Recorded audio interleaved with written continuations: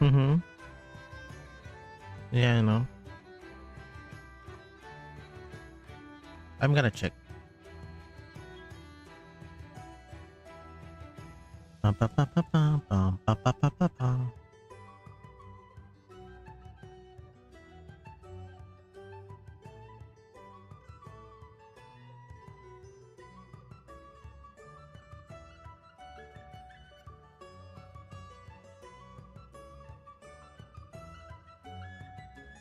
Yeah. Hello, hello, hello. Double check.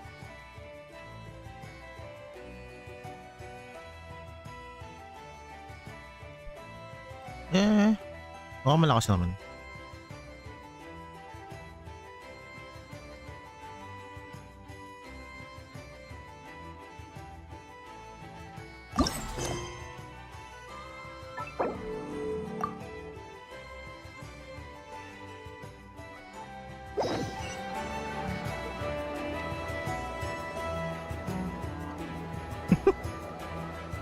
Wow.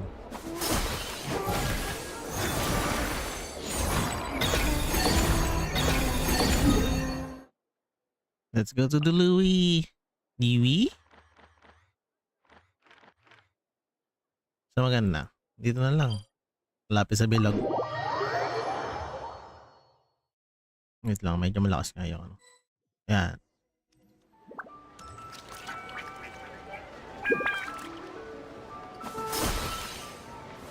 Wait.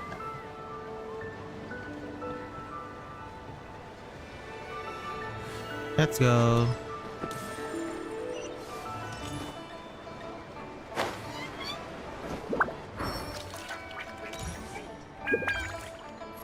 Dalawang mag-best friend. Split the bamboo in the morning, dry it till night.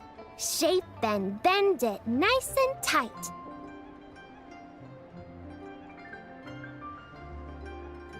Cross the strands to form a pattern, coat in silk, and you have a lantern. That's how you remember how to make a show lantern. Did you get all that, Chi-Chi? Morning, split bamboo, traveler. Then get silk, make paimon. Mm-hmm. What? No, that doesn't even rhyme. Look, it's them. Hey, Yao Yao! Hey, Chi-Chi! Whoa, Traveler! Paimon, you're here! Happy Lantern Rite! Happy Lantern Rite! What you up to? I'm teaching Chi-Chi to make Shao lanterns. It's a real test of finger dexterity, so it'll help keep her nice and loose. Mm-hmm. Yes, I do finger exercises What? to be a nimble zombie. Wanna try too, you two? Thanks, but I already know how.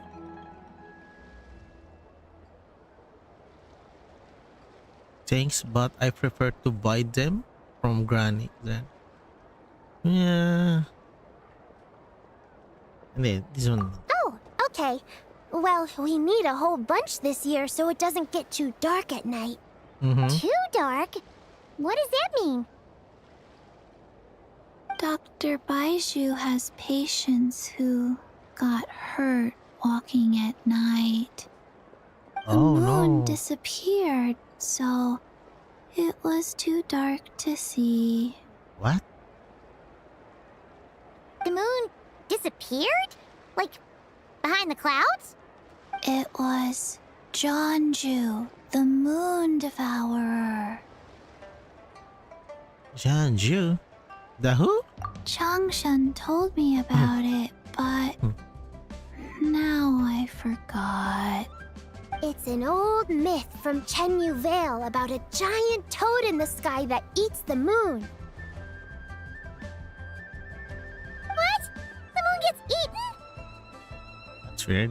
It's just a story. It's not like there's actually a giant toad in the sky. I asked Master about it, and she said myths are just insights. into how the people of the past understood the world. So did the moons really disappear? Well, I didn't see it that night. But I've checked several nights since, and it's been there same as ever. According to Chi-Chi, though, the Ministry of Civil Affairs sent someone to do some kind of serious investigation. So, I don't know. Maybe something did happen. Oh. Ministry of Civil Affairs? This is starting to sound bad. It's okay. You can fly. Even if it's too dark, you won't fall and get hurt. Yeah, exactly. So turn that frown upside down, Paimon. Or someday you'll get a whole bunch of wrinkles and wake up looking like an old granny. What? Okay. No more frowning. But the traveler can't fly. He can still fall and hurt himself, right?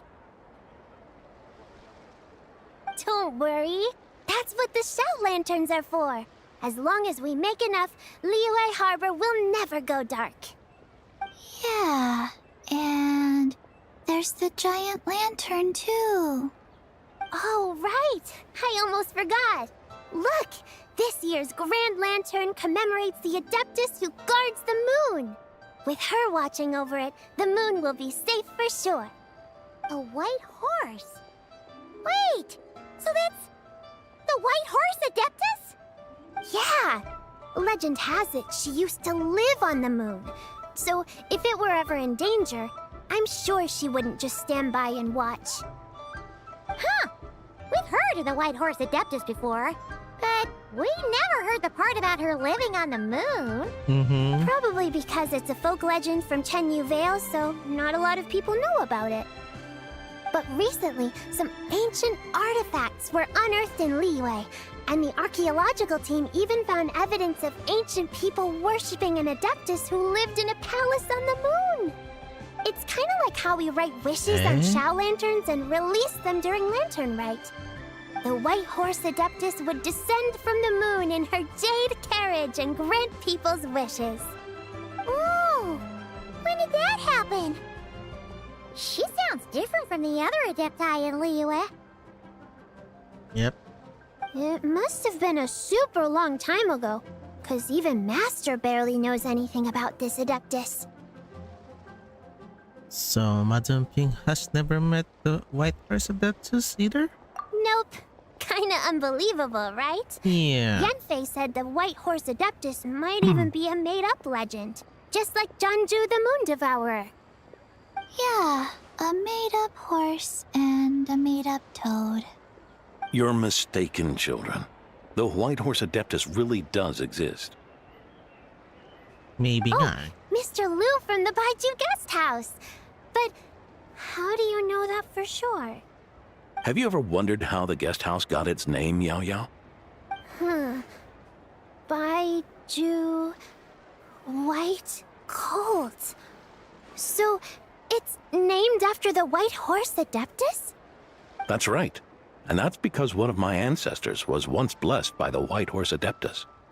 Wait, really? Tell us more! Tell us more! It was a long, long time ago, when this ancestor of mine was still a young girl. She was out gathering herbs and accidentally fell off a cliff, but the White Horse Adeptus rescued her. Oh, that's it? Paimon was expecting something a bit more... special? We've heard a whole bunch of stories like that before. Patience, young one. Let me finish. After the White Horse Adeptus saved my ancestor, she told her a story about the moon and the ancient kingdom of Langan. My ancestor was so captivated that she completely lost track of time. So much so, in fact, that when she returned to her village, she found nothing but a desolate ruin in its place. It was as if, without her knowledge, countless years had passed in the mortal world. Huh? The most extraordinary part of all is that it turned out to be a dream. When she woke up, she found herself at the bottom of the cliff, right where she had fallen. Other than her medicine basket, now filled to the brim with rare herbs, it was as if nothing had happened. until out of nowhere, a horse's whinny echoed through the air, and when she looked up, she saw a pristine white horse leaping over the cliff.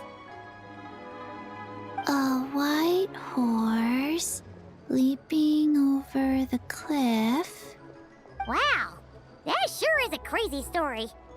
But now, it's starting to sound a bit too far-fetched.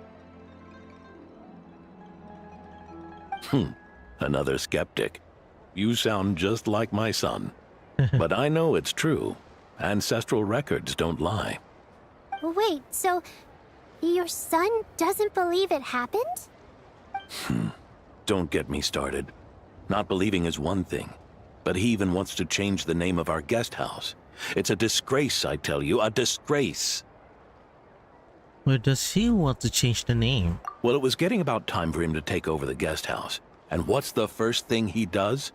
Starts going on about how the name doesn't attract enough customers and how we're losing business to Wangshu Inn. Can you believe that? As if Baiju Guest House and Wangshu Inn aren't miles apart from each other. Oh, what about something like the Geo Lord's Rest? Paimon bets that would get people through the doors. Geo Lord's Rest. I like that one. This isn't about getting people through the doors. This is about disrespecting our ancestors.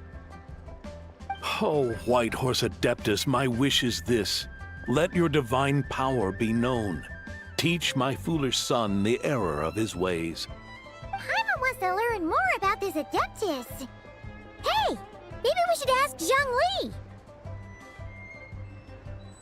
Good idea! Mr. Zhang Li is super knowledgeable. He can answer questions even Master has no clue about. In a river. Yeah, we just saw him having tea at third round knockout. Alright, then that's our next stop. Chi-Chi and I are gonna keep making Shao lanterns.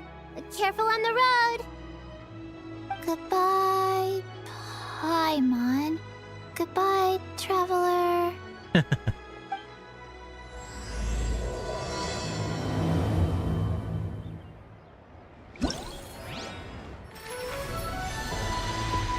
Yay!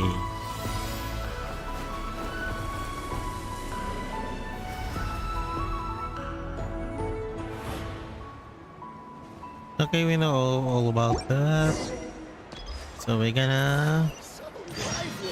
This is how a festival should be.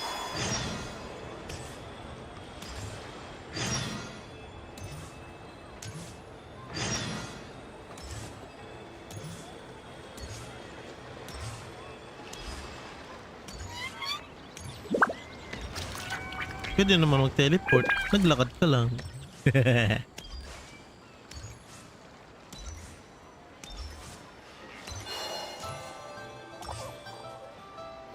Zhangling. R. Mga mag-best friend. Oh? Oh.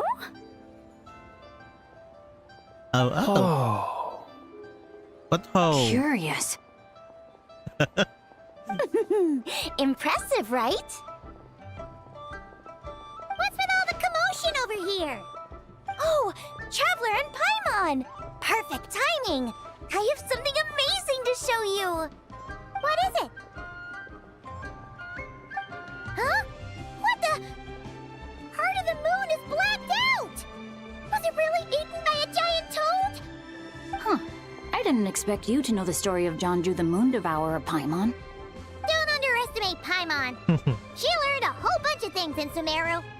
But Jonju the Moon Devourer is a Liyue legend. Well, knowledge knows no borders, so there. You're right about that, Paimon.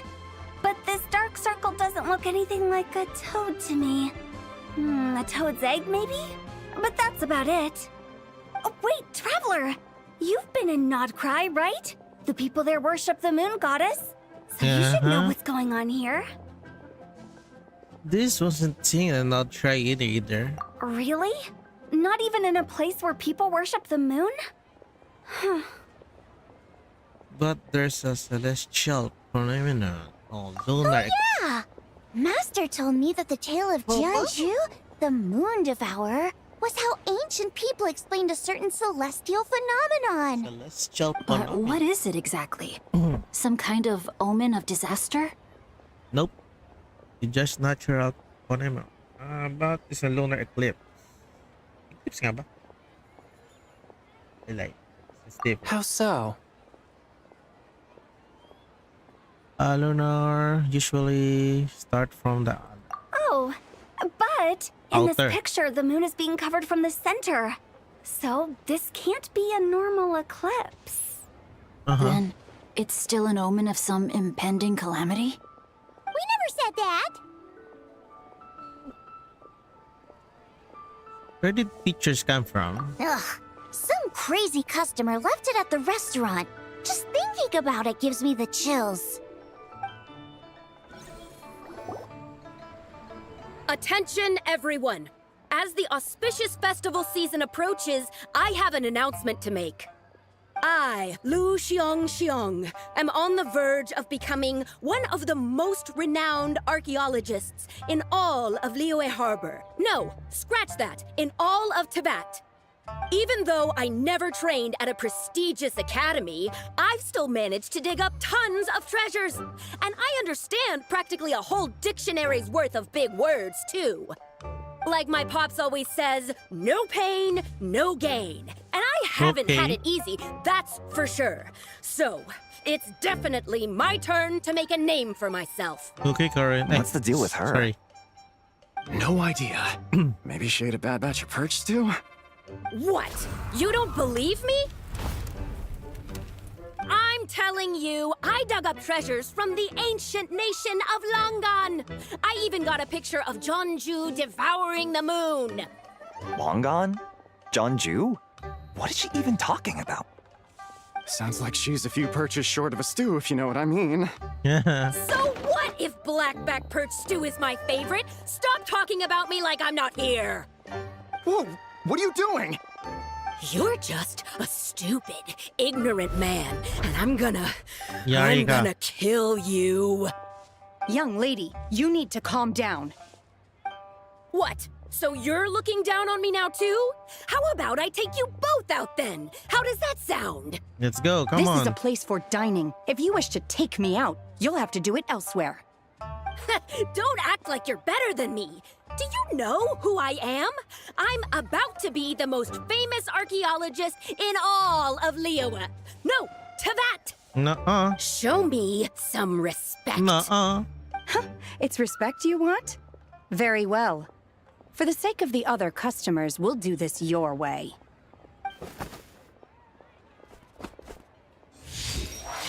Tulog. What? So Shen has started the fight? She had no choice. The woman pulled a shovel out of nowhere and started going crazy, flipping tables left and right. She even injured 2 other customers. Shenna did what she had to do to restrain her, then took her to the Ministry of Civil Affairs. Yep. Thank goodness Aunt Shenhe was there. Or who knows what might have happened. Yeah. I started cleaning up after all the commotion, and that's when I found this photo. I thought it might be the one she dropped, so I rushed over to show someone. She said she took a photo of Jeonju the Moon Devourer. This must be it. Can we really trust what she said, though? Clearly, something is going on with her. Paimon's got a point. It sounds like she wasn't acting right at all. How do we know she wasn't possessed by some kind of evil spirit? Aunt Shenhe would have noticed if she was possessed. All right. But what about the part about Long Gone and the treasure she found? What about it? What if she raided a tomb and dug up some super special relic, then got herself haunted by an ancient ghost? No. One so powerful that even Miss Shenhe couldn't sense its presence. Your imagination is something else, Hu Tao. Why would an ancient ghost come to Wanmin restaurant, huh? To eat my blackback perch stew? Hey, it could happen. I'd want to eat your food if I was a ghost. Wait a second. She mentioned the ancient nation of Longan, right? Paimon's heard that somewhere before. You know what? My brother mentioned that some ancient artifacts were unearthed in Liyue recently. Mostly colored glass, fine jade, and bronze relics. Some of the text inscribed on them has already been deciphered. There were some poetic verses, but the word long gone popped up as well. So, does that mean this long gone place is real? Still, Oop, yeah. Everyone knows we've heard the name somewhere before. Do you remember, Traveler? I'm the owner of the... Yeah, this one. Right! His ancestor heard about it from the White Horse Adeptus. The White Horse Adeptus? Oh, so you must have been to see the giant lantern already. Mm-hmm. Yep. And it turns out that the White Horse Adeptus is super mysterious, too. Even Madame Ping hasn't met her. Wait, I thought she was the gold-eyed Celadon mare of the 8 Adepts. That's just the interpretation you believe in, Hu Tao. There are other theories out there too. The elders of Qingce village believe that during the Archon War, a white horse leapt from a clear spring, transforming into an Adeptus who aided Rex Lapis in battle. In Chenyu Vale, some of the tribes take her to be the daughter of time and trace her deeds to an even earlier era. Yet in other ancient texts, including the relics I just mentioned, she appears as an emissary who listens to mortal wishes, bestowing the blessings of the heavens and moon upon the mortal realm. Which is why we write our wishes on Shao lanterns. That's so complicated. So what's the verdict? Which version is the truth? I'm afraid there's no definitive answer to that. You two have been all over Teyvat. Do you have an idea? Sorry. We were actually on our way to ask Zhongli. He knows even more about this kind of stuff than us. Ah, looking for a consultant, huh? He's having tea with Miss Linlong. Shigu Antiques is hosting an exhibition tonight. An exhibition? For what? All those antiques Xingqiu just mentioned. So if you head to the big ship docked in the harbor tonight, I'm sure you'll find him. Thanks, so. We'll check you out. So, where to next? How about we go to the Ministry of Civil Affairs to ask about the White Horse Adeptus? We might be able to find out more about the recent moon situation, too. If you're heading to the Ministry of Civil Affairs, could you give them this picture for me? Since it belongs to that customer, she deserves to get it back at least. It might even help the Ministry with their investigation. Of course, let's go. Alright! We're off! Oh, wait! I almost forgot! Happy Lantern Rite! Oh. Come have a meal with us when you're free. We'll be there, or we'll be... square.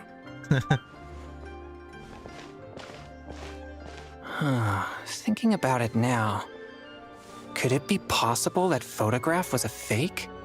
A fake? You mean like the customer fabricated it to gain academic recognition? Nice one, Changyun. I never even thought of it like that. How about we go check out that place tonight? I know exactly where it is. All right. I'll get scolded if I get home too late. Live a little, Xingqiu. You act like this is a first for you. Worst comes to worst, we'll get Xiangling to cook you something delicious, okay? Well, when you put it like that, I suppose it's worth the risk. You were just waiting for the promise of free food, weren't you? Fine. It's a plan then. We'll meet up tonight. Only for tonight, yeah.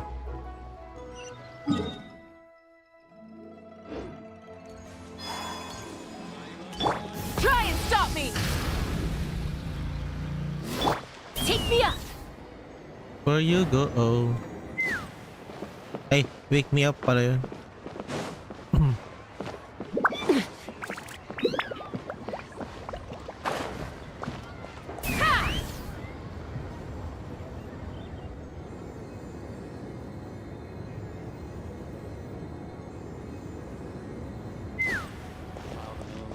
Lan yan. Pitching. Lingguang. grandfather is of the same opinion, Miss Lanyan. Yes. On Lantern Rite, the moon shall go dark. That's what the signs are indicating. Celestial observation isn't Grandpa's strong suit. But he discussed it with several other elders from our clan, and their conclusion was the same. It's consistent with the information we've received from other sources as well. You mean the whole thing? About the legend of Jeonju the Moon Devourer? Happening in real life? Yes, that's one of them. So it's true. I thought it was just a rumor. It's true. But right now, the bigger issue is that all our sources indicate the phenomenon's gonna happen again. I'm not sure this bodes well. Let's remain optimistic for now. We're making progress interpreting the artifacts, and Ganyu is consulting with the Adepti as we speak. Besides, apart from the incident at Wanmin Restaurant, there haven't been any other moon-related disturbances. Ningguang, Keqing, and Lanyan! You're all here! Oh, Traveler! And Paimon! It's been a while. Happy Lantern Rite. Yes, happy Lantern Rite. What brings you here, though? I thought you'd be in the harbor enjoying the Shao lanterns. You're certainly not the type to visit Yujing Terrace for no reason. Is there something I can help you with? What? We're not allowed to just drop in on our friends during the festive season? I was only teasing.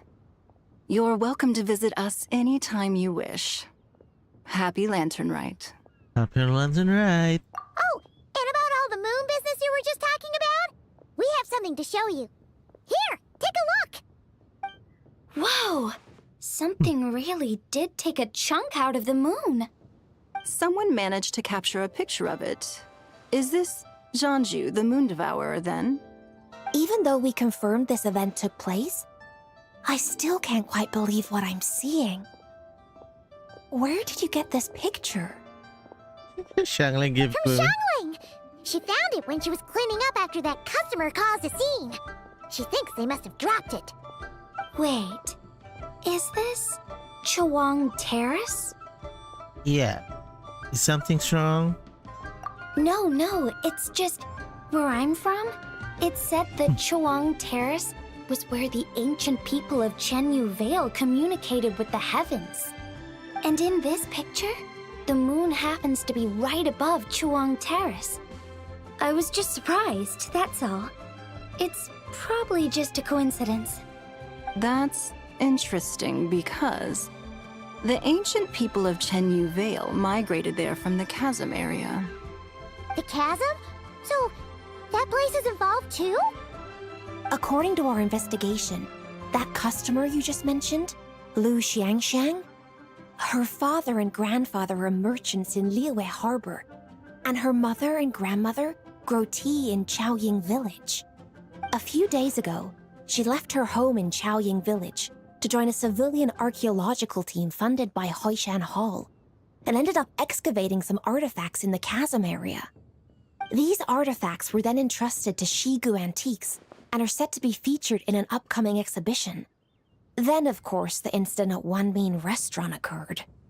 We suspect something happened during the excavation that left her with quite the shock. And now, it seems like she also went to Chawang Terrace and took that picture of the moon disappearing. The chasm? Chawang Terrace? Things are getting pretty complicated.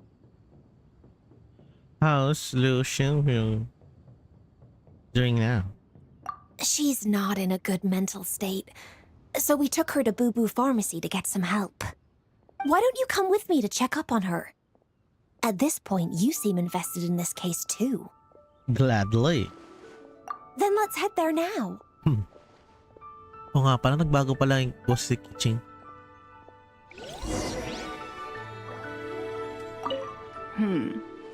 Now that I see this picture, it looks less like a piece of the moon was eaten, and more like something is obscuring it. But what sort of thing could block out the moon?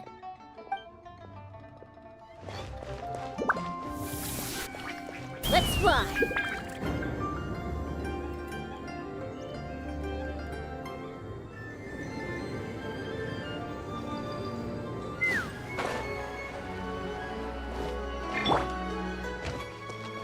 Burn it down!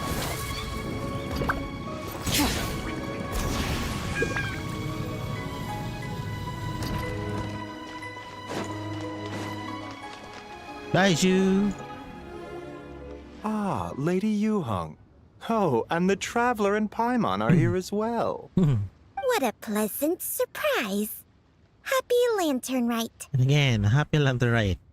I hope we're not interrupting Dr. Baiju. Not at all. I assume you're here to see the patient? Unless it's urgent, however, it would be best not to disturb her rest. Is her condition that bad? It's quite unstable. She's even more agitated than when she first arrived. And she refused to cooperate when we tried to check her over.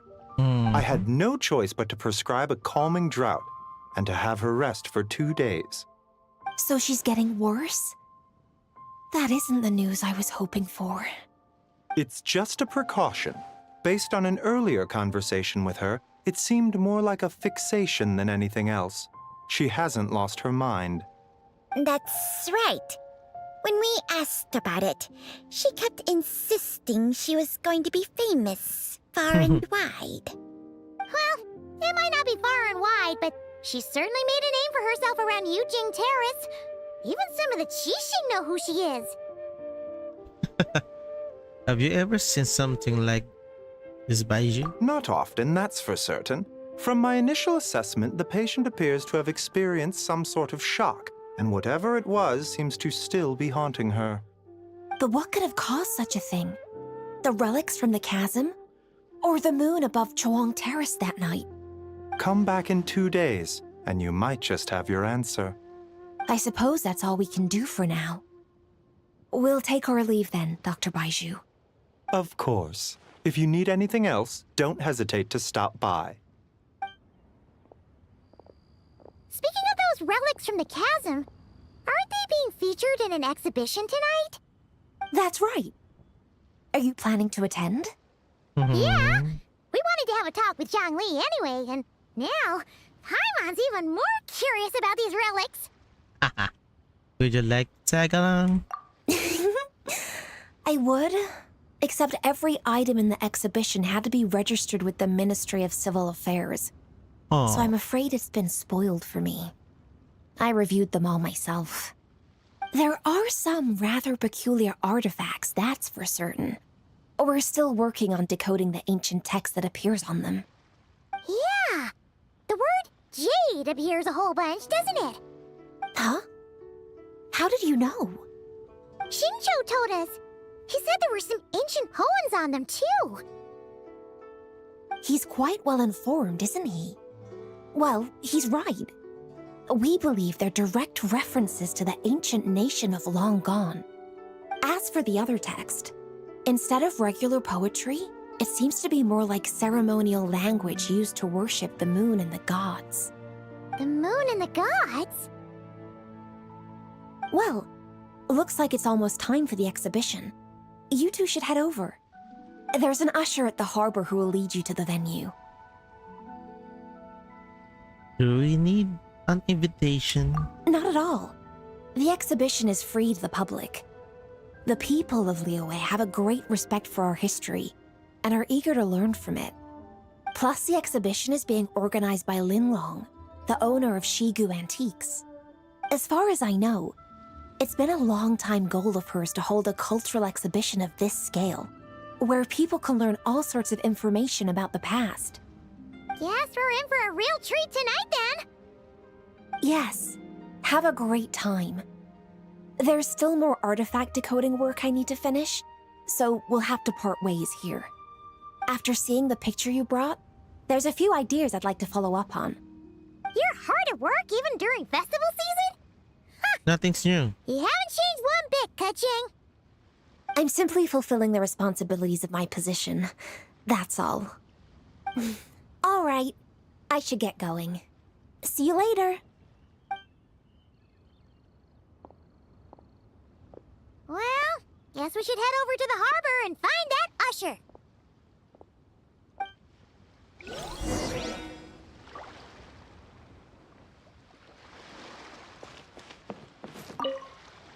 If you're looking to talk to Lu Xiangshang, Okay. Let's repeats again.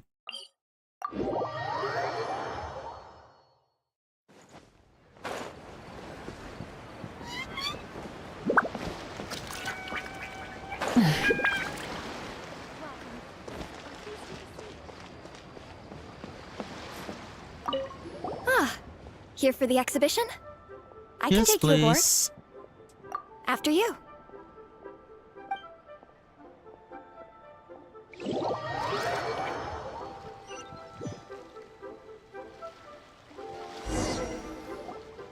Whoa! Look at all the antiques on this ship! It's almost too much to take in! It am I. Greetings. Personally. There you I go. trust you've been well since last we met. Aha! Speak of the devil! You're right where Hu Tao said you'd be! Ah, so Director Hu gave me away, did she? Mm-hmm. Don't act like you're up to some super secret business! We know you just do whatever you feel like. Yo, Traveler, Paimon, what's up? What's up? It's been a while, you two. Happy Lantern Rite. Beidou! Yunchin! It's great to see you! You're here for the exhibition too? Yes. When I heard these artifacts were from ancient times, I just knew I had to come learn more about them. I mean, what a discovery, right? Yeah, Ningguang pretty much said the same thing. She thought coming here might help culture me up or something. But as you know, I'm more of a fists and punches type of person. I doubt one exhibition is gonna change that. You're too modest, Captain. You're the leader of the Crux fleet. That takes far more skill than just fists and punches. Plus, at the end of the day, you still decided to come, even though you didn't have to listen to Ningguang. Well, she's the Tianquan. If she can't even get an average ship captain like me to do her bidding, how's that gonna look? You sure know how to think from her perspective, huh? Mm-hmm. I guess I do. Anyway, how's everyone enjoying the exhibition? I heard that if you see something you like, you can negotiate the price with the owner and take it home. Okay. Wait, so we can buy this stuff? Indeed. Although Shigu Antiques is hosting this exhibition, many of the items come from private collectors. As long as both parties reach an agreement, you can make an offer of mora or an equivalent trade. Well, shall we continue our conversation as we look around? Let's go! I'm super curious about all this stuff.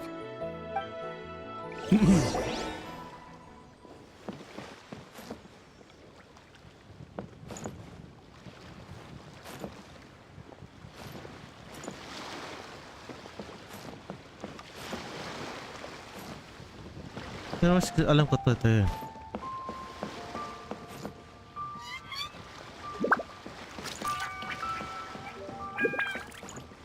Talagang tanging, yeah. Tagaw pansin. This one. Whoa! Look at this painting! There's a huge toad on it! Could it be... Huh. This material is quite unusual. It doesn't look like paper. More like silk or some other kind of fabric. Yeah, I was thinking the same thing. Well spotted. This is a painting of Jianju, the Moon Devourer, made primarily with mulberry silk. Such craftsmanship is rarely seen in modern-day Liyue. Ha! Jianju the Moon Devourer! Paimon knew it! That toad made it super obvious. What's that? A new dish at Wanmin restaurant? No! It's a kind of lunar eclipse. You heard about how the moon disappeared recently, right? Oh, yeah. You're saying a toad did that? That's what the legend says. So, nothing to do with food then. Noted. And the figure next to the toad. Is that the white horse Adeptus? From the stories I've heard, her palace lies on the moon. That would seem to be a logical assumption. Was it this? No. In fact, this item was discovered in Chenyu Vale, and many years ago at that.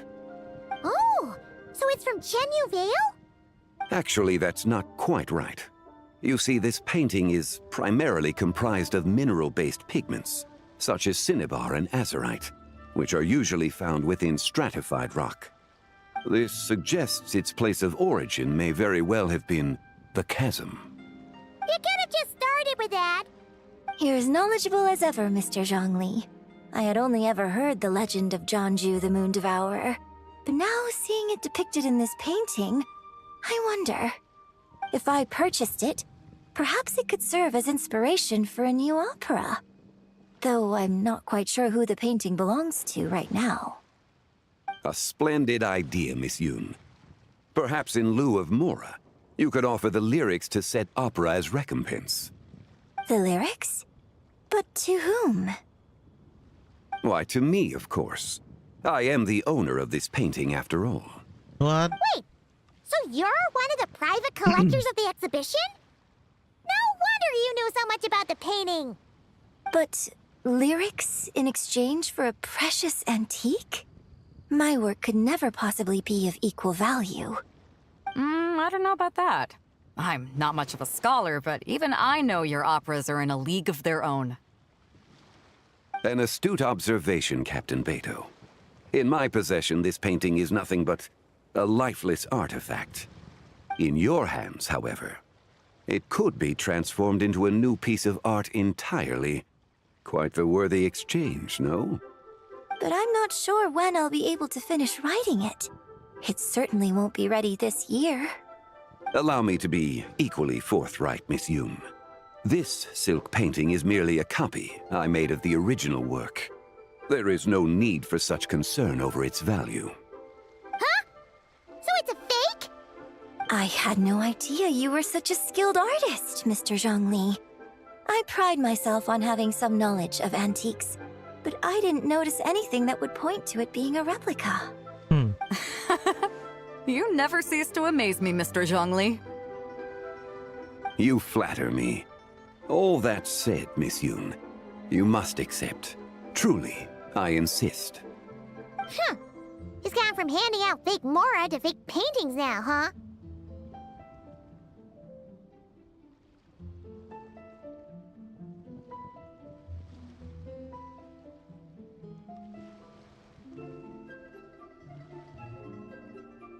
Your kindness is impossible to refuse, Mr. Zhongli.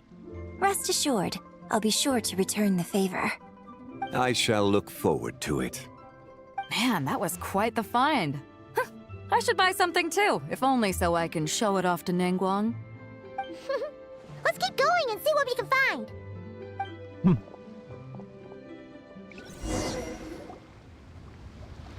Wow, this bronze war chariot is really something. It must have quite the story behind it. I've never seen anything like it before. Do you know what this is, Zhongli? I heard from Miss Linlong that a carriage made of Celadon jade was unearthed in the chasm. A copper canopy, a body adorned with flowing clouds and geometric patterns. Yes, this must be the one. A precious piece indeed. This thing's gotta be thousands of years old, right? Crazy to think people back then were capable of such intricate metalwork.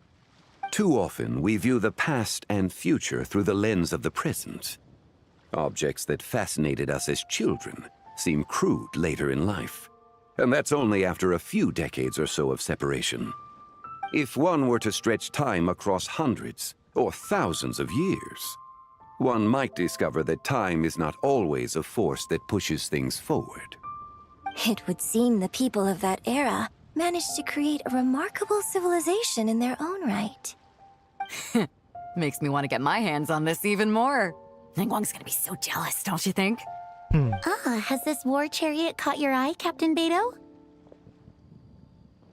Oh, you must be Linlong from Shigu Antiques. Nice to meet you. This exhibition has been amazing so far. Well, that's all thanks to supportive patrons like you and Mr. Zhongli, of course.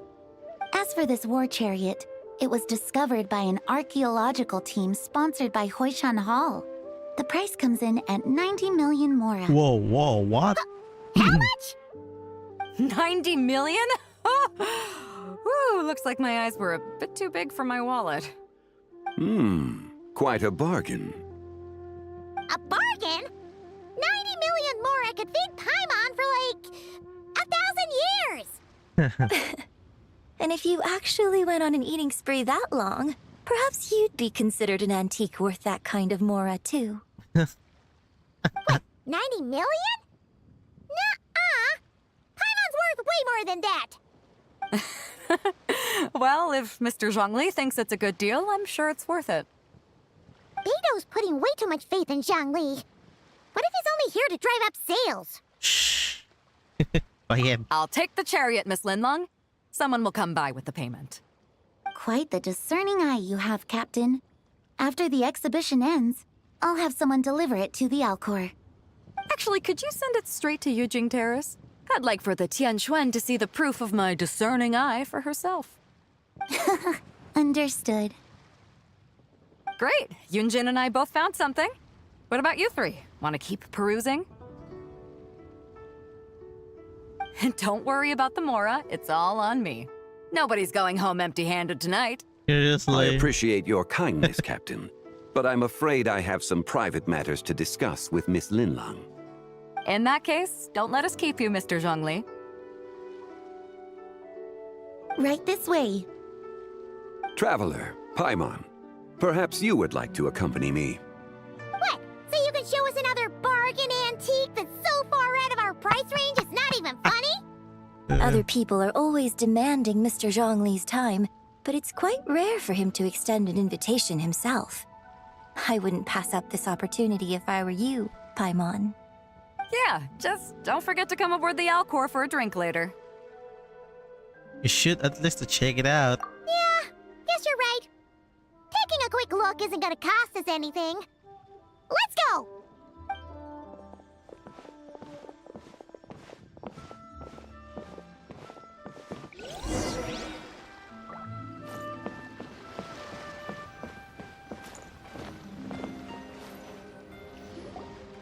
These are all the jade pieces that were found, Mr. Zhongli. Wow! So many styles! What kind are these? These are a type of ceremonial jade. You're familiar with Chenyu Vale's rain jade, right, yes?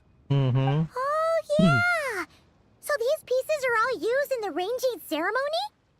Well, you may not know, Paimon, but before the rain jade rite came into practice, Chenyu Vale was known for a different ceremonial tradition that also involved jade. The bee is used to honor heaven, the Tsong to honor earth, the Gui to honor the east, the Jiang to honor the south, the Hu to honor the west, and the Huang to honor the north. These form the 6 ritual jades. It's unfortunate, however, that Miss Linlong's set is missing both the Gui and Hu pieces. Oh, I know. These jade artifacts are from such an ancient time. It's proved difficult to track them down, even for our establishment. No matter. You happen to have precisely the piece I was looking for. Huh? This broken jade token? I didn't expect this to catch your eye, Mr. Zhongli. It isn't one of the 6 ritual jades. What is it? An affect belonging to an old acquaintance of mine. An old acquaintance? One of your collector friends, Mr. Zhongli? You could say that. Traveler, take a closer look. Yeah.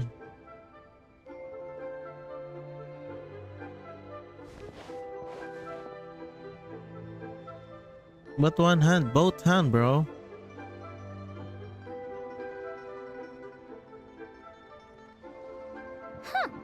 It doesn't look all that special to Paimon. Just seems like a broken artifact. There's a crescent moon. Indeed. It's been thousands of years since the moon has appeared in such a form. So, in the past, the moon wasn't always full. Then, could this missing chunk be from when Jeonju devoured part of the moon? It's worth looking into. Your insight is invaluable, Mr. Zhongli. I had no idea how special this piece was. Since it has caught your interest, allow Shigu Antiques to cover the cost. Oh, that is far too generous, Miss Linlang. Not at all. I've always wanted to give people a chance to appreciate these snapshots of history. So holding an exhibition like this has been a lifetime wish of mine.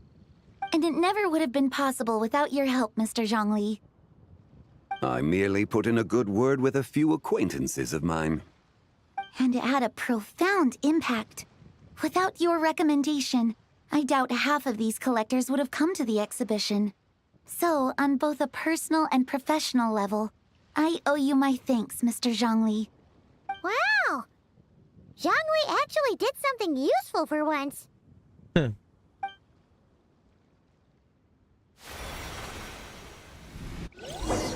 Uh-oh, what's that? Siguro plano na talaga ni Zhongli yun eh.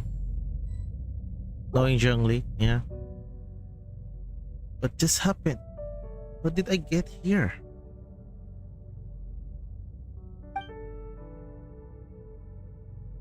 That light ahead that looks like... Should I check it out? Oh, biglang Hindi naman lumalapit eh. 3, 5, 7. 357? 357. 11, 13, 17. Who said that? 19. What? 23. 29. 31?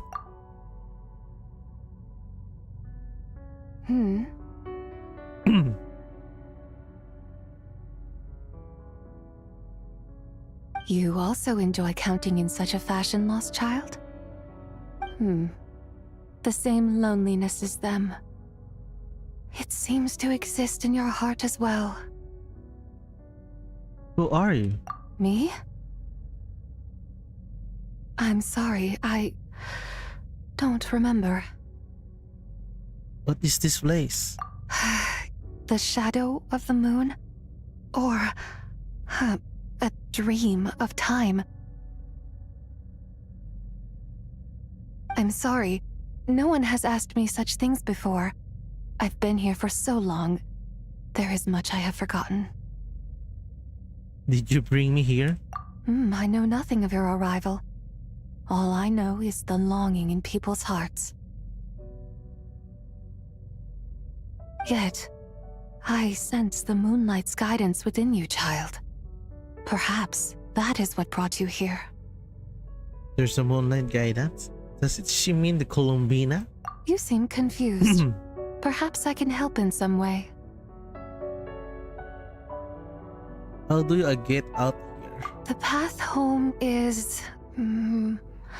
that direction. I believe someone told me that before. But I was never able to reach the end.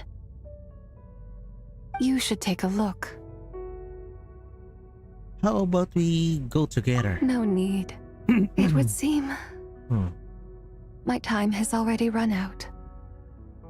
Farewell. May the moonlight ever shine upon you. What?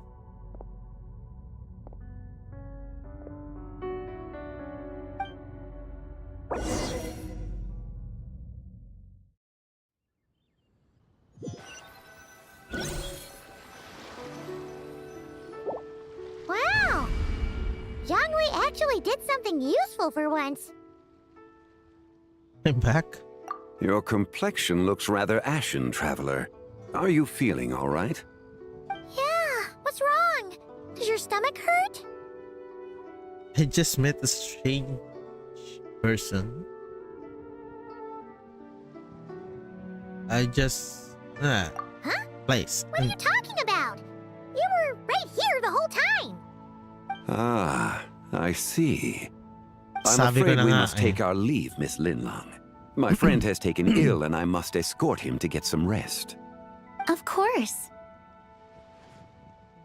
Traveler, Paimon, please, come with me. Ano ni Zhonglian? Ah, yes. Regarding the payment for the Jade token. Charge the expense to the Wangsheng funeral parlor if you would. GG si Hutaw.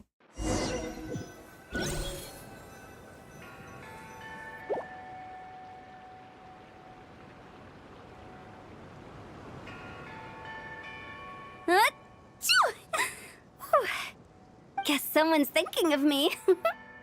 Ay, But sorry this naman. late at night? Must be that consultant of yours. I bet he's out there spending all year more at the exhibition. Yeah, he'd be the perfect employee if he just knew how to rein in the spending. But never mind him. Let's focus on the moon. We gotta see if it gets eaten tonight.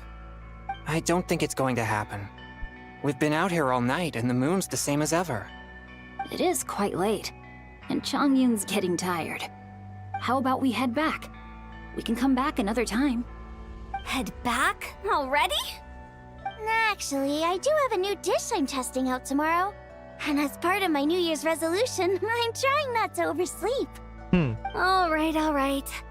Guess it just wasn't meant to be. Let's go.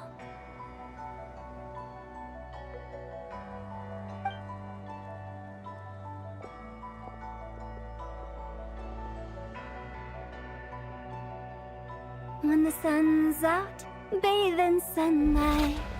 When the moon's out, bathe in moonlight.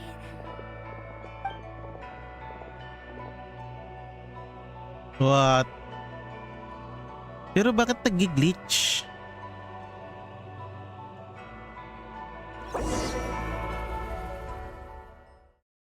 Something's wrong talaga. Wait, aren't we going to rest? Why did you bring us here? Because I imagine the traveler would like to know what just happened to him. Oh, right. Paimon's confused, though.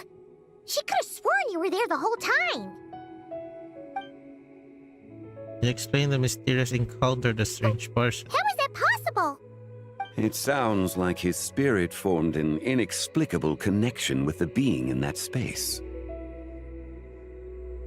Was it the white horse of that tooth? Ah, you suspected from the beginning, didn't you? Indeed, the being you met is the fabled White Horse Adeptus, and the original owner of this jade token. Her name is Tibai.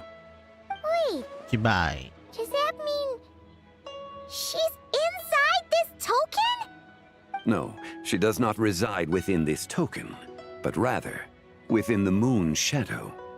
This token is merely a medium. The moon shadow. What do you know? Word has it you accomplished quite the feat in Notcry. You and your friend brought the Frost Moon back to Tevat. Uh-huh. Tell me, did you ever wonder about the other moon? The one that hung in its place for thousands of years? We never really thought about it, but it must have been a fake, right? A fake moon! Indeed, it was false. Its true nature, nothing but a projection of the moon. It also happens to be the prison that confines Tibai to this day. Wait, the White Horse Adeptus is trapped inside that projection? Then we need to rescue her!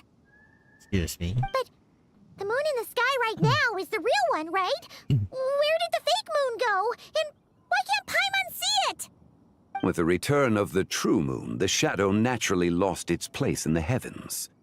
Now, it is disintegrating bit by bit. It's a process that comes and goes. When it occurs, it looks like the moon is being obscured by a black shadow. But when it stops, the shadow disappears and becomes invisible to the eye.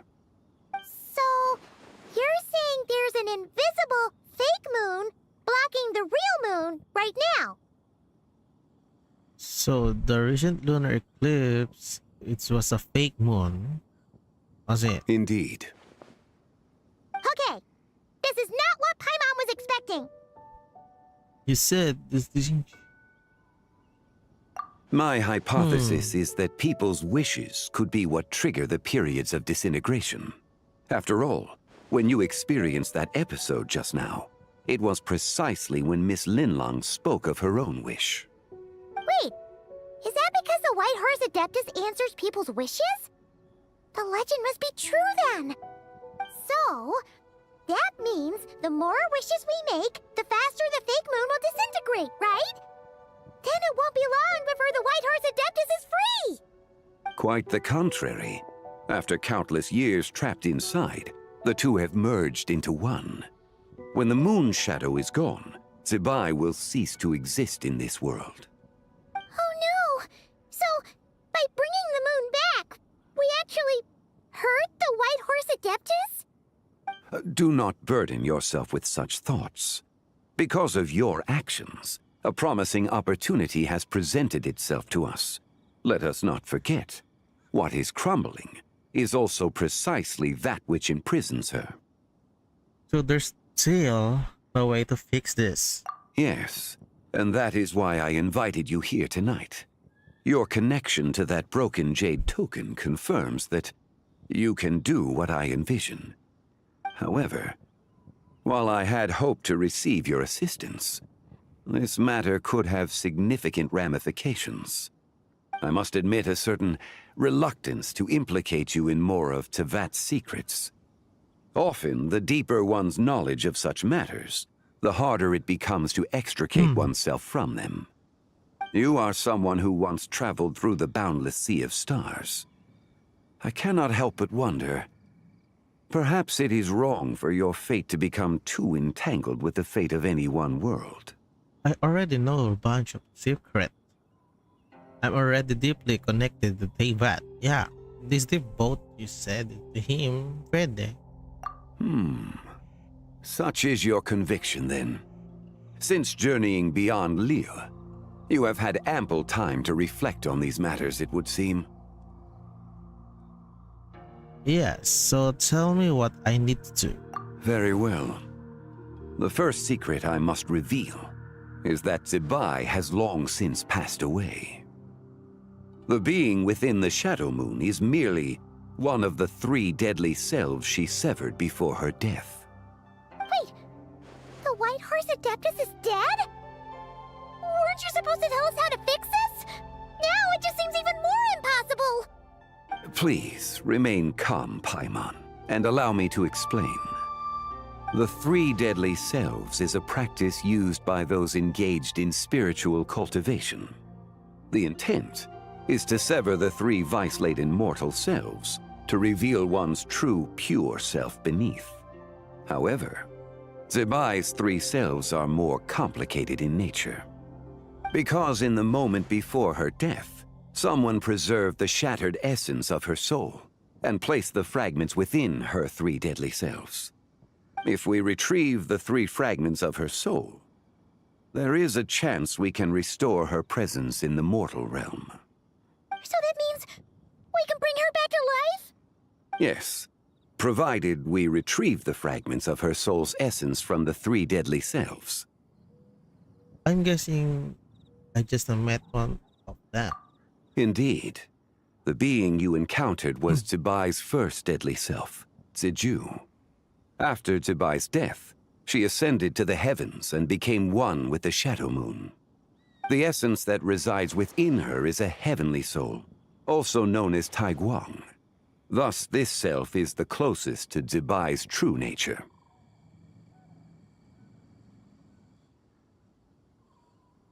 Okay. That said, because she is trapped within the Shadow Moon, we have no choice but to seek out the other 2 soul essences first.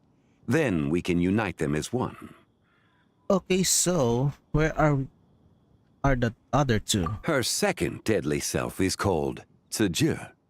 After Zebai's death, she fell into a slumber deep beneath the earth in what is now known as the Chasm. Wait, what? The essence within her is the Earth Soul, also known as Shuangling. She is the self that inherited most of Zibai's memories and wisdom. The chasm? So, do we have to go there to find her? That won't be necessary. I sensed her presence on the jade carriage from earlier, the one at the exhibition. It's possible the return of the frost moon awakened her, and she emerged from the chasm alongside that batch of ancient artifacts. Wait! That must be why you agreed to help with the exhibition! To investigate the artifacts! Indeed. So in truth, Miss Linlong was the one who helped me. What about the last deadly self? The third deadly self is Zichao.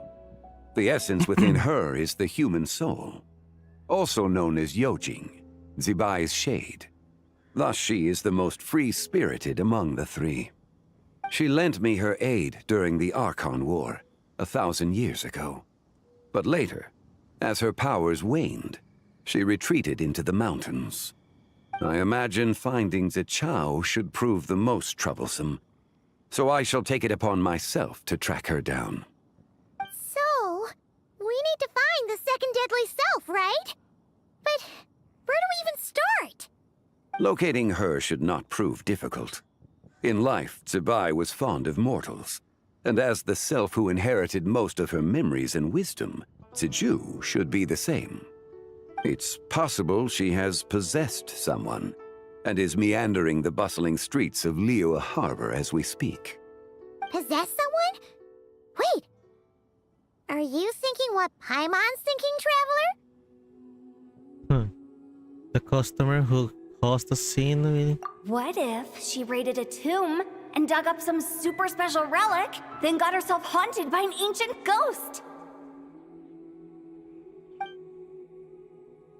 Exactly! Lu Xiangxiang! It seems you have a lead in mind already. She could still be at Boo Boo Pharmacy. She was super agitated when she first got there, so Baishu gave her some calming medicine and told us to come back in 2 days. Do you think it could be her, Zhengli? It's quite possible. The deadly selves are impure beings that can easily influence mortal minds. Let's start an investigation. There's 2 days. A sound plan. Well, I should get started on my own investigation then. But you're leaving already? I must. Zichao went into hiding after the Archon War.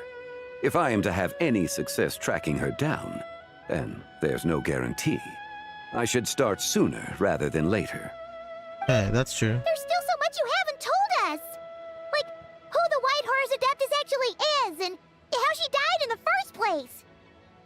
Not to mention who it was that preserved the fragments of her soul. Should our endeavor prove successful, then naturally those answers will follow. If not, speaking of them would be rather meaningless.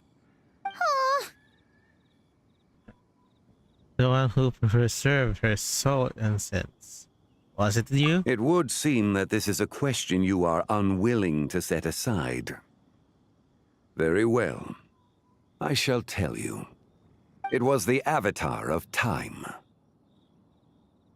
Ishizara? Ah, so you know of her existence. The ruler of time saved her soul. Indeed. Preserving what remained of Zibai's soul in the moment before her death. Only the power of time could be capable of such a thing. However, there is no telling what effect it has had on the 3 deadly selves. In other words, you must exercise caution when seeking out Ziju. How much time do we have? On the night of Lantern Rite, countless Shao lanterns, and the wishes written upon them, will be released into the sky.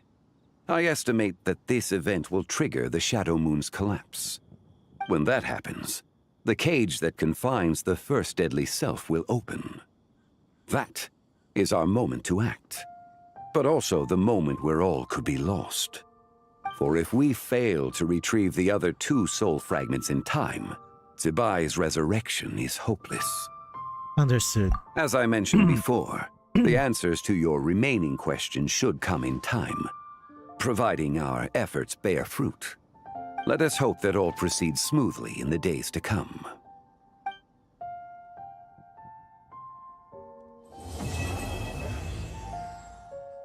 Next.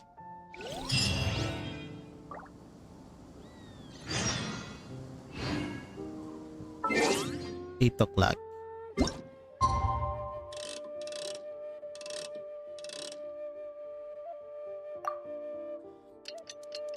Ay, dapat nandun na tayo sa ano? Bubo Pharmacy.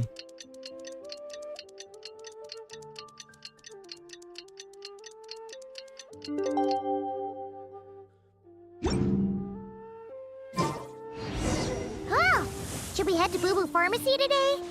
Fingers crossed we learned something useful.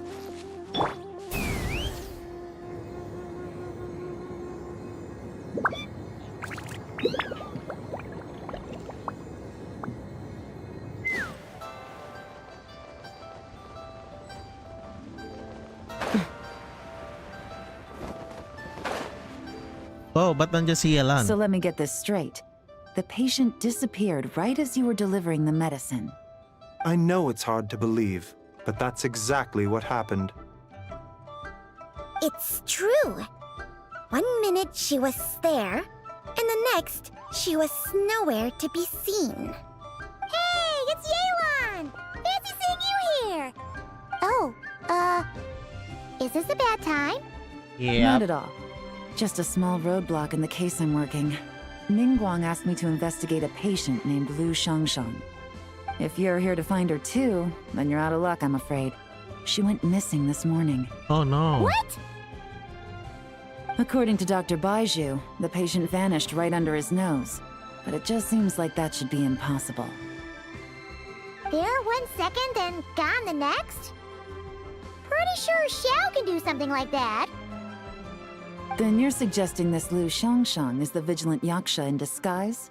Or some other adeptus? Guess not. But this is so weird. How can a living person just vanish into thin air? Unless Linny decided to take his act to Liyue? No. Who is this Linny you speak of? He's... Oh, never mind. Paimon's just grasping at straws. Let's set aside the how for now and focus more on the where. Mhm. You mentioned this patient has a strong obsession with achieving fame and recognition? Yes. She kept talking about becoming a renowned archaeologist and making a name for herself. So, are we looking for a place where it's super easy to become famous? I'm drawing the I think we should check out the Xiao Lantern crafting stalls. Because it's easy to become famous by making Xiao lanterns? Not exactly. When the people of Liyue need a solution to a problem, their first thought would be to pray to the gods and the Adepti. If her wish is to become famous, she might write it on a Xiao lantern in the hopes that the fabled White Horse Adeptus might make it come true. That certainly sounds probable.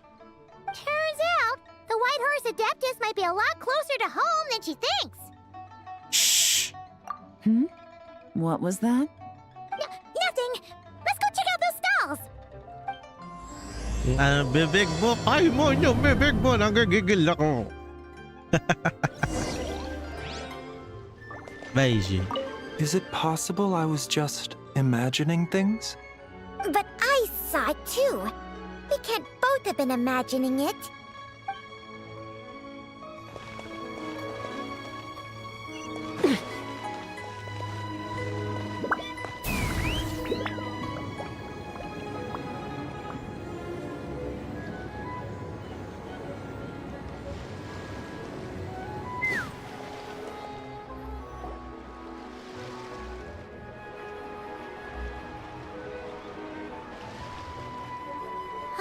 We're here!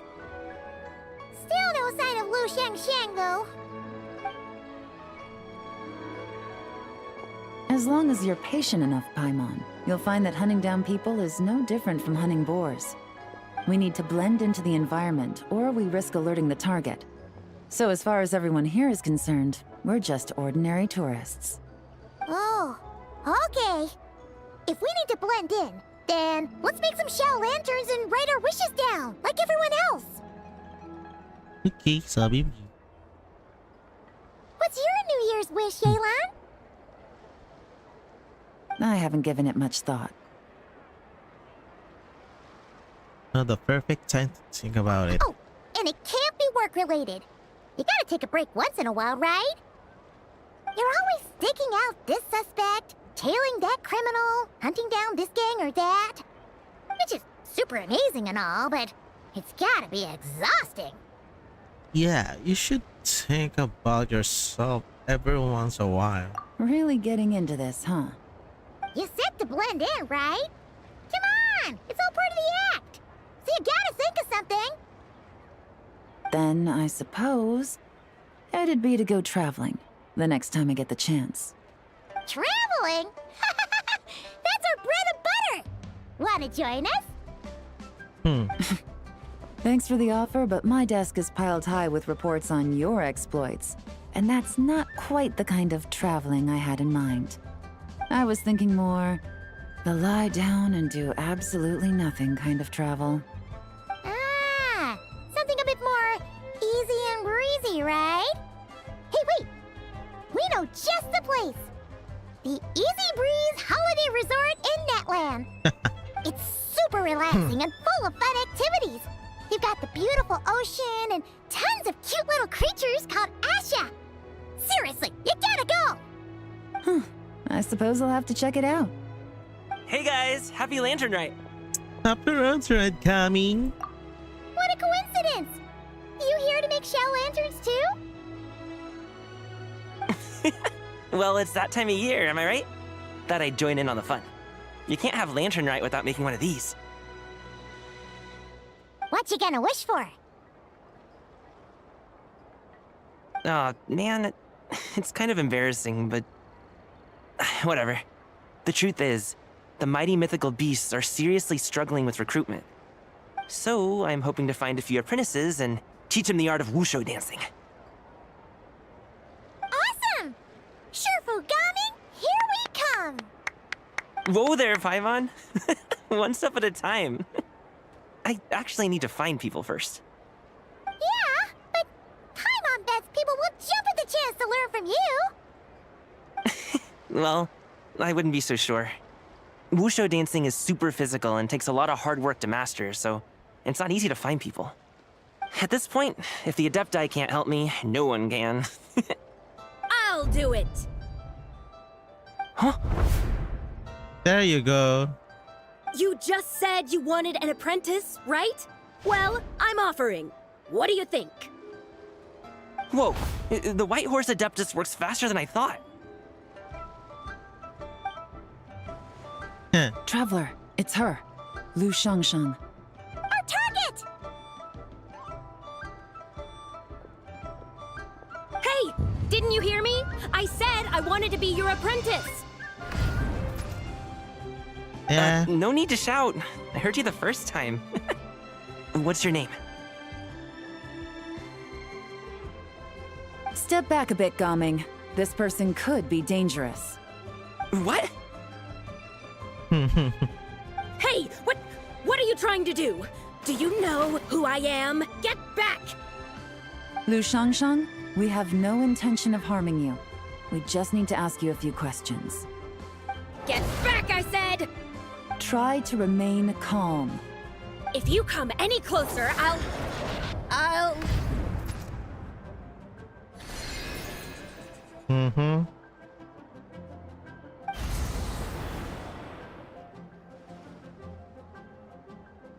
Nope, si Traveler lang hindi effective dyan. What the? Little wisp of a being. How are you able to see me?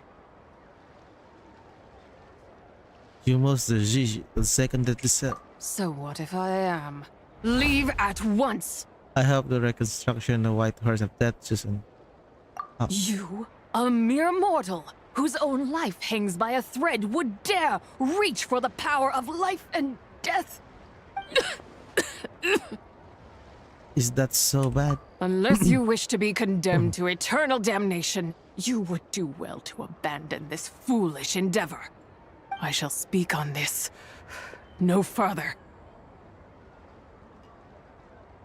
Don't come any closer. How did I get here? Who are you people? Playing dumb, are we? Save it. We know you attacked those people at Wanmin Restaurant.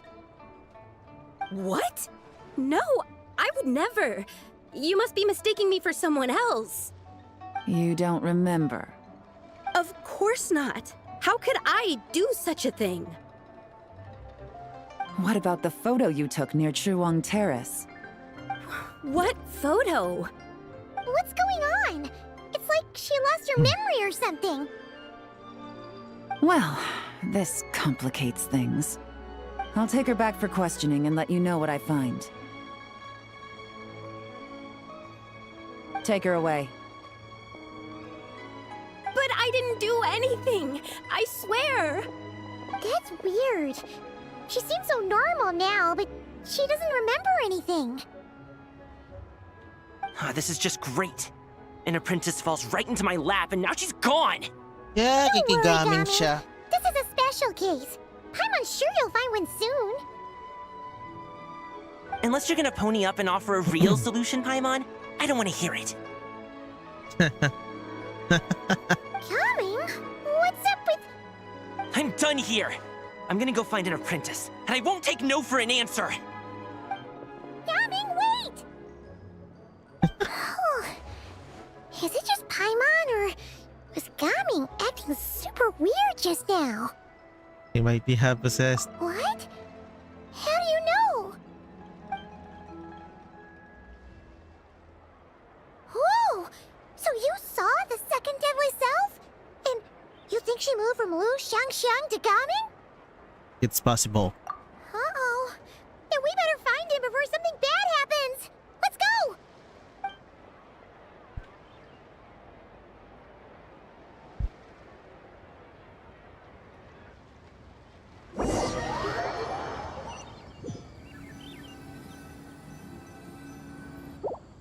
Alas, why must Cloud Retainer inflict such woe upon us, Mooncarver? By the order of Rex Lapis, we were supposed to make haste to the harbor to stand watch. Yet we arrived late, for you, in your inscrutable wisdom, chose that very moment to tend the mint. It is no wonder Cloud Retainer banished us to the wilderness in anger. A pity only that I, blameless as I am, was made to share in the punishment. Blameless indeed. You speak as if it was not you who decided to plant all that mint in the first place. Yet now, in its wretched state, overrun by blight and vermin, you would turn away? Utterly heartless, I say. Were I truly that heartless, would I have rescued those seedlings from this desolate wasteland, granting them haven in your hallowed garden? Alas, if blame must be laid, let it fall upon Cloud Retainer for failing to recognize the virtue of our plight. Ah, at last a sentiment with which I can agree. If ever Cloud Retainer is away, we should steal into her abode and plant a veritable field of mint. A tempting little ruse, is it not? Ulit na tong dalawa.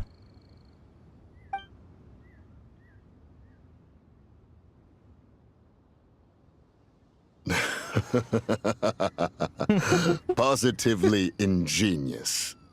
Please stop chasing us. Just let us go. Get back here! If you keep running, I'll kill you! Please, we don't know anything about wushu dancing. Just leave us alone. What? You think I'm not good enough to teach you? Just agree to be my apprentices, and then we can talk. That child looks somewhat familiar. Ah, it appears to be the wushu dancer from Liyue Harbor. I have seen him perform on occasion. Come, let us take a closer look. Has trouble befallen you, young one?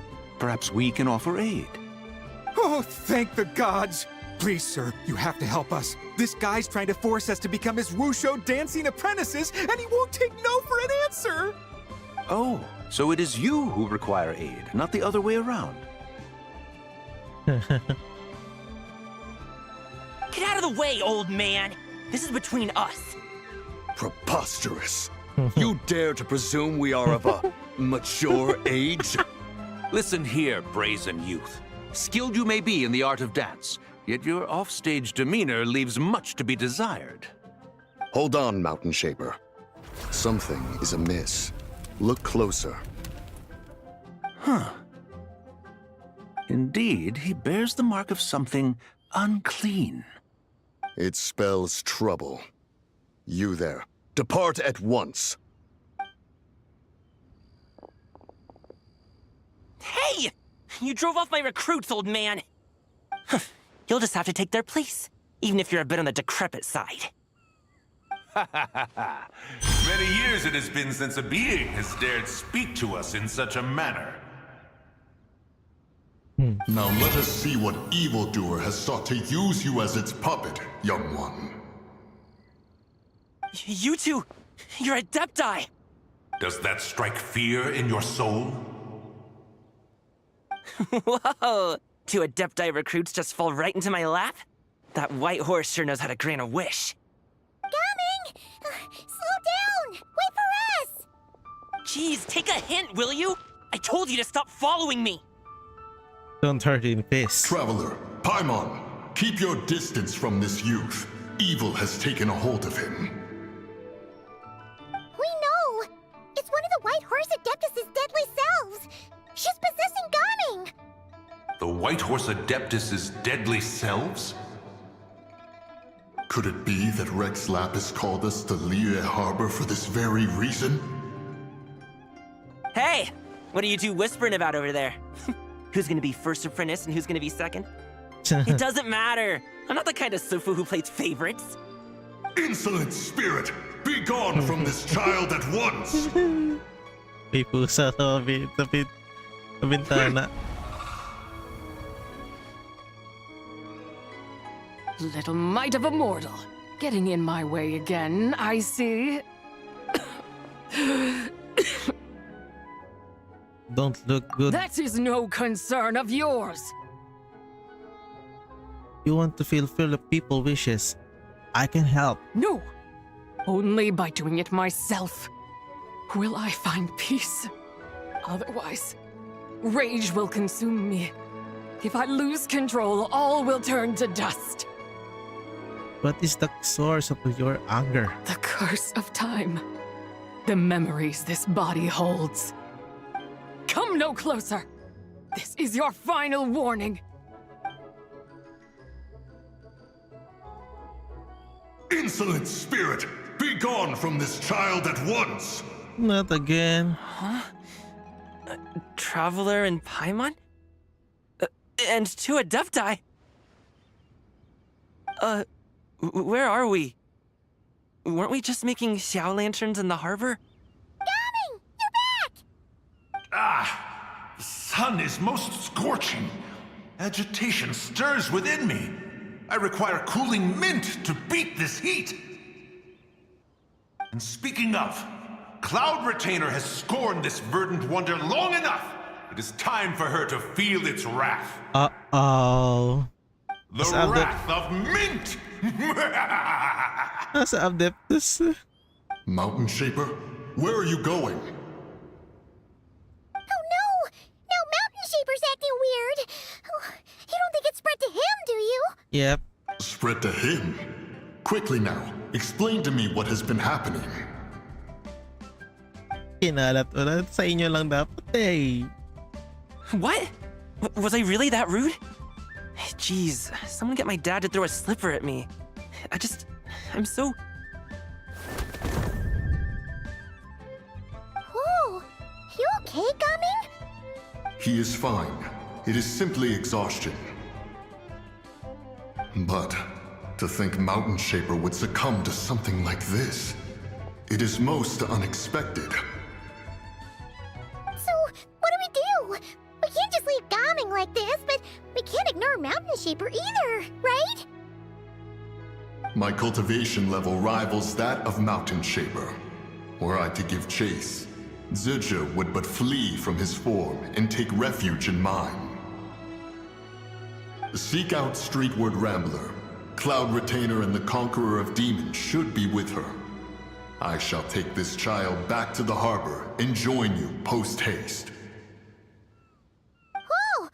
What are all the Adepti doing together? Rex Lapis charged us with keeping watch over Liyue Harbor should danger rear its head. I dare say this is the very crisis he anticipated. Come, we must devise a strategy before confronting Zizha. So we need to go to Cloud Retainer or what?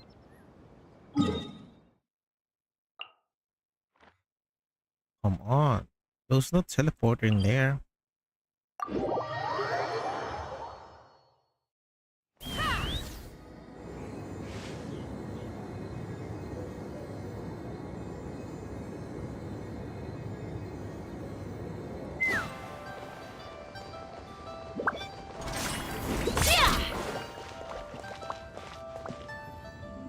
The White Horse Adeptus? You mean the mysterious white mare that aided Rex Lapis during the Archon War? Even if it's not her, there must be some connection. She always avoided us back then, and I never knew why. Rex Lapis's recent trip seems to be related to this person as well. Xianyun! Madam Ping! Xiao! Great! You're all here! Ah, Traveler. It has been quite some time. Yeah, good to see you, Xiao. Oh, happy Lantern Rite, Paimon. You're as lively as I remember. I trust things have been well. Sorry, Madam Ping. No time to catch up. Something terrible has happened. What is it? Has Mountain Shaper gotten himself into trouble? Mooncarver is here with you, but he is not. About that. The Wrath of Mint? That old fool dares to utter such nonsense behind one's back. Yeah, that's not really our biggest concern here.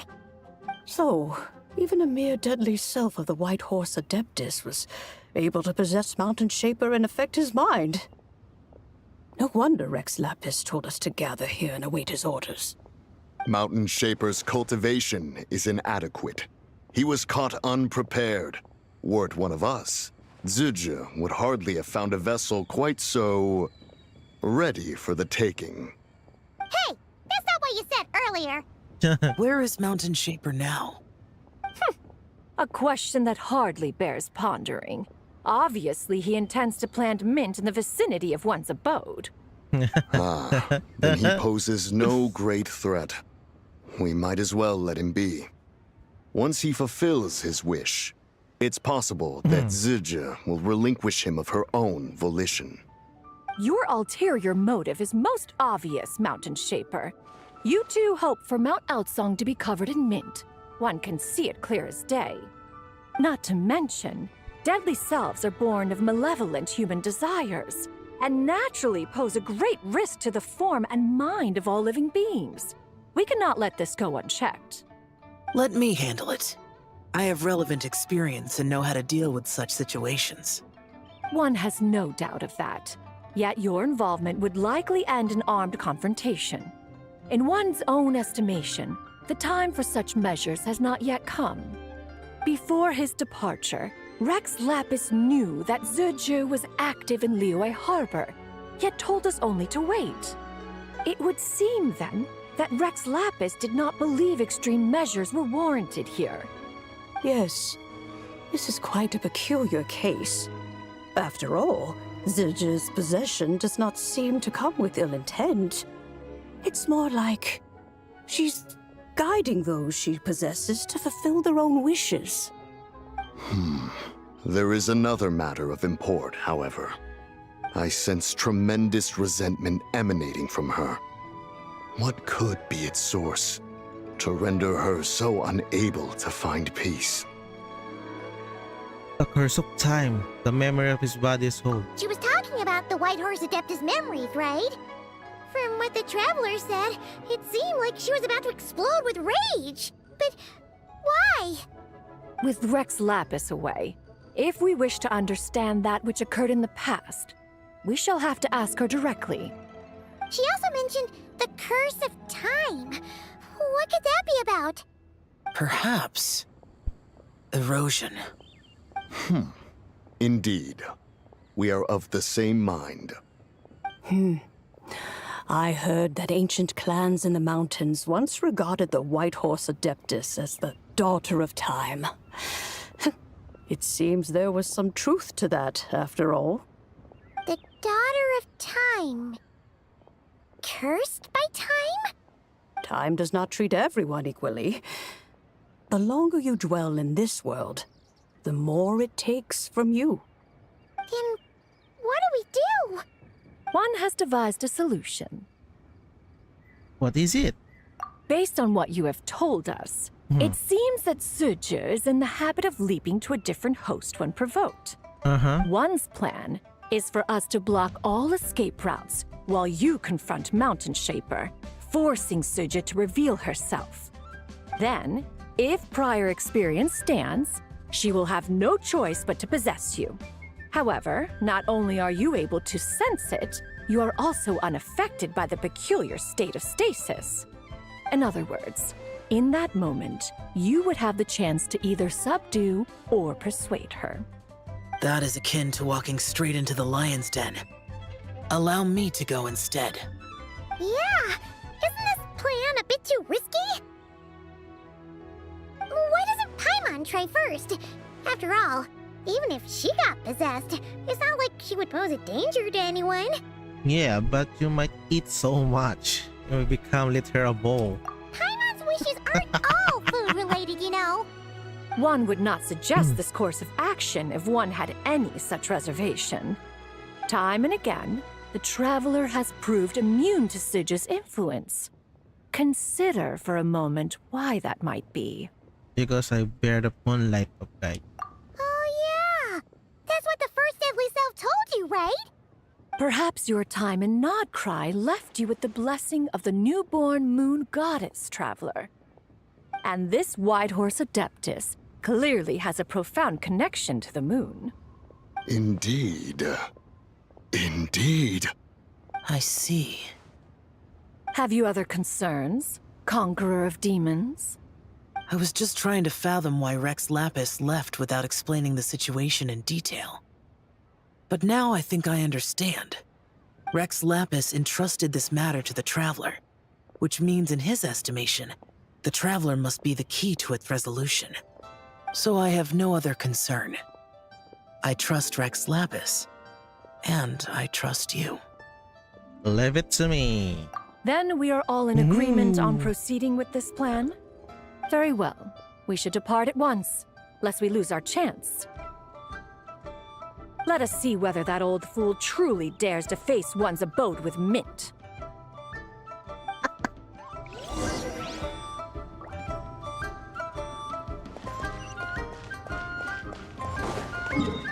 Okay, dun sa ano ni Yep.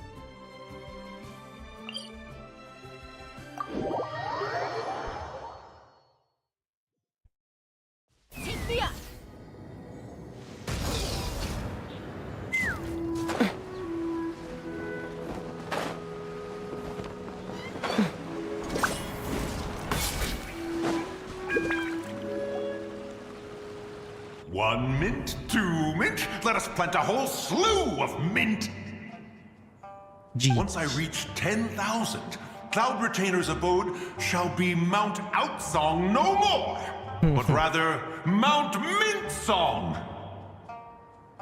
Oh, to behold the look on her face when she is confronted with such verdant splendor! Mountain Shaper, you dare disturb the tranquility of one's abode. Do not take personal offense, Cloud Retainer.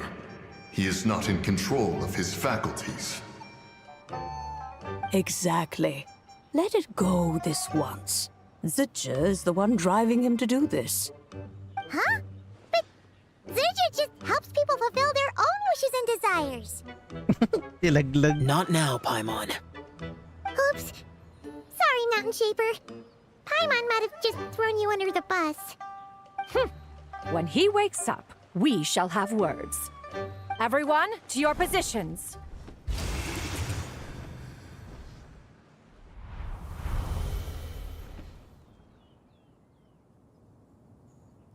Be careful. I got this. A pest?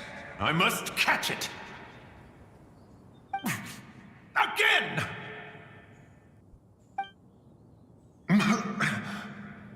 Oh, young one, it is you.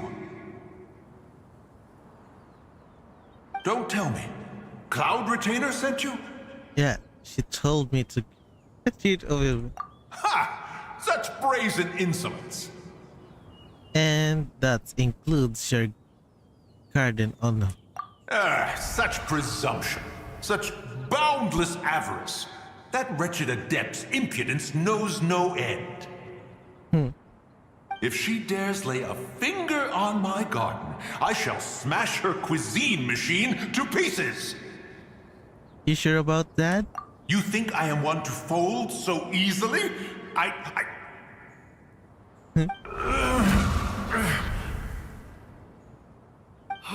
Insolent mortal! Time and again, you interfere in that which is beyond you. You make it exceedingly difficult to contain my rage. We need your help. You have no conception of that which you seek. It is forbidden! Forbidden? You know nothing of my past. My warning was given. The cost entwined with this is beyond what you can bear. I'm here because I want to know. I want to understand. Stubborn mortal! You could even say it's my wish. You... Will you grant it? Very well. If death is what you seek, who am I not to oblige? Come, let us see the extent of your resolve. Your wish is to behold the curse of time and the memories of this form? Yes. Then, let it be granted.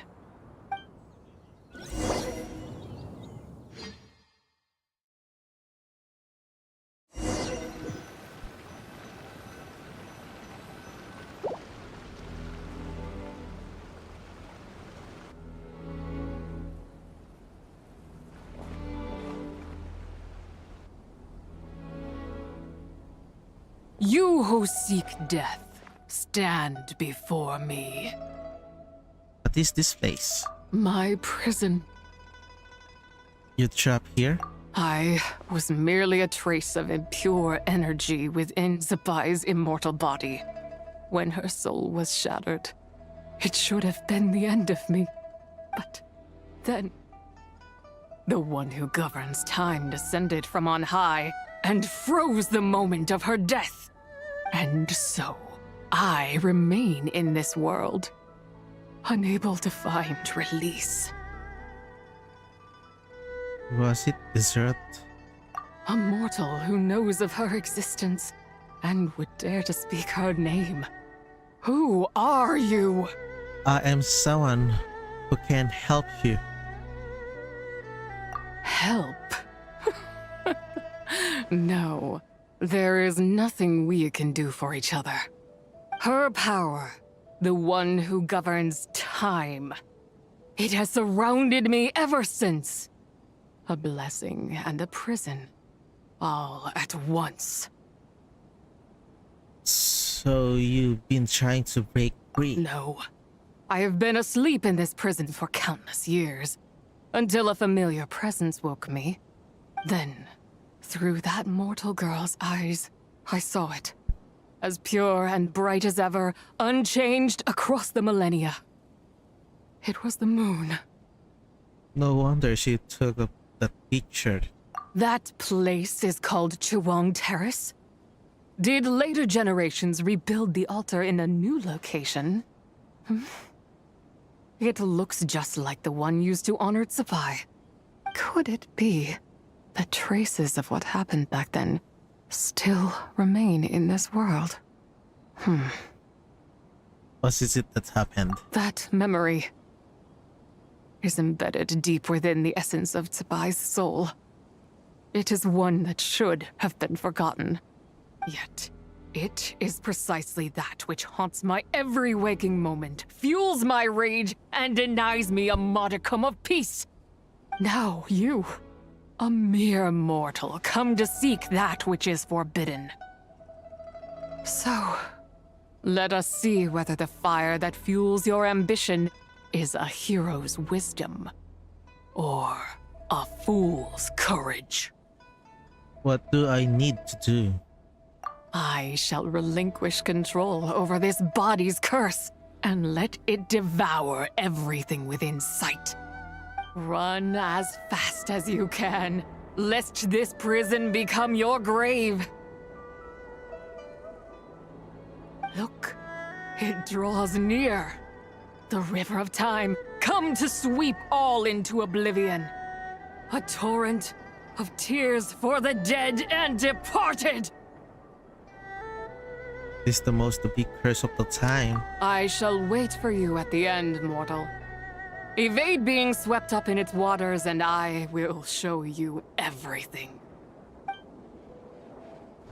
Fail, and we shall sink into oblivion together. So we're gonna run?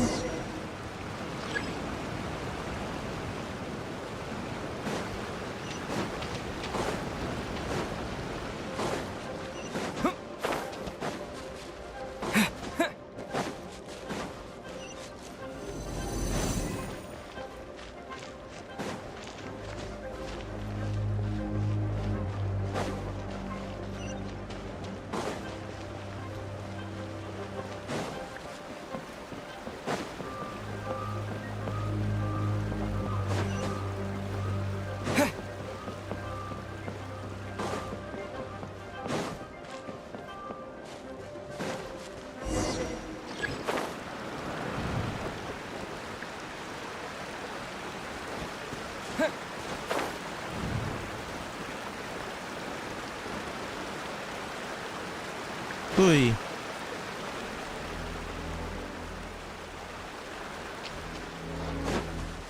Hinulog ako eh. I did not expect that you would make it to the end. Well, I did it. Yes, it would seem even time cannot hold you back. In that case, perhaps this truth is one you can bear. Come, let your wish be granted.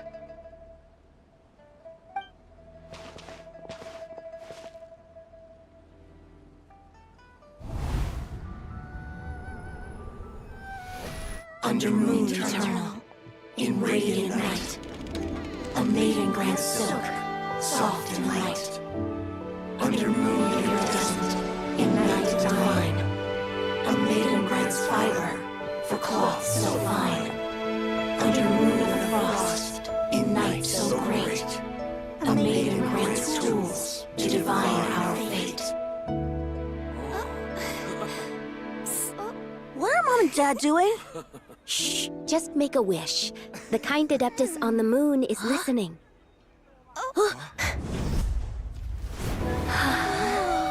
Look, it's Lady Tsubai. Wow, Lady Tsubai? Is she powerful? Of course. She taught us how to grow grain and beans, millet and rice, how to peel hemp and reel silk, spin thread and weave cloth, how to cut stone and build houses, cast bronze and forge tools.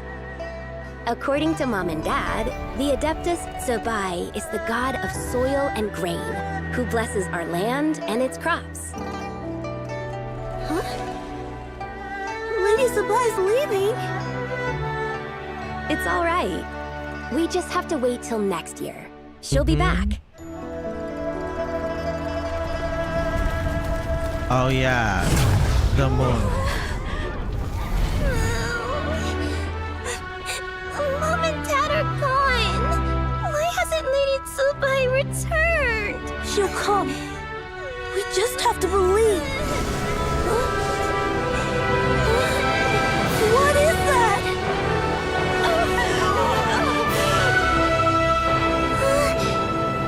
Lady Dubai abandoned us. All places tainted by the abyss need to be purified. That includes Long Gone.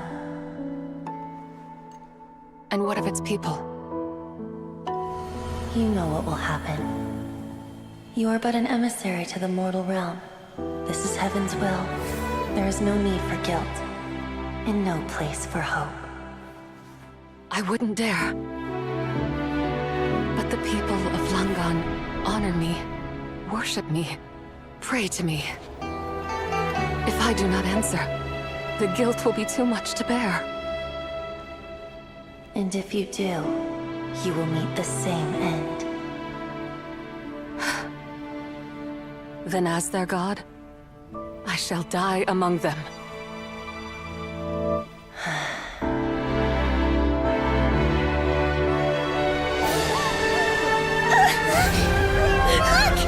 Lady Tsubai came to save us!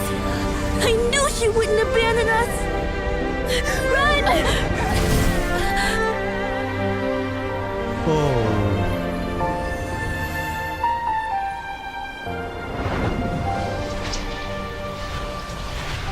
You have done enough.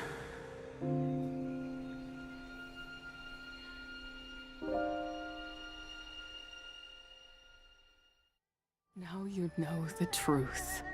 These are the memories that suffocate me where I stand and crush me under their weight.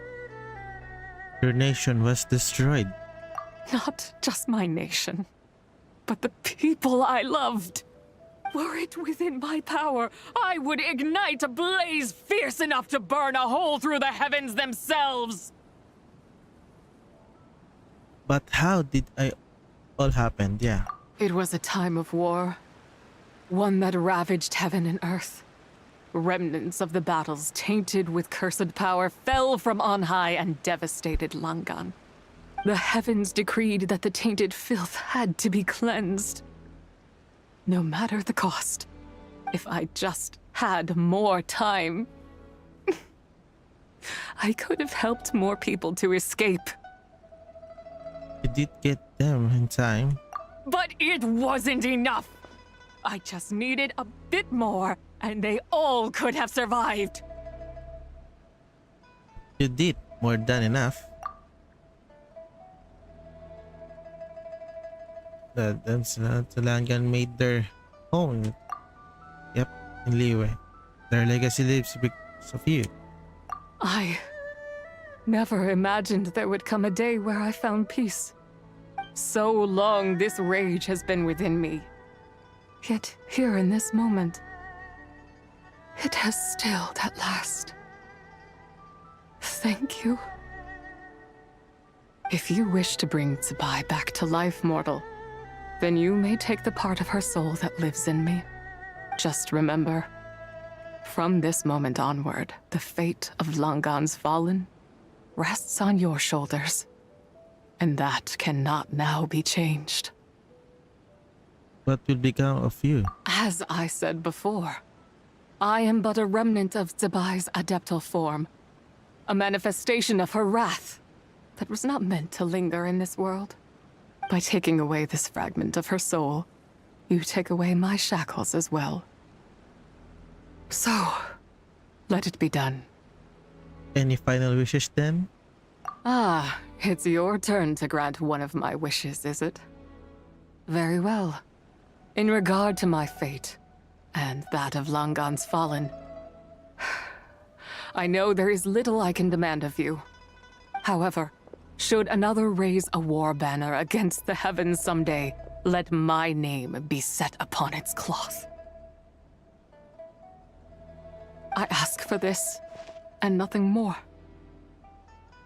Now, take what you came for. I was a lone moon, shrouded and dimmed in cloud-veiled night. Now darkness breaks, free and unburdened. I reclaim my light.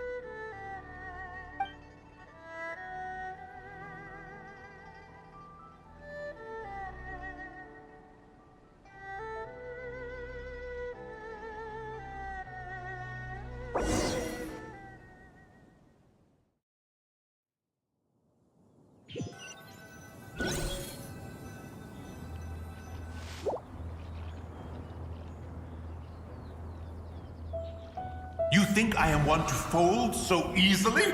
I'm back. Ah, young one. What brings you here?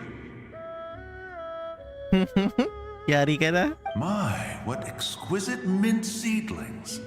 Was it you who planted them? I had not taken you for one so versed in the horticultural arts. I must insist that you visit Mount Hulao. There is much we could learn from one another. Ah, but this is Cloud Retainer's abode. She does not appreciate the verdant wonder that is mint. We should leave at once. If she sees us here, there is little I can do to protect you. I wasn't the one who planted them. You weren't? Was it Mooncarver then? My, what nerve he has. It was you. What? Looks like Mountain Shaper is back to normal. Has the matter with Zizhi been resolved then? Wow, that was fast. That took, what, like a second? A second to us, perhaps. But for the Traveler, I imagine it felt much longer than that. Zizhi is now gone. One's plan was now, most yeah. successful then. And you're all right, Traveler. You don't feel strange in any way? No, I'm fine. Thanks. Well, sounds like good news all around. I'm glad this matter is resolved. What is this matter you speak of? The possession of that mortal child? The matter of Zizhi may have been resolved, but there is another that is far from over. The mint you planted around my abode. Perhaps you have a moment to spare for a little chat, Mountain Shaper. Yari ka ngayon.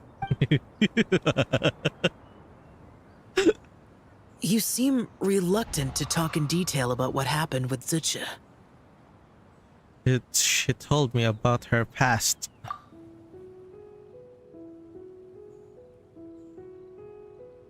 Don't worry. I won't ask you to reveal her secrets to me.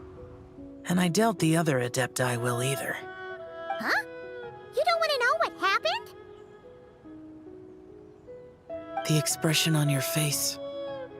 I know it well, Traveler. It's one I've seen Rex Lapis wear on many occasions.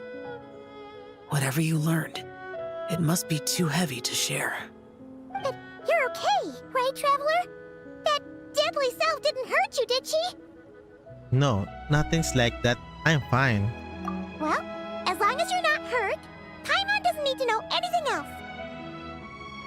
It's just isn't happy, sorry. Even so, I hope you feel like you can entrust me with it. If I learned anything from our time together, it's that one should not have to shoulder such a weight alone. Not to mention that certain knowledge brings danger in its wake. I would never want you to feel forced to be the sole keeper of such secrets. Yeah. Kind of like how one person can't finish a whole slime, you know? Better to grab a bunch of friends and eat it all together. Time to cool some fellow slime. Huh? Exactly! Wait, no! Paimon's just saying we've got loads of friends who'll be more than willing to lend an ear. Alright then. I never knew there was such a tragic chapter in the ancient past of this land. So, the people of that nation worship the White Horse Adeptus as the god of soil and grain. It would seem, then, that Rex Lapis had a similar reason for withholding the details of his recent trip. I've often wondered if he had companions to stand by him before we met. Or if he was forced to face things alone. Regardless, Lantern Rite takes place in 2 days. Let's meet back up again there. Okay. If there's no news of Rex Lapis by then, We'll have to come up with a plan. Alright. See you in 2 days. Fingers crossed it all goes well.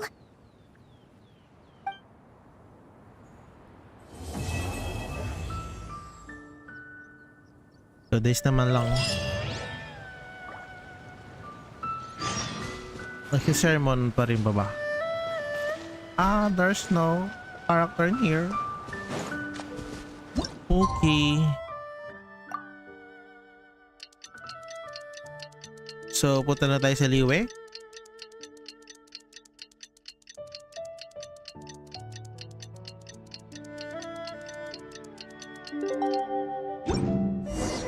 It's time to meet back up with Xiao. Let's head to Mount Outsong. Tama lang hindi tayo umalis.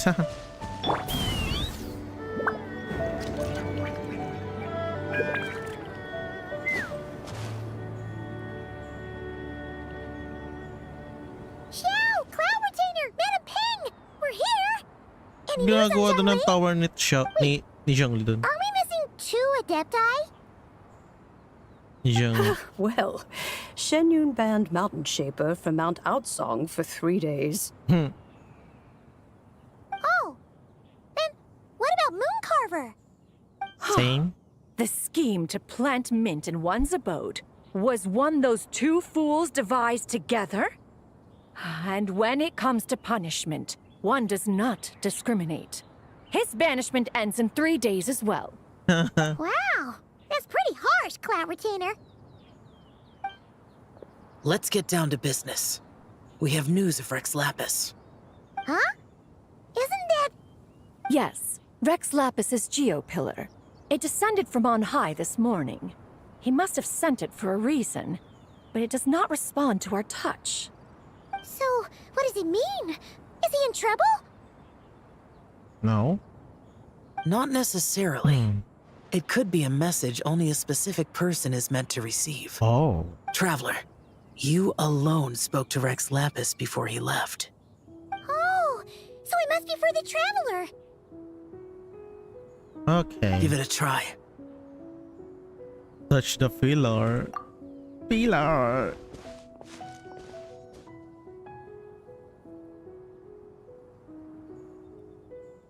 Come to the spring on Mount Qingse. I have left an entrance for you.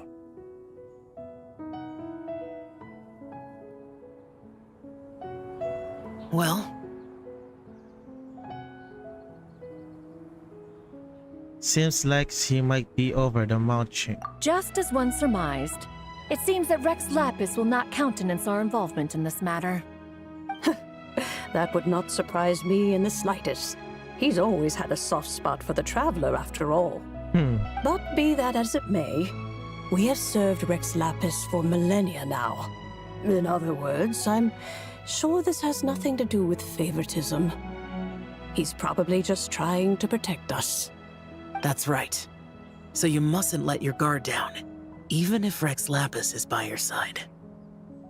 Don't worry, I won't. Alright, let's get going.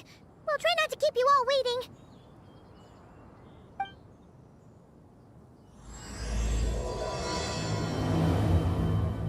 Kaya nagulat at may pillar ni Zhongli doon. Lolo! Lolo! Joke.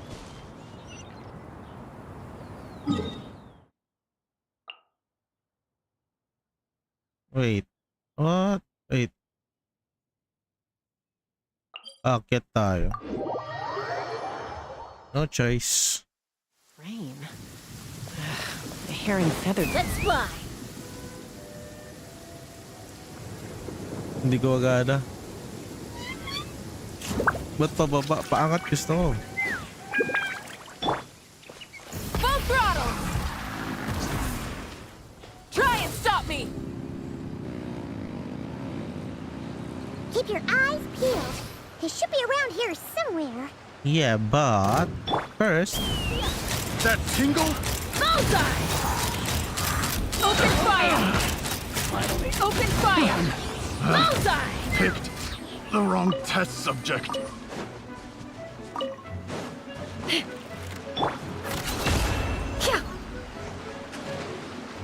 It all adds up.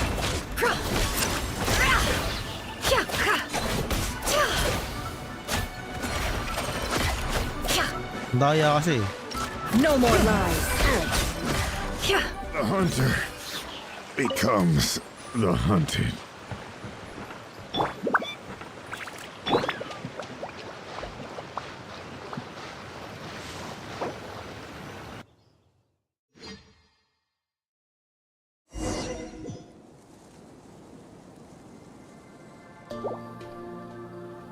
Whoa.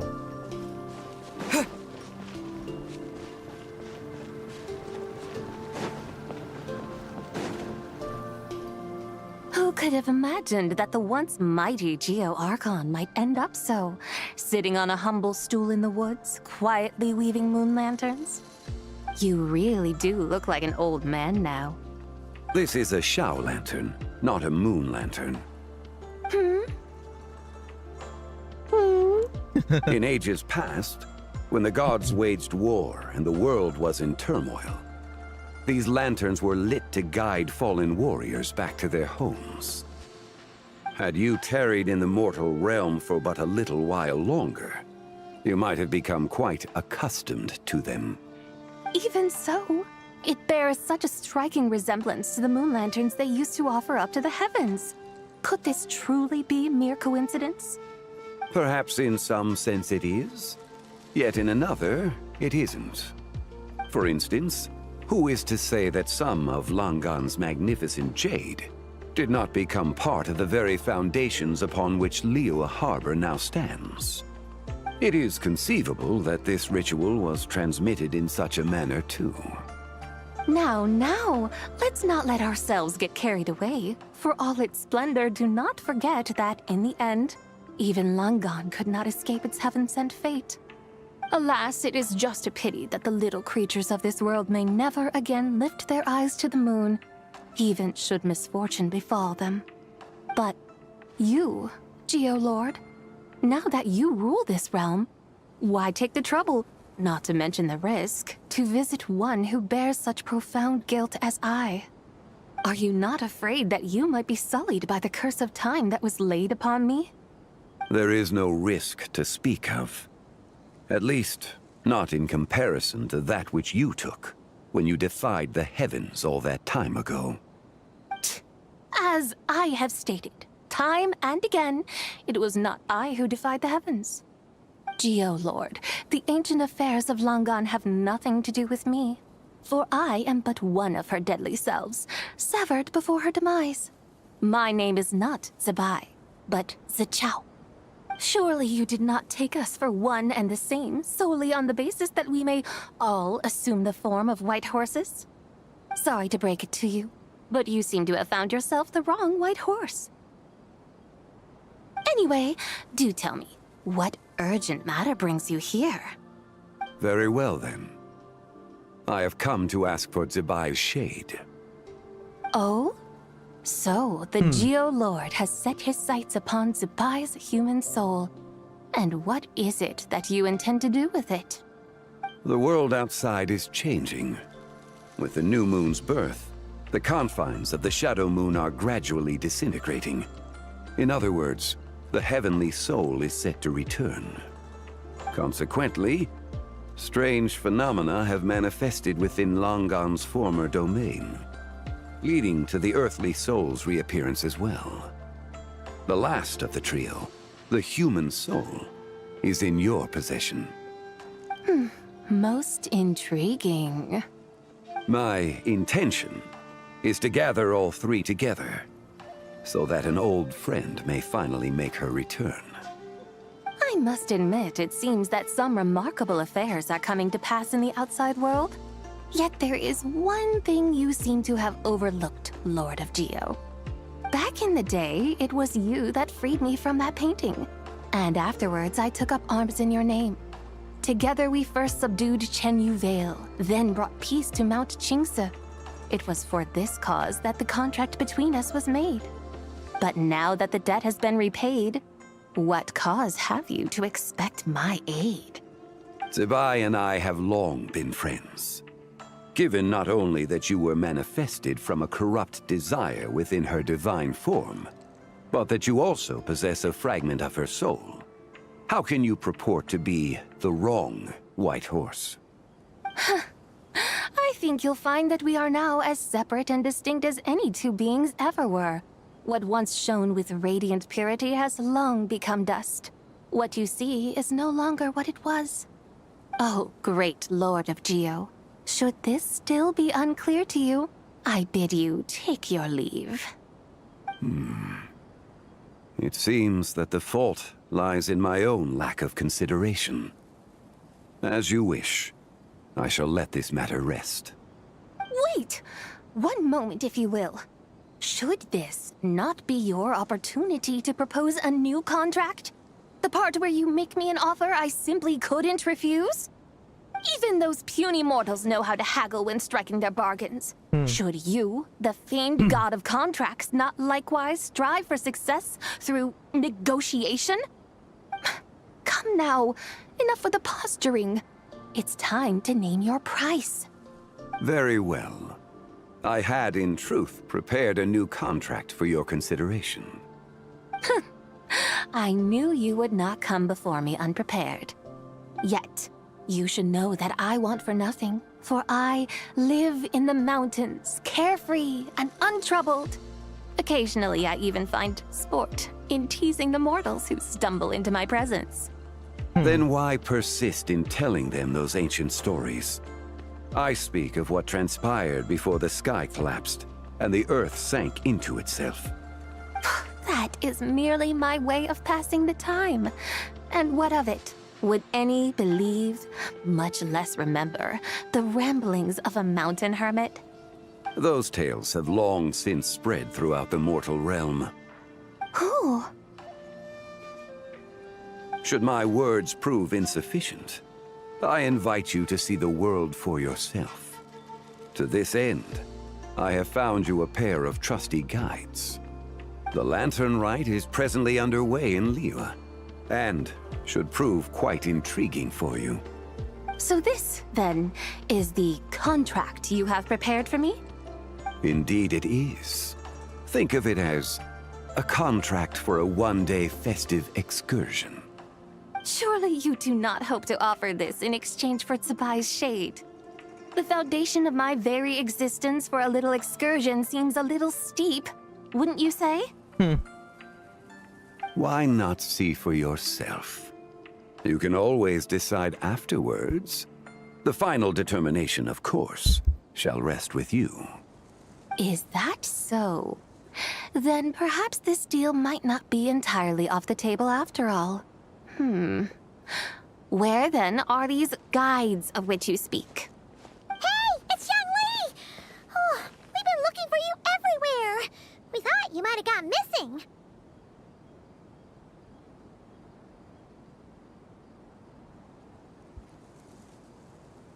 Wait lang guys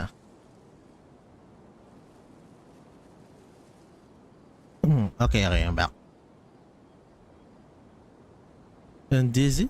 You're here. And this is? So these are my guides. Mm-hmm. Well. Hello. They certainly look the part, I'll give you that. Guides?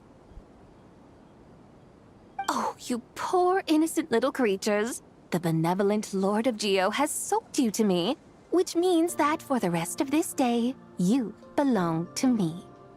Sold us to you? Just what have you gotten us into, Xiangli? The situation is not quite as dire as that would sound. I ask only that you accompany my Adeptus friend on a tour of Liyue. And you help us after all that? I would suspect that depends on how well you entertain me. Oh. Entertain you? Yeah. Where would you like us to take you? Let us start with this Liyue harbor of which I have heard so much. Nowhere is quite so fascinating as a place teeming with little mortals. How come this Adeptus sounds so different from what Paimon imagined? Let's just play this. Okay, we'll take care of it. Get ready to find out why they call Paimon the best travel guide in all of Tibet.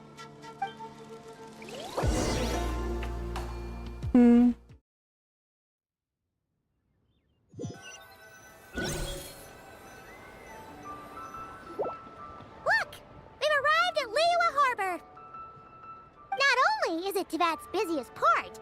It's also the beating heart of Liyue. So, dear Madam Adeptus, where would you like to go first?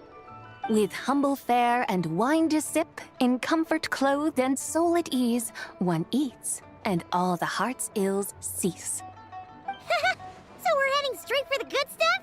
Well, you're in luck, because Paimon's an expert when it comes to food. Xiangling? There are two main cooking styles in Liyue. Li cuisine, which is all about mountain delicacies, and Yue cuisine, which is centered on seafood. The most famous restaurants are yung Liyue dalawa. Pavilion and Shinyue Kiosk. Oh, now Paimon's starting to drool. Guess our only option is to go try them both. 2 meals, back to back. Both sound like excellent options to me. Are these the kind of establishments that most people might visit on a regular basis? Oh, you mean Wang Shun? Not exactly. Both Li cuisine and Yue cuisine are known for their pricey ingredients. Definitely not what you'd call the budget options. But don't you worry about that. Just think of it as Zhang Li's little treat. And the poor toaster. Come on! Aren't you supposed to be pals with Hu Tao? I'm unsure we can afford to spend a little more of her mora at least. Just look at the excuse. Hey! All Paimon wants is to provide our Adeptus with the best possible experience here.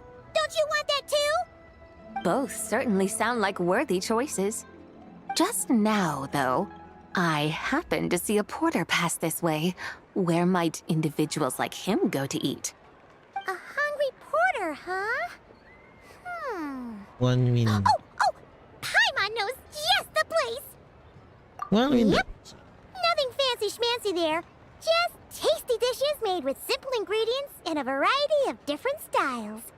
Most importantly, it's great value for money, too. No wonder everyone loves it, huh? Oh, and the owner happens to be a good friend of ours, too. One mean restaurant. Yes, even the name itself feels lively and down to earth. All right, let's make it our first stop. Okay. Yippee! That's a great choice, too. Alrighty, let's head over there right away. Paimon can't wait to dig in. Wamin Restaurant, here we come.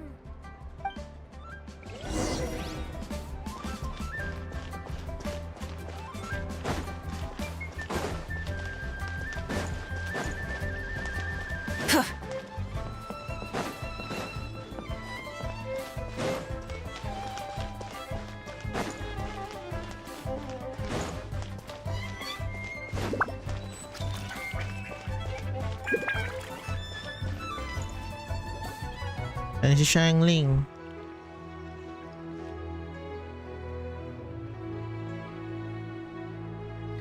Xiangling, Chef Mel, we're here. Oh, hello there. What a surprise to see you two. Welcome, welcome. Hey there, Traveler and Paimon. We're a little busy today, so grab a table while you still can. But I don't think I've met this lady before.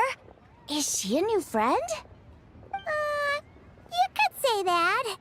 You brought her here to the lantern rack. Oh, I see. Well, hey there. A friend of the Traveler's a friend of mine, too. Don't worry, we'll take good care of you. Just order whatever you want, it's on the house. By the way, I'm Zhangling. I cook here at One Mean Restaurant. What's your name? Miss Xiangling, have you ever heard of the White Horse Adeptus? Of course. What about her? I am her, and she is me. Huh? You mean you're an Adeptus? Oh, you young'uns crack me up. Come on, Xiangling. You've got to keep up with the times. Haven't you heard of cosplay? It's like a role-playing game where you dress up as famous characters and pretend to be them. Seriously, it's all the rage, and it looks like this young lady is quite the expert. Your friends sure keep their fingers on the pulse, huh, Traveler? Wow, Dad. Didn't know you were so tuned in. But how come I haven't heard about it? You gotta listen to our customers. Didn't I tell you to spend less time chasing after wild vegetables and more time making friends? You're even more out of touch than I am. Hey, I like making friends too. Isn't that what I'm doing right now? Anyway, even if it is just a costume, is it alright if I still call you Whitehorse Adeptus? Of course it's all right, because that's exactly who I am. Okay. I can see you're really committed to the role. How about I call you the real Whitehorse Adeptus instead?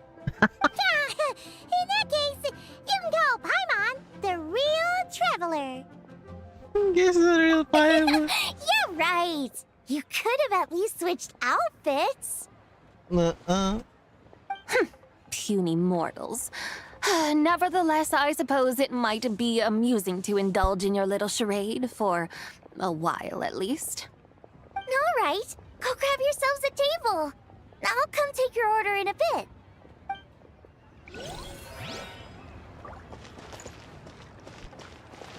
I gotta grab. Oi. Hello. May I ask if Miss Xiongling and Chef Mao are here? Yeah, they're just over there. Wait a sec. Aren't you? Mm-hmm. So, what would you like to... You're...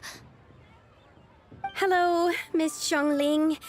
It's me, Lu Xiongxiong, the one who broke some stuff here at your restaurant a few days ago. I just wanted you to know how sorry I am. I honestly don't know what came over me. Please forgive me. Oh, it's you. You really gave me a fright that day, young lady. You didn't actually get food poisoning from our blackback perch stew, right? Come on, Dad. She's come to say sorry. It's all right, Miss Lu. You must have been feeling a bit off that day. You're looking so much better now, though. Why don't you grab a table, too? This one's on the house. No, I couldn't possibly. Hey, it's totally okay. We all feel under the weather sometimes, especially when we're away from home. Go on, find yourself a... yikes. Looks like all the tables are taken. The Patsui couple. We've got an extra seat over here. Must be a fate, huh? Thanks, guys. So what would you like to eat today? Feel free to order anything you like. I should very much like to sample your renowned poisonous blackback perch stew. It wasn't poisoned. That was all on me. So that's one portion of blackback perch stew. How about you guys? Paimon wants... Since the house, why don't you choose or ask? Sure thing. Looks like Paimon's having trouble making up her mind. Anyway, I guarantee you'll love it. Let me think. Yung bagong ano niya. Well, since the blackback perch stew is on the spicier side, I guess it makes sense to balance it out with a serving of stir-fried shrimp. And since it's Lantern Rite season, you better try out the triple-layered consommé and come and get it too. Those are our seasonal specialties. As for the carbs, since we've got a full table, how about some right at home? Along with our special chili mince cornbread buns. Trust me, you won't be disappointed. Then for dessert, I'll whip you up some Lucky Snow Delight. I just came up with it a few days ago, and I can't wait for you to try it. Wow! Sounds like quite the feast. Looks like Paimon's in luck today. Am I the only one who thinks that's way too much? Not at all. Don't worry, I know what I'm doing. And to top it all off, our star dish, Adeptus Temptation. You should know that we don't often serve this here at Wanmin Restaurant. But since this is my first time cooking for the White Horse Adeptus, I'm pulling out all the stops. Okie dokie, just sit back and relax. I'll have your dishes out in no time. hold on. Did I just hear Miss Xiangling mention the White Horse Adeptus? You did indeed. And you're looking right at her. That's a joke, by the way. She's cosplaying. Oh, I see. Phew, almost believed you there for a moment. Tell me, little one, what business might you have with the White Horse Adeptus? It's a long story. Basically, a while back, I took part in an archaeological dig over at the chasm. While we were there, we discovered a number of relics. Our findings show that they date back to the era of Long Gone, an ancient nation whose people are said to have been the ancestors of some of the modern-day inhabitants of Chenyu Vale. And why might such matters concern the White Horse Adeptus? Because some of those relics not only seem to contain textual references to her, but even depictions of what she looked like. There have long been legends claiming that the White Horse Adeptus was a deity of that era, but there are plenty of other theories out there too. If I could just locate some more detailed records, I'm sure we'd be able to find out so much more. So you're into history? Well, to tell you the truth, I actually joined the archaeological team by sheer accident. But once I'd started down this path, I knew that I wanted to make something of myself. Recently, though, things seem to have taken a turn for the worse. Still can't believe I caused such a mess and even ended up hurting someone. Oh, so you're considering becoming a martial artist now instead? No, I mean, they weren't seriously hurt. It was just a few scratches, and they let it go after my mother compensated them. You know, that surely wasn't your fault, huh? Either way, my career is pretty much over. And even though both the victim and the Ministry of Civil Affairs say they won't be pursuing the matter any further, my father says he's going to punish me according to our family rules. Family rules? Yeah, he's decided to ground me. I'll have to return to Chaoying Village after Lantern Rite, and goodness knows when I'll be allowed to leave again. Wow, that's harsh. Sounds like the kind of thing only rich, super traditional parents would do. We're not exactly rich, though. All we own are a few tea fields in Chaoying Village and a guest house in Liyue Harbor. A guest house? It isn't Baiju guest house by any chance? Ah, so Bosu. Ooh. Yep, he's my grandfather. So, you've heard of the guest house before? Small world, huh?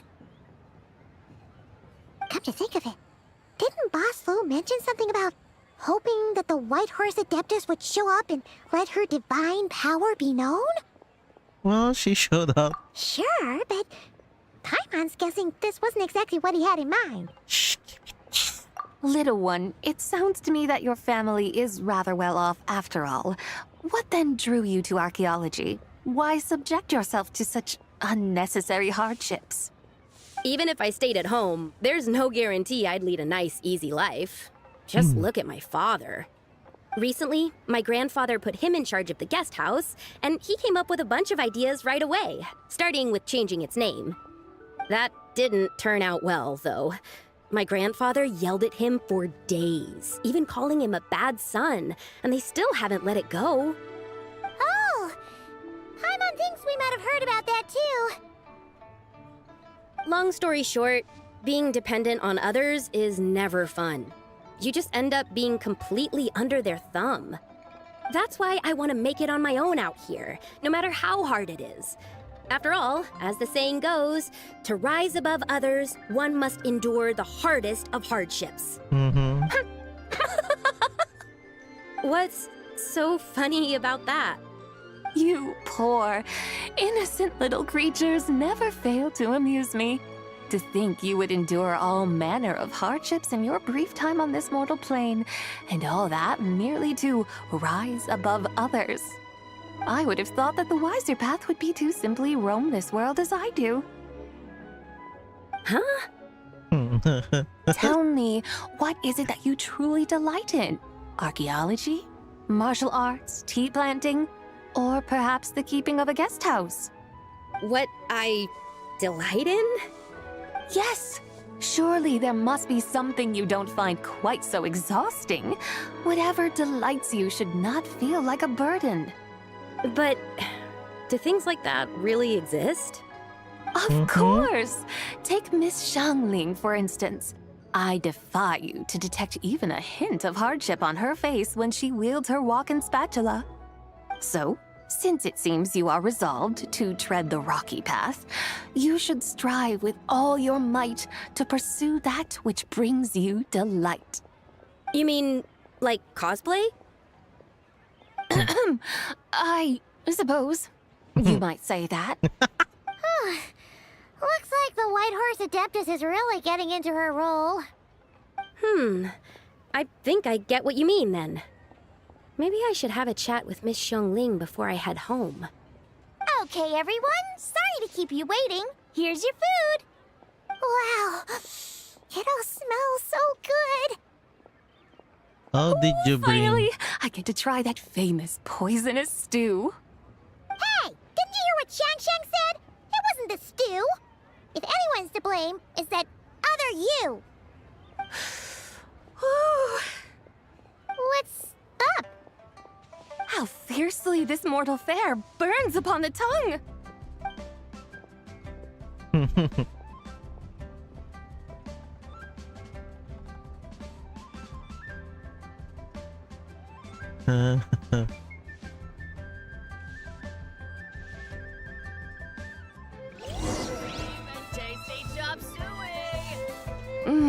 Most satisfying as poisonous stews go.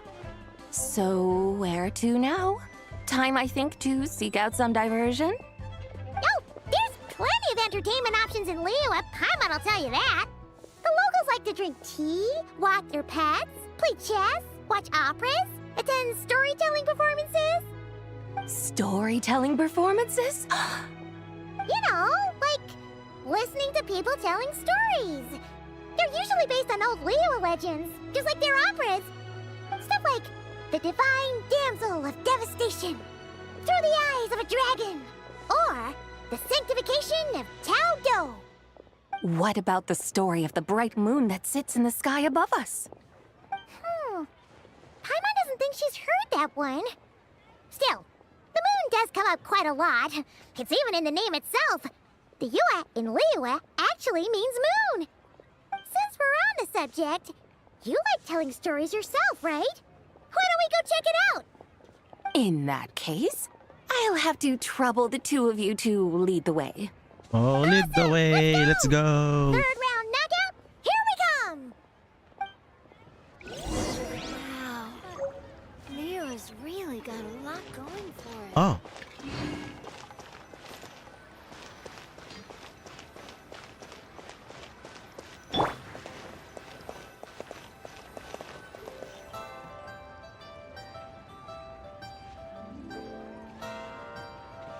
What a tongue twister. I'd have made a complete fool of myself if I tried to say it on stage without practicing it first. Call yourself Iron Tongue, Tien. Wobbly Tongue, Tien, more like. I used to have that problem a lot. But if you just take your time to grasp the meaning and commit it to memory, you'll be able to say it smoothly in no time. You're right, Miss Yoon. I'll give it another try. Hey, Yunjin! Fancy seeing you here! What are you two talking about? Ah, Traveler and Paimon, we meet again. And who, may I ask, is this? You may call me the White Horse Adeptus. The White Horse Adeptus? She's not really an Adeptus. It just considering us one. I see. Well, it certainly looks like a lot of fun. Oh, funny you mention it. This type of thing is actually something I'm quite familiar with. Once, to perform Through the Eyes of a Dragon, I decided to imagine that I was Rex Lapis himself. It was the only way to truly inhabit his mindset and understand his resolve to quell those demons. Sounds like you just wanted an excuse to feel all big and powerful. Hey, that's... You just don't understand how inspiration works. You're one to talk. Paimon's traveled all over with the Traveler, and she's seen things that would make your jaw drop. All right, then. Since you claim to be so knowledgeable, why don't you prove it by reciting an ancient poem? An ancient poem? Which one? Ha! See? Which one? You mean to tell me you've never even heard of the ancient poem called An Ancient Poem? What kind of a title is that?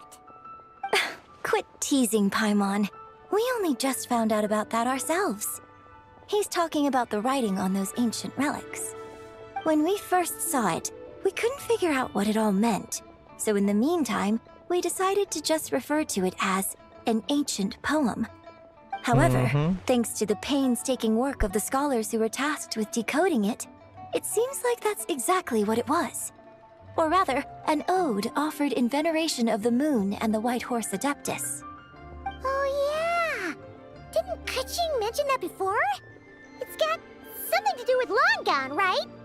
That is correct. The Ministry of Civil Affairs has issued a notice stating that, although it is true that the moon may disappear tonight, we should be in no danger. In other words, there's nothing to fear. But if you're worried, we can always take a leaf from the Book of the Ancients. By reciting this poem, I mean, and calling for the White Horse Adeptus's aid. If we do that, I'm certain she'll protect our moon and keep us safe. Oh, seriously? Paimon has to get a look at this. Under the moon.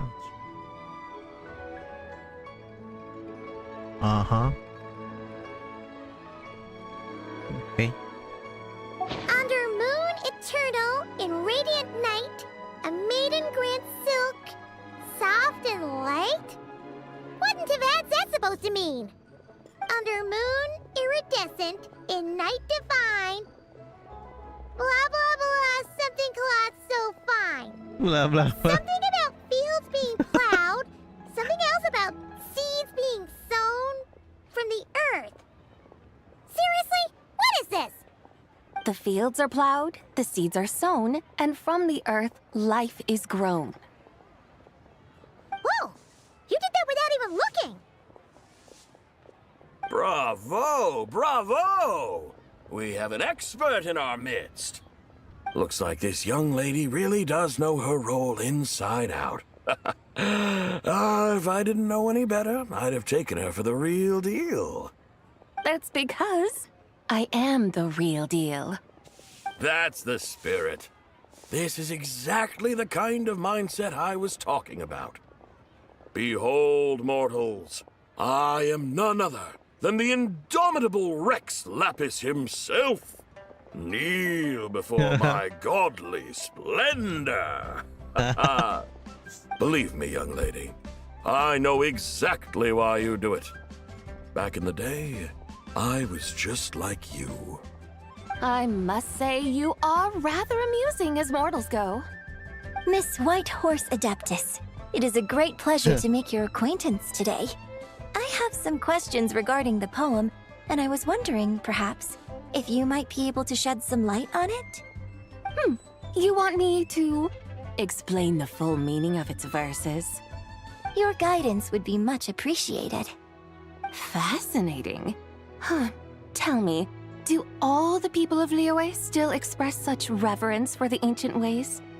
Well, it's true that we hold a deep fondness for our history, but it is hardly our only pursuit. One of my good friends, for instance, is even more devoted to the modern Fontanian art of rock and roll. Exactly! And don't forget, great practitioners of the role-playing arts walk among us too. People like me and you, young lady. Yes. So rather than placing too much emphasis on our reverence for the ancient ways, it might be better to say that here in Liyue, 100 passions bloom, each with a voice of its own. I see. Then, I suppose it wouldn't do any harm for me to enlighten you. In truth, it is but a simple poem of blessings. Its meaning is this.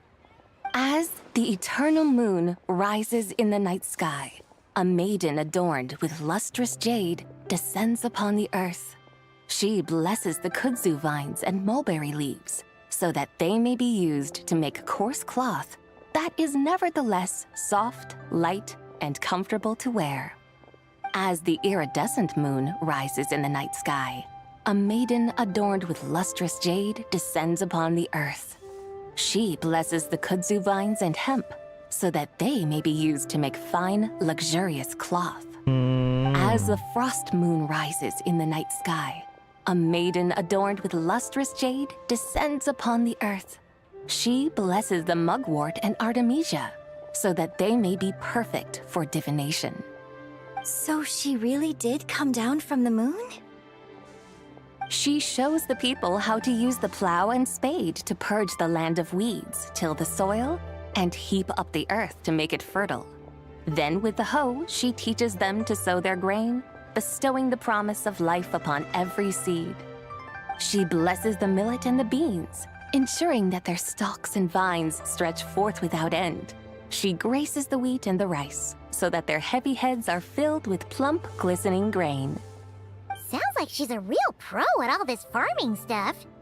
The fruits of the field are harvested and brewed into sacred wine for honored guests. This we reverently present to the divine maiden, with every ceremonial step flawlessly observed, so that she may witness the depth of our piety and respect.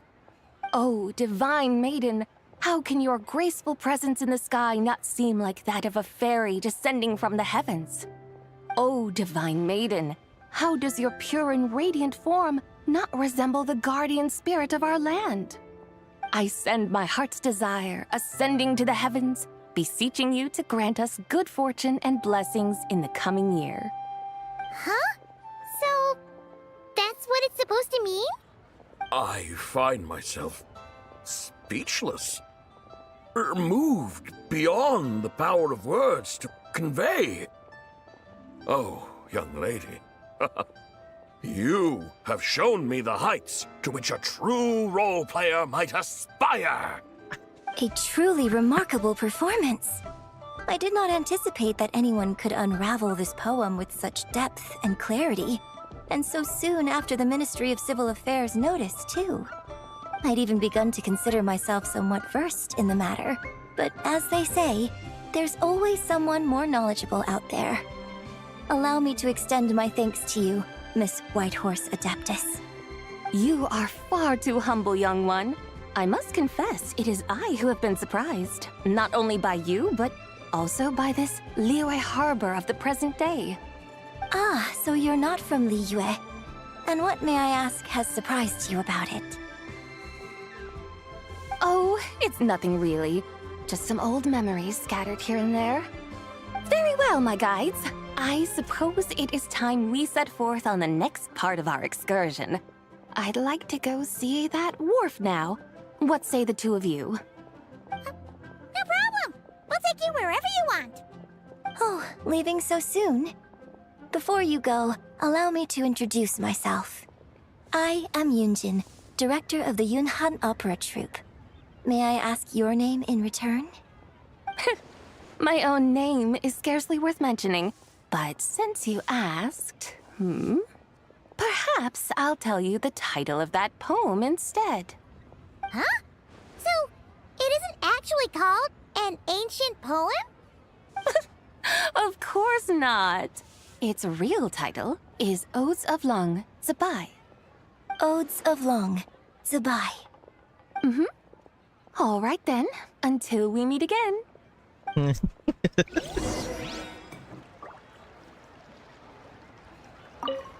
Oh yeah, okay, pwede natin i-review.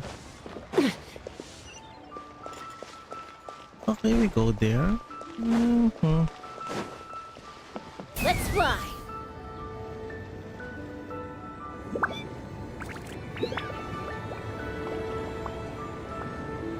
Okay, ganyan yan, Faye.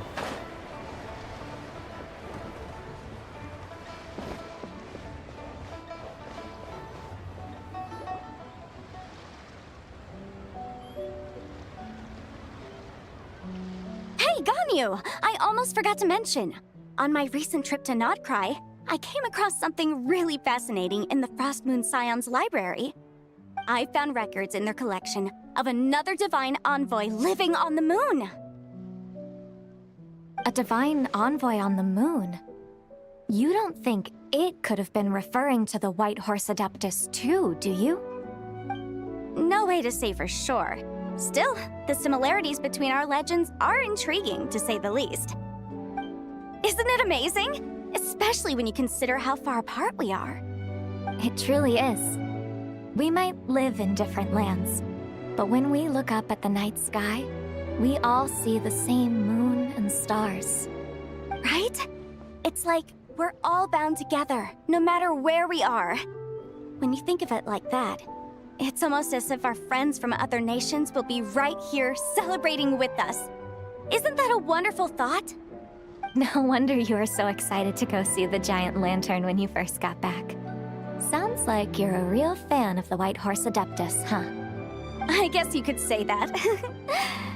Just a pity she's so elusive. Even Granny's never met her, you know? Maybe she really is just a legend after all. Hey, Yanfei and Ganyu! Trust, Paimon. The White Horse Adeptus is as real can be. Huh? Oh, look! It's the Traveler and Paimon! Feels like I haven't seen you two in, like, forever. Happy Lantern Rite. It's so good to see you again. Hey, you two. Nasa not-great tayo Happy nag-usap Lantern na Rite.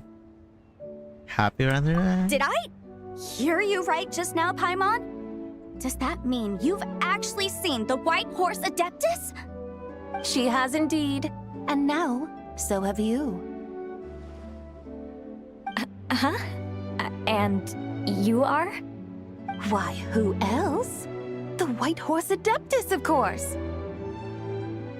Could you maybe start with something else next time? You're the White Horse Adeptus? She's cosplaying the White Horse Adeptus. That's right. Allow Paimon to introduce you to our new friend, Zichao. She's been low-key obsessed with cosplaying the White Horse Adeptus ever since we met her. I see. Well then, greetings, Miss Zichao. My name is Yanfei, and recently I've been low-key obsessed with learning everything I can about the White Horse Adeptus. I'm sure the two of you will get along like a house on fire. Oh, and by the way, I'm Ganyu. So, Miss Zichao, you must be here to see the giant lantern too, right? Hmm? A horse-shaped Zhao lantern? Is that what I think it is? That's right. A lantern made to honor the White Horse Adeptus herself. Isn't it gorgeous? Huh? What are you laughing at? Both the lantern and myself. What do you mean? Oh, this lantern truly is an artistic masterpiece. But tell me this, have any of you ever seen a horse before? Yeah. Come to think of it, Yeah. Paimon can't remember ever actually seeing one herself. Me neither. What about you, Traveler? Oh, this horse appears to be mid-trot, but it has adopted what is called a lateral gait, where the legs on one side of the body move together in unison. A rather rare sight indeed. Just now, I suddenly pictured myself, I mean, the White Horse Adeptus running the same way. The image was so absurd, I could barely contain my mirth. Oh, really? I never knew that. You learn something every day, huh? Oh, come on! It's basically a giant piece of fan art! Who cares if it's different than the original? So, why laugh at yourself? Huh? I was merely laughing at my own ignorance. I came here thinking that the White Horse Adeptus's tale had been long forgotten. Yet here I am, gazing upon a lantern made in her honor. Well, you couldn't have been more mistaken. There are so many tales about the White Horse Adeptus, I'm starting to lose count. Just off the top of my head... Just so you know, Yanfei, we've heard it all like a million times before. Aha! But there's one thing I can guarantee that you haven't. Huh? You mean like a new chapter of her stories come to light? Mm-hmm. And I heard it from Ganyu just yesterday. Hey, why don't you share it with the others? Sure, no problem. Where to begin? Do you guys still remember what Liyue's Moon Chase Festival is about? Of course! It's a festival held in honor of the Stove God. That's right. But it took a really long time for the Stove God Festival to become what it is today. In its earliest form, it was actually an adeptal ritual known as the Moon Chase Rite. Paimon remembers Madame Ping mentioning that before, but she never explained exactly what it was. According to Cloud Retainer, the Moon Chase Rite was originally a ritual meant for communicating with the moon. Communicating with the moon? But for what purpose? At first, Cloud Retainer wasn't entirely sure either, as it was always Rex Lapis who performed the ritual. Whoa! Rex Lapis did it himself? Must have been a really important ritual. That's right. Unfortunately, despite numerous attempts, they never actually received any response from the moon, which is why they eventually stopped performing it. But then, just yesterday, Keqing took a picture of the moon being obscured by a dark hole to Cloud Retainer and asked if it had anything to do with the Moon Chase Rite. The moment Cloud Retainer saw it, it suddenly dawned on her that the rite might have been an attempt to reach the White Horse Adeptus all along. Does that mean Zhang Li's been trying to bring back the White Horse Adeptus all this time? So how about that? Bet you never thought there might even be a link between the White Horse Adeptus and the Moon Chase Festival. It is quite a revelation, yes. Not exactly, it's a... If Keqing hadn't taken that picture to Cloud Retainer, we would never have known any of this. This is probably what Keqing was referring to that day when she mentioned there were some ideas she wanted to follow up on. So, Geo Archon. All this time, you've been striving to awaken her. Huh? What do you mean, awaken? Nothing. What I truly meant to say was, this new insight you've provided has been truly eye-opening. Oh, by the way, my trusty guides, I've been meaning to ask, where in Liyue Harbor might one enjoy an expansive scenic view? Huh? We're off to the next stop already? But Paimon's barely done digesting that lore bomb just now. All the more reason to find the right spot to let it sink in. Oh, so that's what you're up to. A tour of Liyue Harbor? In that case, if you're looking for a spot with a panoramic view, I'd recommend Yujing Terrace. That's a great idea. Since the terrace is on higher ground, the sea view from up there's so much better. I agreed. Great. Well, the lantern rite's about to start, so we should get back to Granny's now. Hope to see you all at the festival tonight. Oh, you're off too? All right then. See you both soon. See you soon. Nga pala. Ganyo din ba? Very well, my guides. What are we waiting for? Okay, you're the boss. Yujing Terrace it is. After all, the customer's always right. Hold a second. Something else you needed to do? Let's take a photo front. Oh, Yep. Paimon likes that idea. And what, may I ask, is a photo? It's this awesome invention that lets you record moments in the blink of an eye. Except, you've gotta try not to actually blink. Oh? What must I do in preparation then? Nothing. All you gotta do is choose a pose. The Traveler will handle everything else.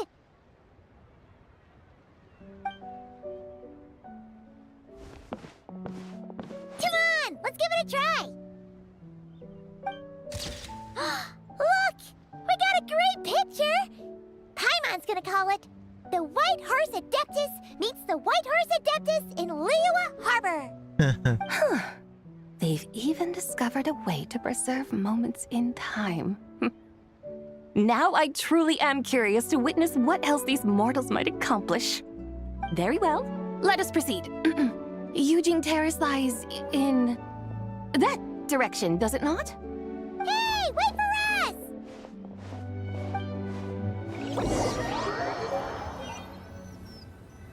So we have 2 souls, so the target is on the above. Yeah. Truly a marvelous view if ever there was one. It seems the charm of this Liyue Harbor is only heightened by the sun's dying light. And soon, people will start releasing their Xiao lanterns to mark the most important day of the year. Practically everyone will be with their friends and family, eating a big meal, chatting, and even setting off fireworks. Trust Paimon, it'll look even more amazing then. What do you say? Want to stay to see that? No need. Let us bring this weary day to a close. Weary day? You mean you didn't enjoy your tour? I had imagined you would arrange for me to witness some grand spectacle. Perhaps the descent of divine beings, the manifestation of the sacred before mortal eyes, or the appearance of a selfless hero come to aid the helpless and downtrodden. Or, should that not come to pass, then at the very least spend a little more coin. For that, it seems, is how one finds true enjoyment. Alas, but there was none of these.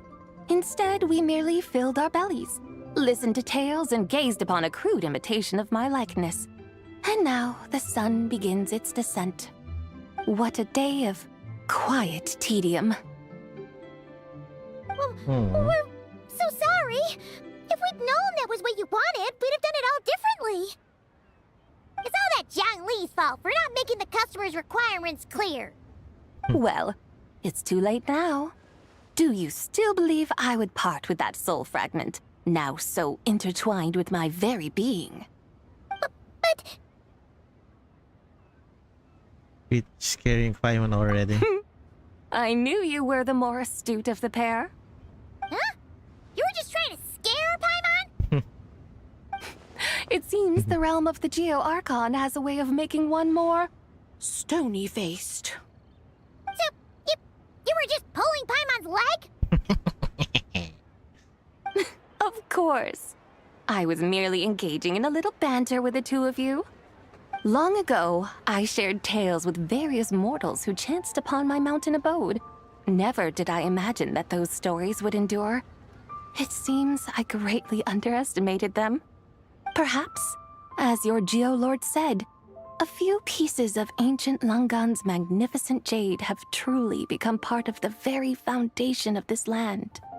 So, you've decided to help us? Again, that goes without saying. I made up my mind some time ago now.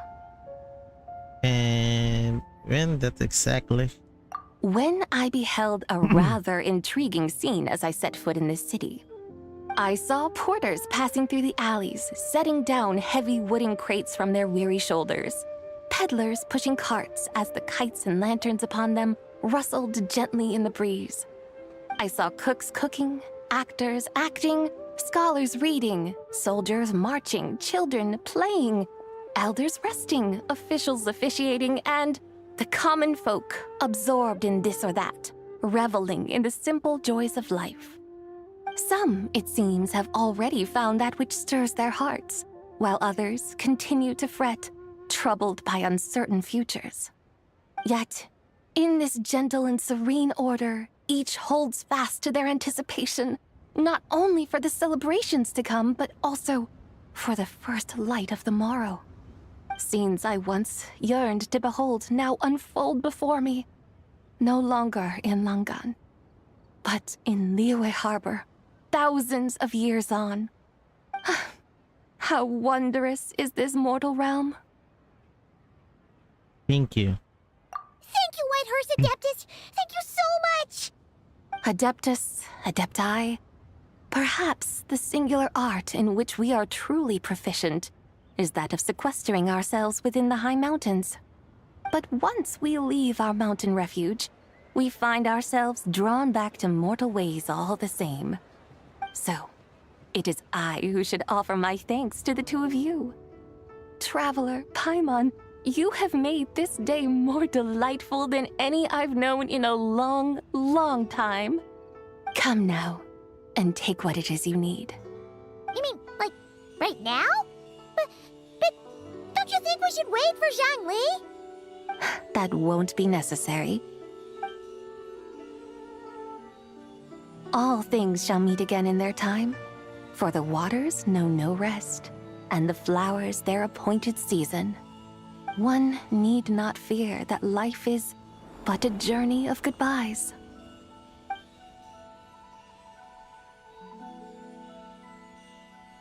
Is she gone?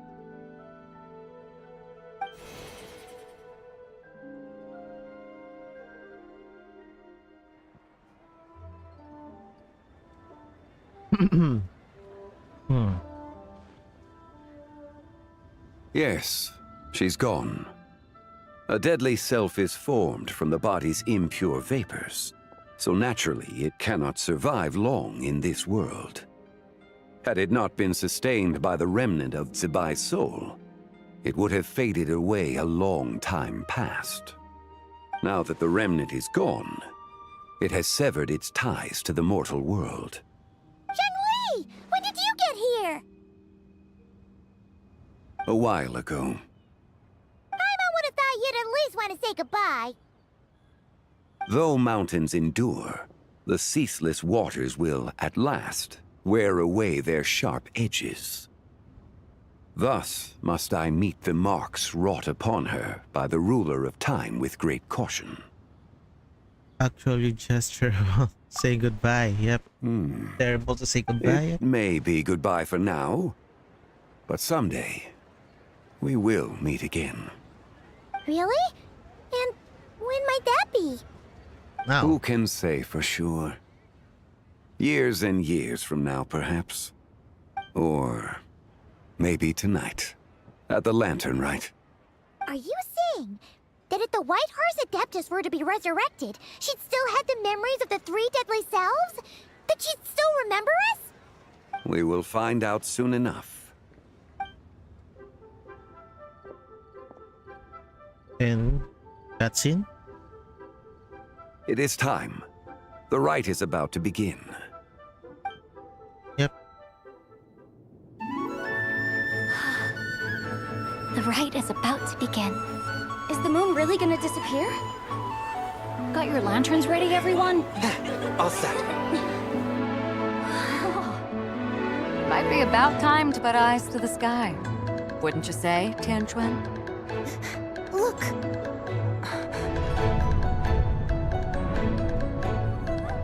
When the sun's out, eat the sun. When the moon's out, eat the moon! Whoa, is this the lunar eclipse? Under moon eternal, in radiant night, a maiden grants silk, soft and light. Under moon iridescent, in night divine, a maiden grants fiber for cloth so fine.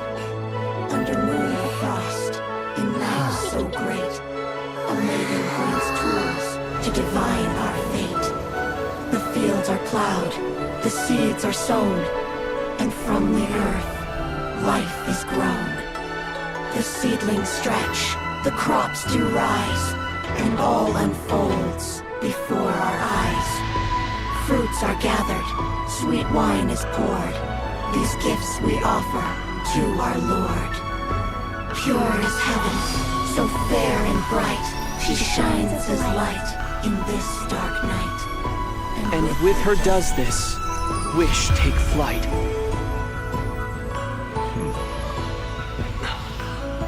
Devoted soul, scattered and unbound. Let this lantern guide you home. By its light be found.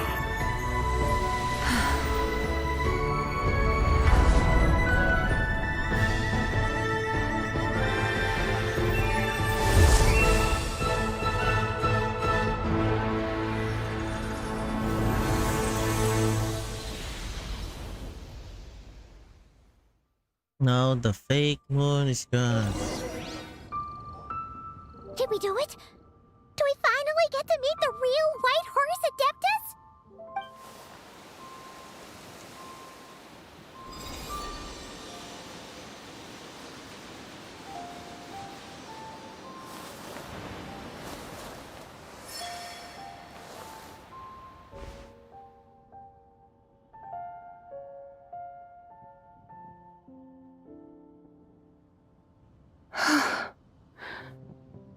This place. Where am I? A familiar land, now known by the name of Liyue. Liyue? The peaks adorn the clouded moon. Then, who might you be? Oh no! She seems to have lost all her memories after all. And those countless lights in the sky. What are they?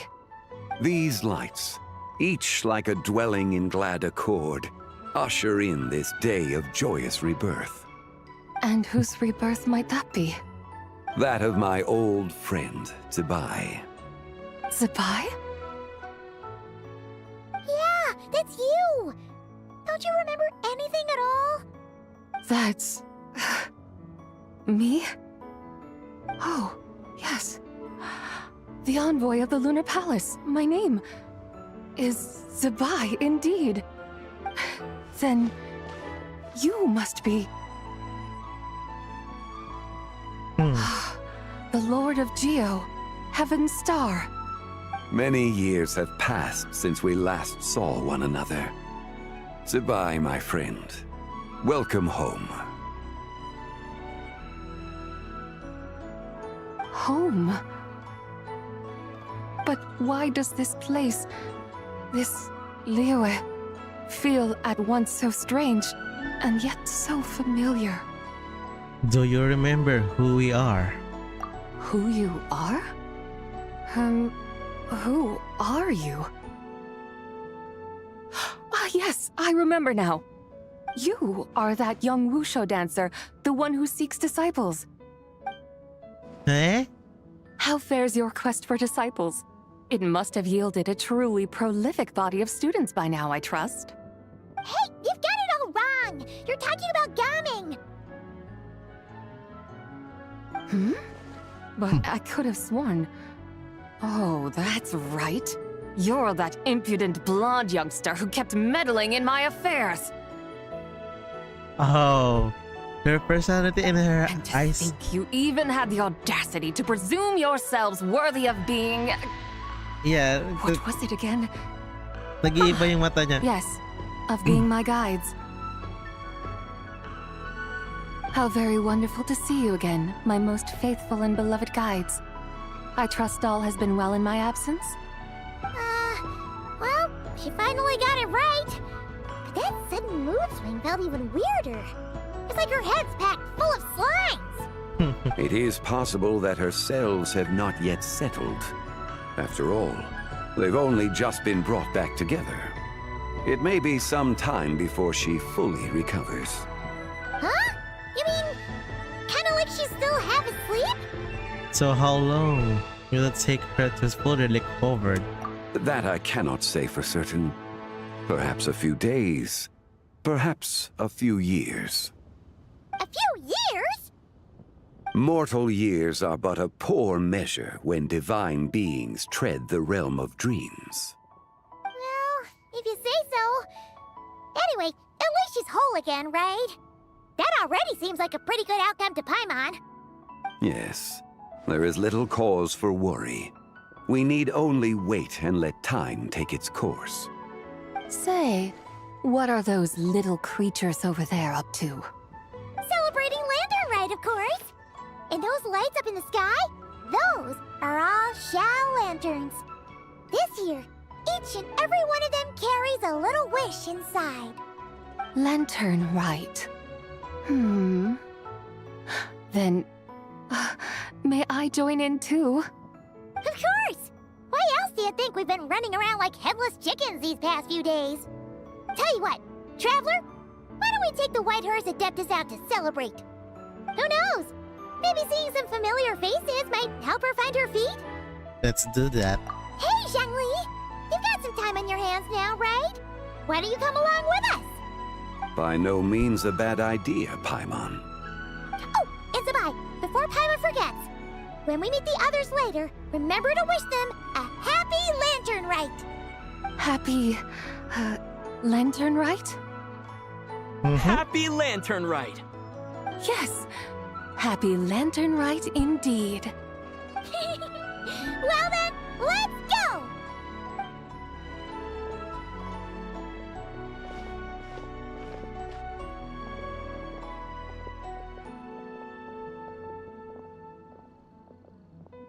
Lantern Rite. A night of joy, reunion, and moonlit blessings for all. Hey.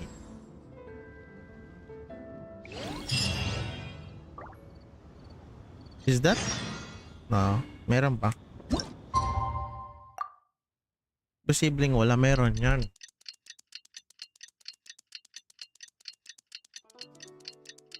But ang weird lang, di kasi yung other lanterns pinalipad nila yung big, yung malaki. And now Paimon wonders how the White Horse Adeptus is getting along. Maybe we should check in on her? We can ask Zhangli where she is. let me just check. Yeah, hindi nila. Well, yeah, never mind.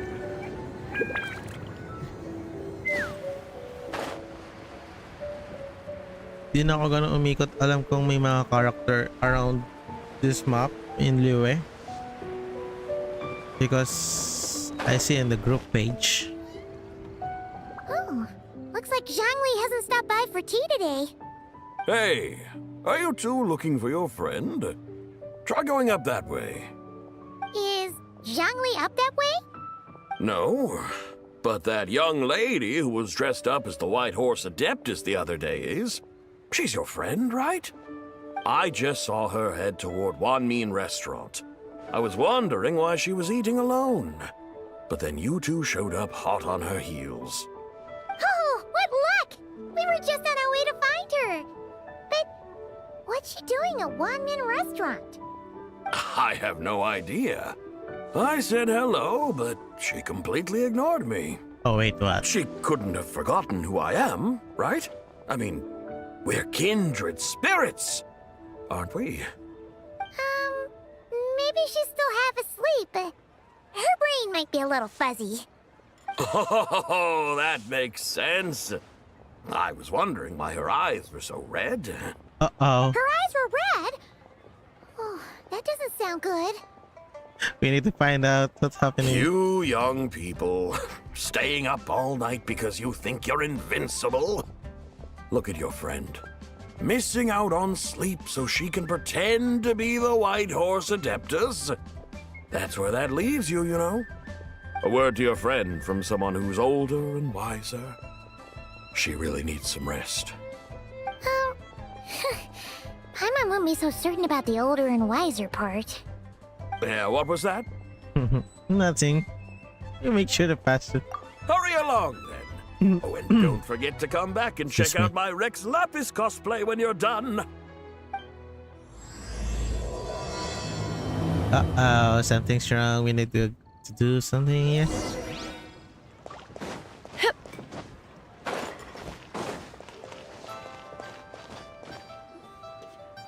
Where's the proprietor? Come out and see me at once! Xiangling and Chef Mao aren't here right now. What can I help you with? And who might you be? My name is Shenhe. I work here at Wanmin Restaurant. Shenhe. Shenhe. Are you that crane adeptus who loves planting mint? It's been a few days.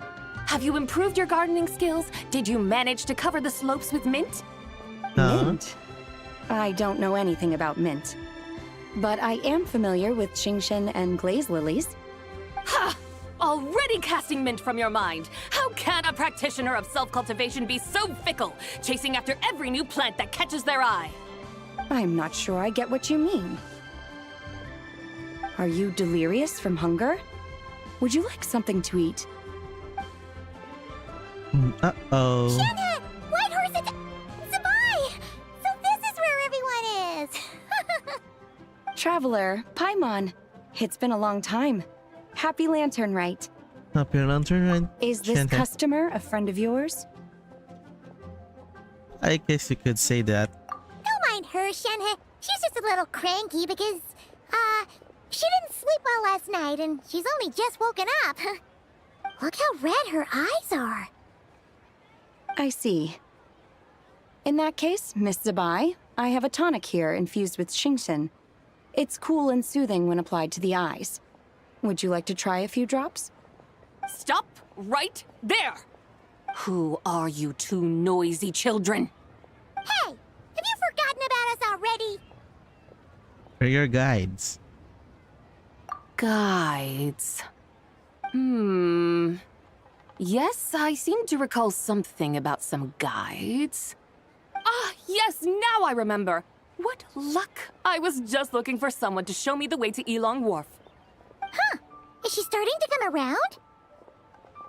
Yes, Someone requested my help in purchasing some tea leaves. I was informed they have discounted prices during the festival and that I shall get a good deal there. Tea leaves? This sounds like Zhongli's doing. He sure knows how to get people running errands for him. As Zhongli started buying discounted tea. Your friend Rex Zhongli initially requested the most expensive tea, but then a young lady in a hexagram hat mentioned he'd burned through the Wangsheng funeral parlor's yearly expenses at an exhibition a few days ago. As such, he is only permitted to buy items that are discounted this month. Oh, that's his boss, Hutel. Okay. It's about time she realized the problem and put a stop to his spending sprees. Oh, I see. So that's why you're here. Unfortunately, Wanmin Restaurant doesn't sell tea leaves. If you're truly in need, I could gather some wild tea from the mountain slopes. You don't sell tea leaves? But I remember your boss, Miss Lu, saying that she owns tea fields. You really should get some rest. The person you're talking about isn't the boss of Wanmin Restaurant. She's just like you. She came here to eat. Is that so? Life really is full of surprises. What surprises? Your brain really is as gooey as a pack of slimes. Paimon can't believe Zhongli entrusted you with going all the way to Yilong Wharf and buying tea. Why don't we show you the way? That would be excellent, my dutiful guides. Ah, yes, Miss Crane. I apologize profusely for my improper behavior just now. Please forgive me. I completely understand. Master often says that the human body is like a mechanism in need of regular maintenance.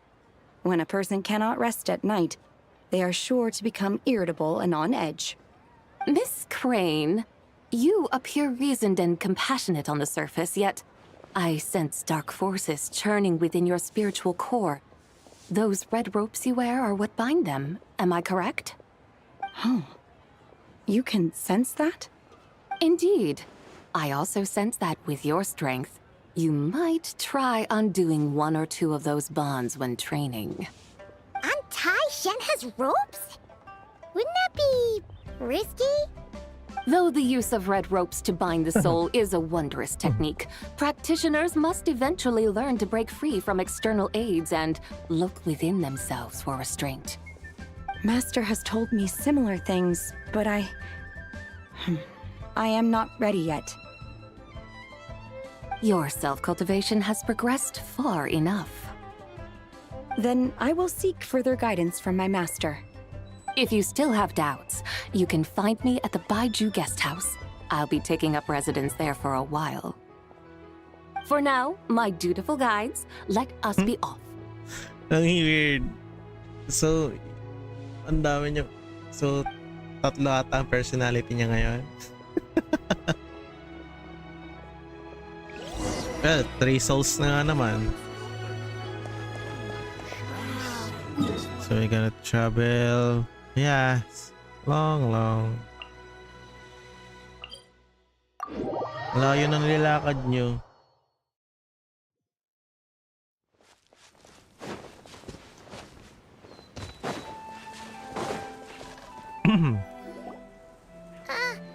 Aren't we going to Yilong Wharf?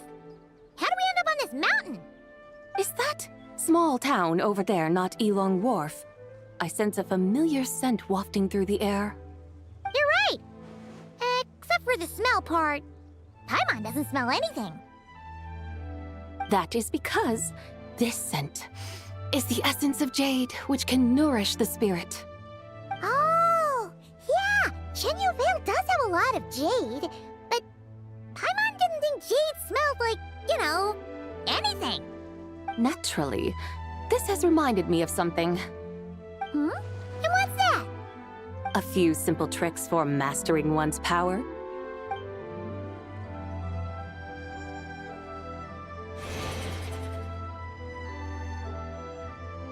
What is that thing?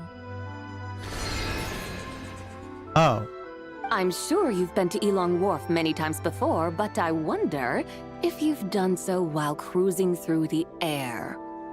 You've been such dutiful, dedicated guides, so allow me to offer this fresh experience as recompense. Please step in.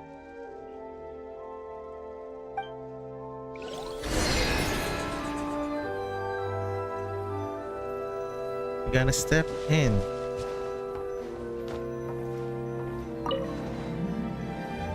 Parade!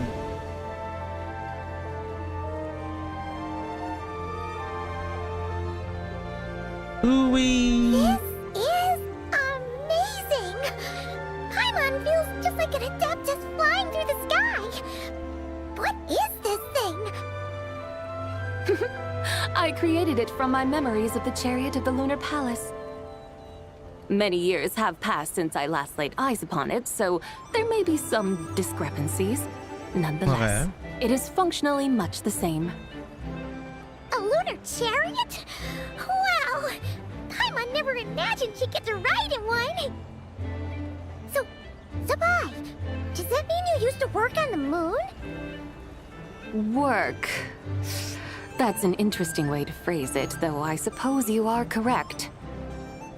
I was once an angel, a member of a race tasked with guiding humanity. Then, graced by serendipity, I became a moon envoy. Mm-hmm. Huh? What's a moon envoy? Some kind of super important angel? As you would understand it, a moon envoy is a job title. Any angel, or non-angel, can become a moon envoy. Does that mean you're not the only one? Of course not. Though my memories are still hazy, I vaguely remember some of my colleagues.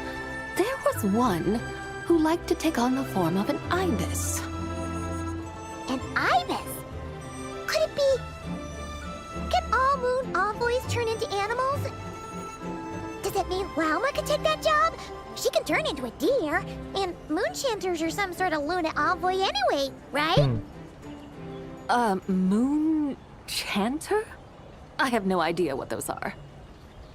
Oh, okay then.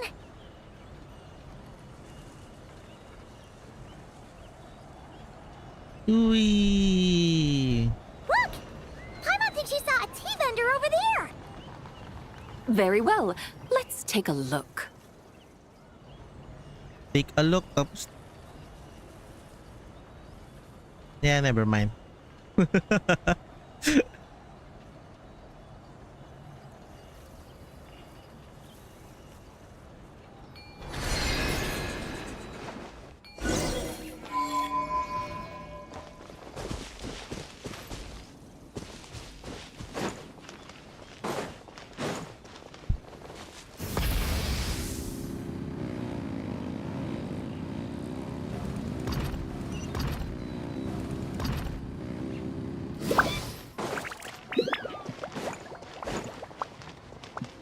Wait lang, palit tayo ng pet. Doon tayo sa latest.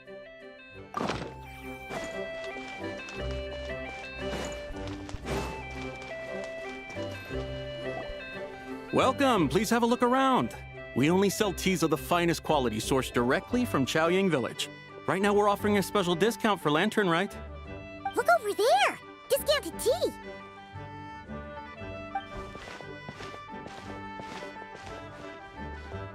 Dear customers, are you looking to purchase some tea leaves?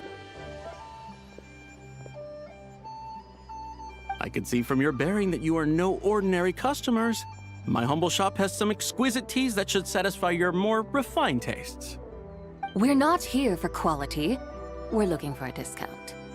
A discount? Well, that's a coincidence. Our Sunglaw tea is on sale right now. A special festive offer. Something about the name of that tea sounds familiar to Paimon. Buy 3 boxes of Sunglaw tea during the festival to get 10% off. Buy 4, get 20% off. Buy 10, but... Buy 10, buy 50% off? That's right. 10 boxes at half price. Have you been to our shop before by any chance? Yeah, that's legal. Paimon's definitely heard this spiel before. 3, 4, 10, 10, 20, 50. Zabai, what are you muttering about?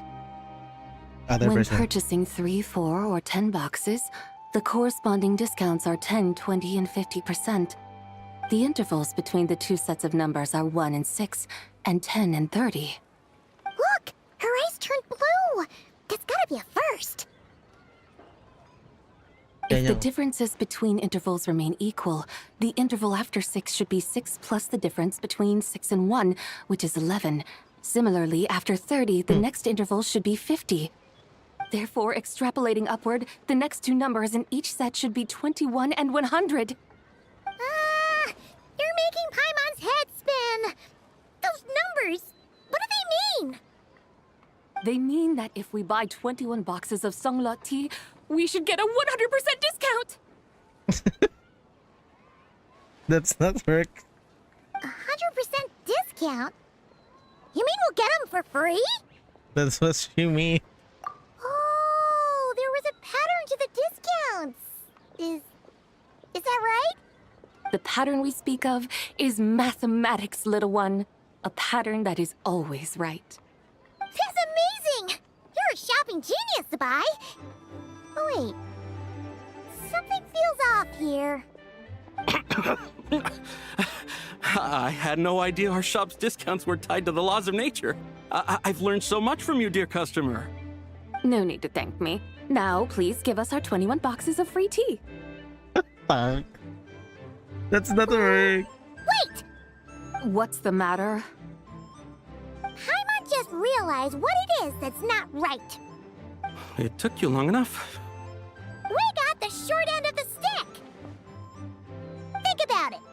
If we don't have to pay when buying 21 boxes, then if we buy even more, the vendor should be paying us money instead, right? Hey, Zabai, work this one out. If we buy 100 boxes, we'd make loads of money, wouldn't we? I will die. It stands to reason. Wait a moment, dear customers. Don't you think you're haggling a little too hard? You are the one dictating the discounts. We're simply extrapolating the numerical patterns within. As such, we are hardly haggling. You have a point. However, that's right. I'm so sorry. I just remembered. My supplier didn't come today, so we don't have any tea after all. Such a shame. Terribly sorry about this. Awful, awful luck. Where can we find your supplier? Well... Not to fret. We'll save you the effort and go straight to the source ourselves. Well, you see, dear client, the supplier's discount isn't as generous as ours. You won't be able to get the same price from them. Huh? Does that mean they won't pay us for taking their tea? They might not even offer you 100% discount. How very unfortunate. Nevertheless, as the original supplier, they must offer some sort of discount.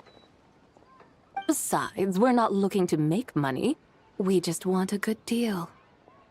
Well, that's great. My suppliers are all tea farmers from Chaoying Village. You can go ask around the village, but please don't say I sent you. Do not worry, we appreciate your generosity. Referring customers to your business partners, even choosing to remain anonymous, the demeanor of a true gentleman indeed. Your business will surely prosper. I hope you're right. Then let us head to Chaoying Village. Do you know the way, my guides? Of course! Just follow us! Loko eh. Nascam na nga ni. What otherworldly beings were those? Thank the heavens I managed to send them on their way. I should hurry home and pray to the White Horse Adeptus. May she bless me such that I never encounter such customers again. Well, that's it. She, the White Horse.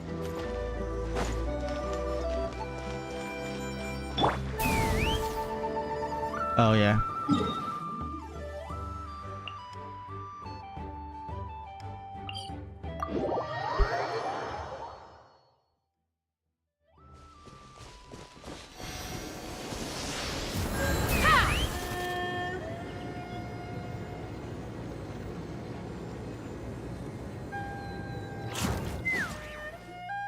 Here we are! Chaoying Village! The mountains and waters are pristine. They embody the beauty of heaven and earth. It's a good-looking place, all right. But it's hard to enjoy the scenery when Paimon can't stop thinking about all that tea-buying Mora we're missing out on. Should fate dictate, Mora will find its way to you sooner or later. Well, Morak certainly finds us often enough. He even sought us out in person this lantern rite. For now, let's look around and see if any tea farmers are selling their crop. We'll be able to see more clearly from up high. Let's take to the sky and enjoy the beautiful scenery while we're at it.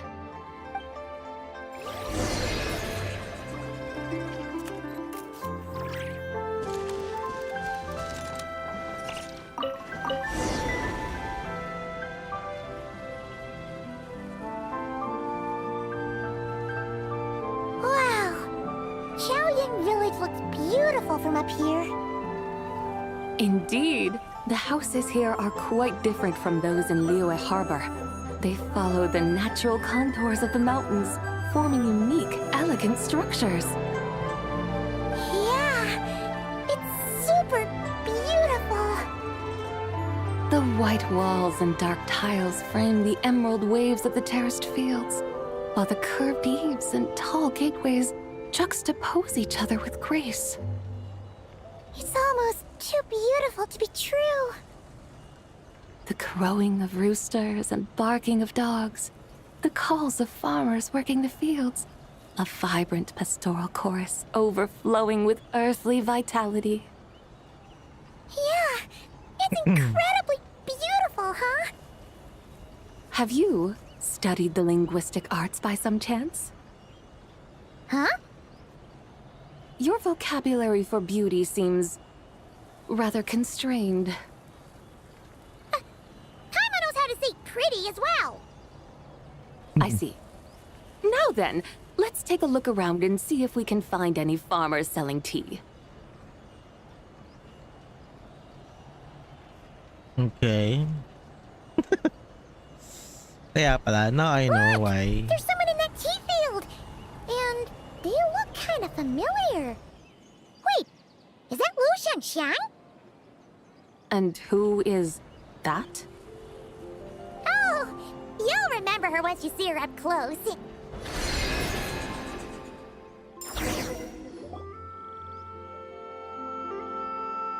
there, Lu Xiangxiang!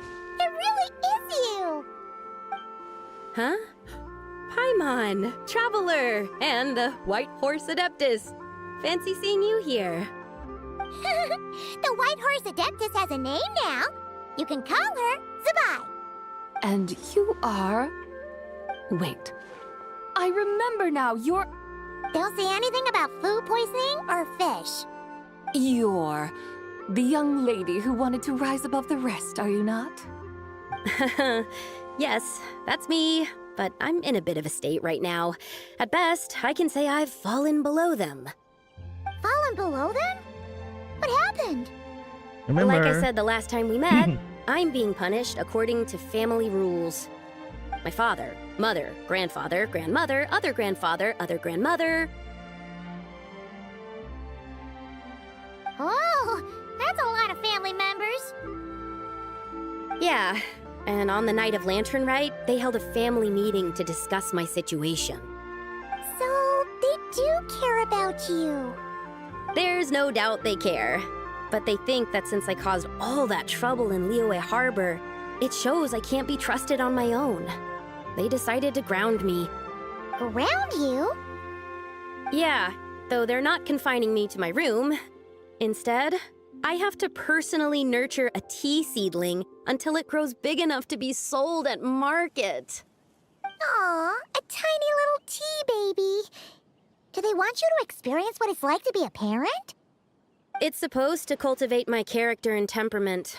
They say this will help me calm down and reflect on my issues. What happened in Liyue Harbor really wasn't your fault.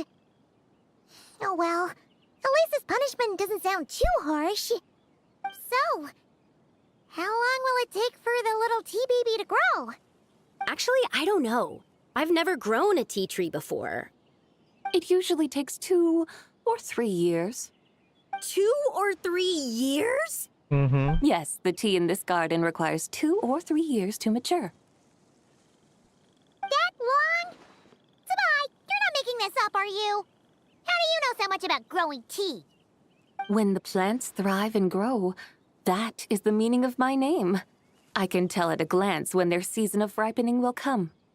Do I really have to waste 2 or 3 years here? Why is this happening to me? I'd only just found my direction in life. Did you figure out what could you...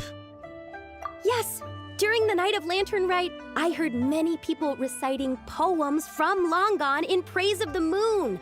In that moment, I suddenly felt a great sense of pride.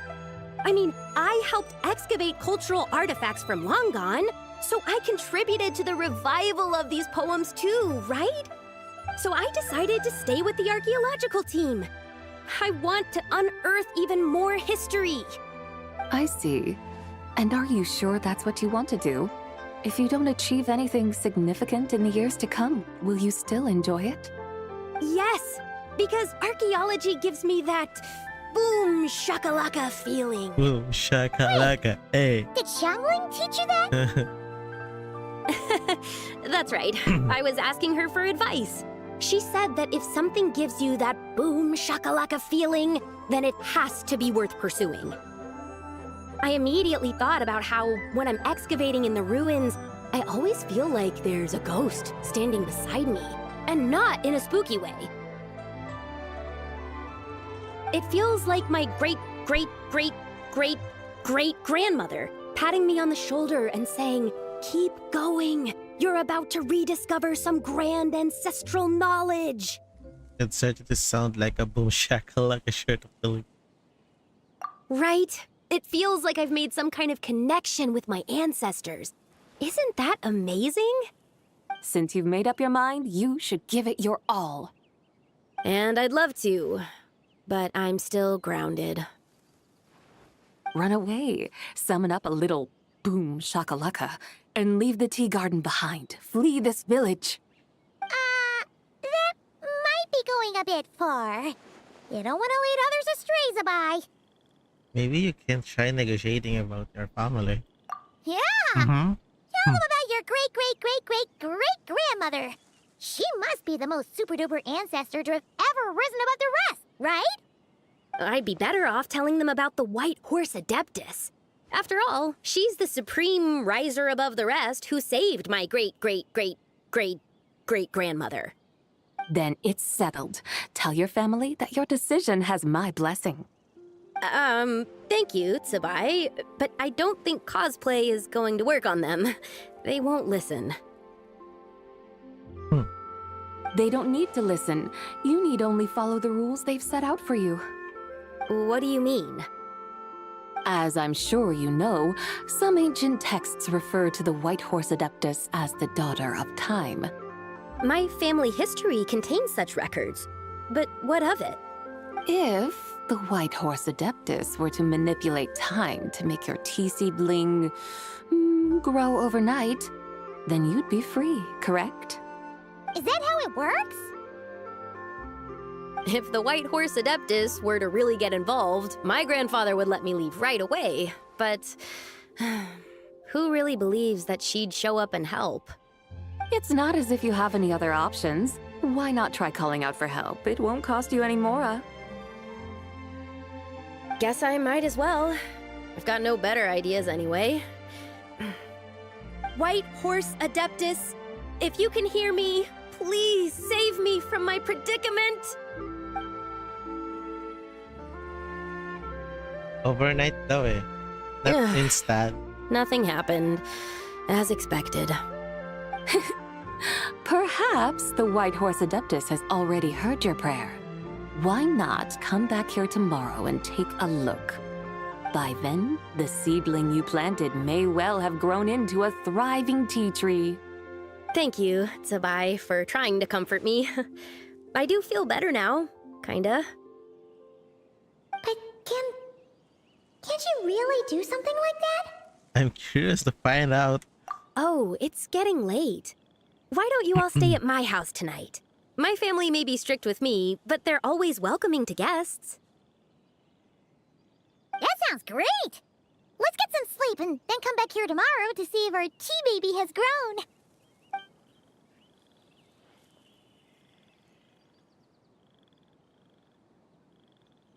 Incredible sights awaits you. Oh, the tea tree! Whoa! Your tea baby is all grown up! Indeed, it has grown into a mature tea tree that can stand tall in the face of wind and rain. How is this possible? It must be the work of the White Horse Adeptus. Her prayer must have moved her. Are you sure? Perhaps she heard your prayer and chose to answer the call. She once saved my great-great-great-great-great-grandmother. This time, she saved me. That's incredible! Your family must be blessed by the White Horse Adeptus. I guess so. I need to tell everyone the news right away. They should you are no right. They'd better. Since this is the will of the White Horse Adeptus, I don't see how they could object. Go! And if you run into any more trouble, call out to the White Horse Adeptus just like yesterday. Thank you so much!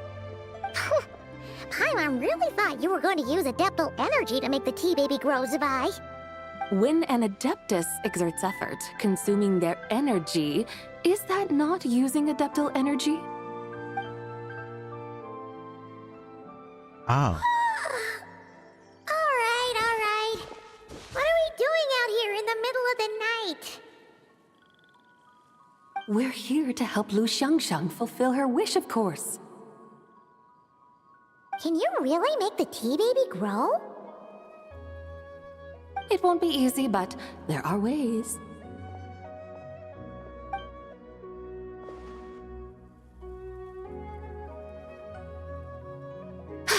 There, it's grown. Hey!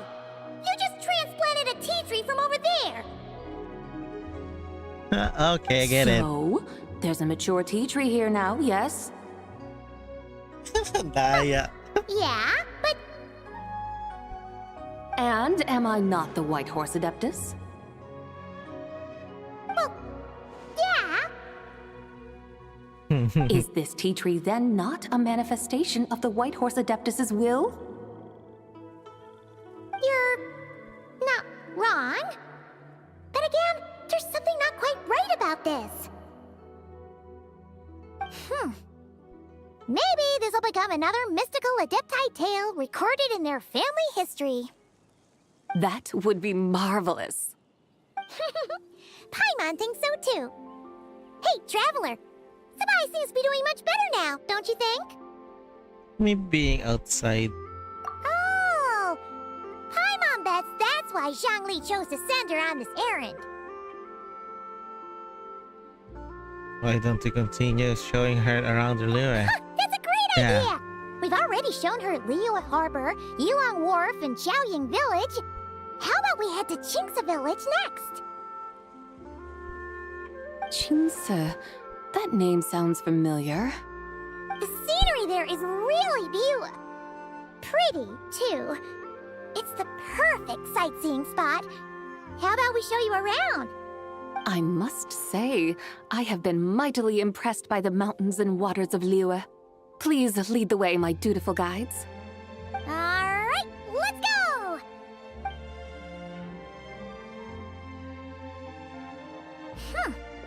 Paimon can't help feeling like we've forgotten something. Pay it no mind. I've already forgotten more than you will ever know. Alright. If we forgot something, it can't have been that important to begin with. Seriously, you forget. Here we come! Kawawa siya. Kawawa siya.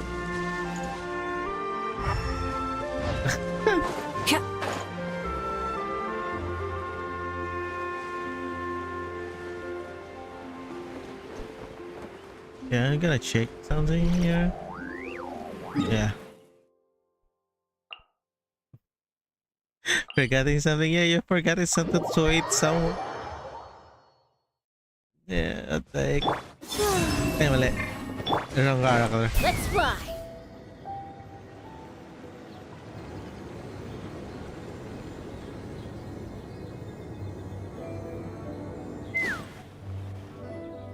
We should plant cucumbers. We should plant canolas. We should plant cucumbers. They're easy to sow. We should plant canolas. The flowers are pretty. What are you arguing about, little ones? We're deciding what to plant in our field once Lantern Rite is over. Yeah. Dad gave us a small plot of land to grow our own crops. He said we can keep all the more we get from selling them. We should plant cucumbers, right? Dad plants cucumbers every year. We should plant canolas. We can press the seeds for oil. It smells good and sells for a good price. Ah, an agricultural debate. This should be easy to sort out. Granny, are you a farmer? Could you tell us what to do? Granny? What did you just call me, you rapscallion? Lagoon. Oh no, her eyes are gonna turn red again. It's just my granny smells really nice, and you smell nice too. So, sorry. How about we call you Auntie instead? Auntie? Just call her Big Sis. Oh, all right. Big Sis Sabai, can you help us decide whether we should grow cucumbers or canolas in our field? You little rascals! Using priceless land like this just for cucumbers and canolas? What a waste of heaven's gifts! Huh? What should we plant instead? With the coming of spring, when all things awaken, the field should be sown with the 5 grains. What are those? The 5 grains are life's staples, the heart of the people's table. I notice the people here mostly eat rice, so that is where you should begin. Based on the local climate and soil, seedlings planted in mid to late spring should produce mature grain within 2 or 3 months. When autumn comes, you can plant a second crop, with time still to harvest it before the first frost. The rice you harvest can be sold at market or kept in your stores. It's a far better choice than cucumbers or canolas. Oh, but Big Sister Sabai, I like canolas. That's no issue. It is unsuitable for continuous cropping in any case. You can rotate it with rice to maximize your yields. After the second rice harvest, around wintertime will be the perfect opportunity to sow their seeds. And when they mature in mid to late spring, you shall be just in time to sow the first rice crop of the year in turn. This way, your field will sustain balance, rice and canola in a harmonious cycle. Wow! That means we'll have crops to harvest all year round! Wait a minute! If rice and canola take up the whole year, what about my cucumbers? A firefly dares rival the brilliance of the moon? In what twisted universe should cucumbers vie for land with rice? Big Sis Zubai! You're going to hurt Lil Bee's feelings! Auntie hates cucumbers! Look good. Stop crying this instant! I meant that cucumbers are simple enough to grow. There's no need to devote a whole field to them. Just find an empty corner of your yard, scatter some cucumber seeds in the earth, and before you know it, you'll have a thriving patch of vines. Cucumbers delight in sunlight and moisture, but they suffer in cold weather. If you wish to plant them this early in the year, you should make sure they're protected from frost. Wow. Is it really that simple? Let's hurry home and get started right away! Are you really in that much of a rush? Well, thanks, Big Sis Zubai, who's fierce but really good at farming. We gotta go! Thanks, Big Sis Zubai! See you around! Paimon never imagined you'd know so much about farming. What's so strange about that? The people of Longon called me the god of soil and grain. Are the fields not made of soil? Is rice not one of the 5 grains? Huh, that's true. So, if the god of soil and grain is a farming god, that means the White Horse Adeptus must be a farming adeptus, right? When you put like... Of course, the god of farming is down to earth. Mind your tongue, impertinent child. How dare you diminish the lofty bearing of an adeptus? Hey!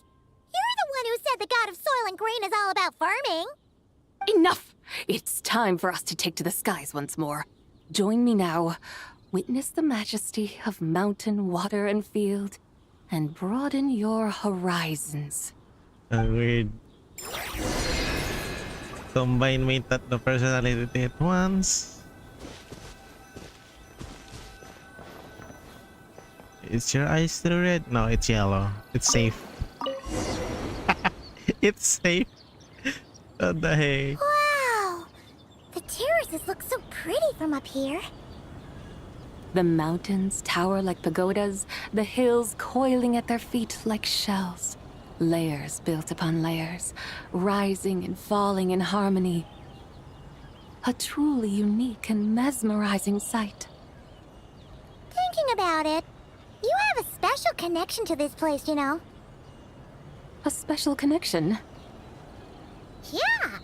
There's a local legend about a white horse leaping from a pure spring to follow Rex Lapis into battle. Don't you remember? You must have been living in seclusion around here. That does sound somewhat familiar. Oh, and if we keep going up this way, we'll reach a super duper spooky spot. You might have a connection to that place too. There's an ancient array that seals away the remains of a fallen god. A god's remains? Yeah, the people of Liyue turned that story into an opera called The Sanctification of Tao Do. Does that ring any bells? Tao Do. Huh. The 7 and 8 gates array. That's right, that's right! You do remember! Buna, the god of the underworld, who could pacify the forces of life and death. Huh? So, Tao Do had another name? Let's go take a look. Alin? The mountains or what?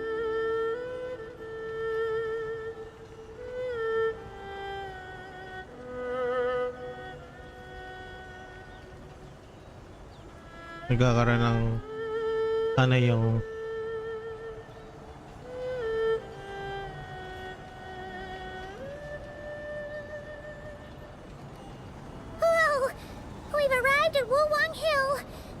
The atmosphere just turned spooky. I can't help but feel there's something strange about this friend you haven't seen in ages. Huh? Paimon thought she heard someone's voice. Is that Let's head down and check it out. Is that Hu Tao?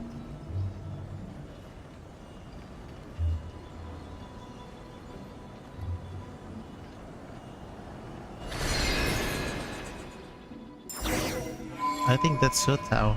I can't help but feel there's something strange about this friend you haven't seen in ages. Strange? Whatever do you mean?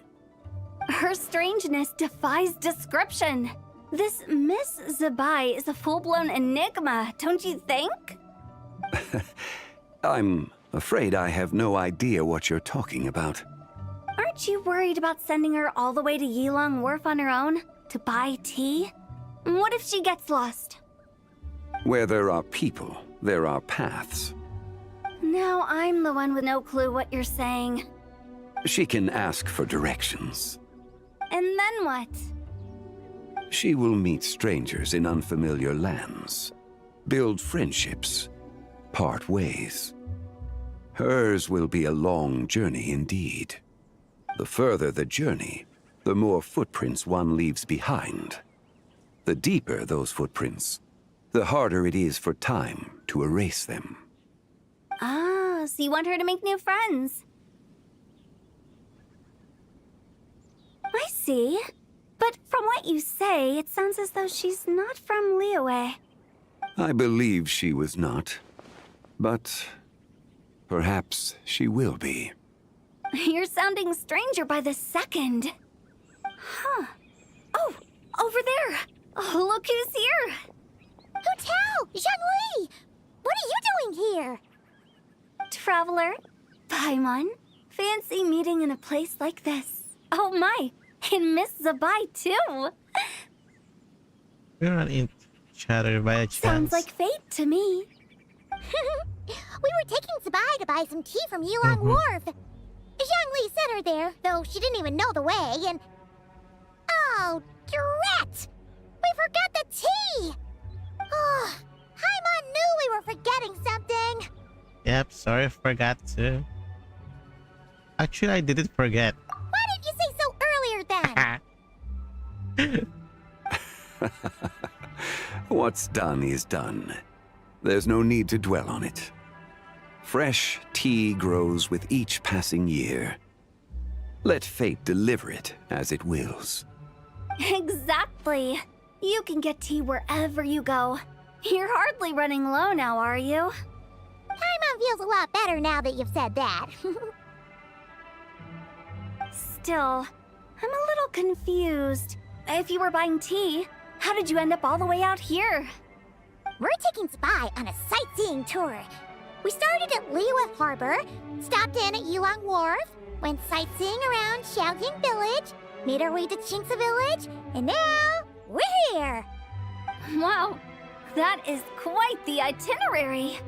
Yeah, actually, Paimon thinks it's about time we headed back. What about you two doing here? What's up, Zhongli?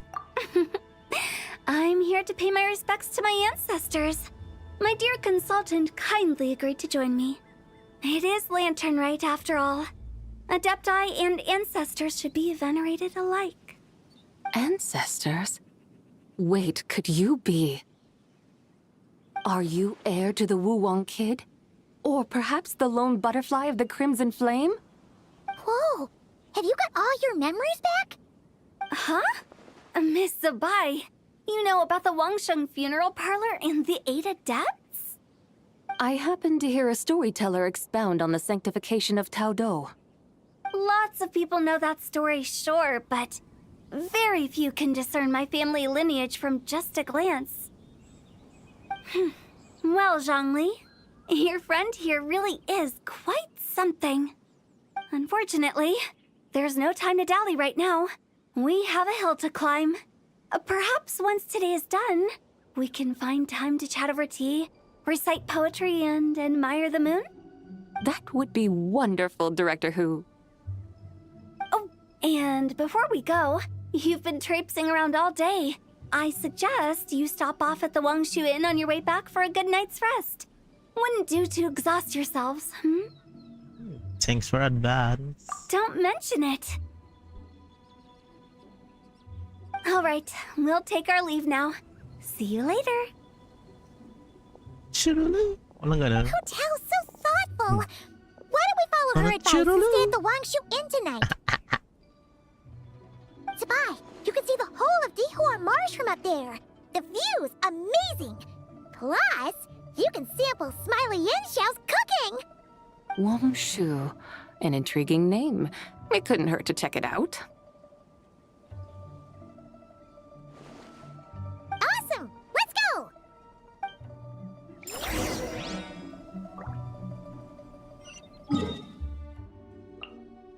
What? What? Take me up! Huh? So, papali pa rin tayo ng wagon.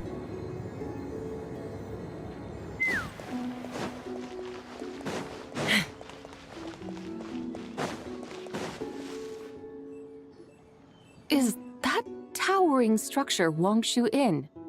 Sure is. We can take the lift up from over there.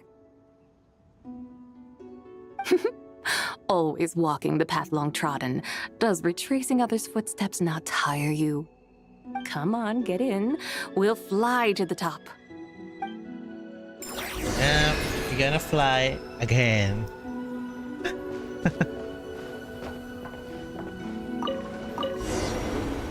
We fly again.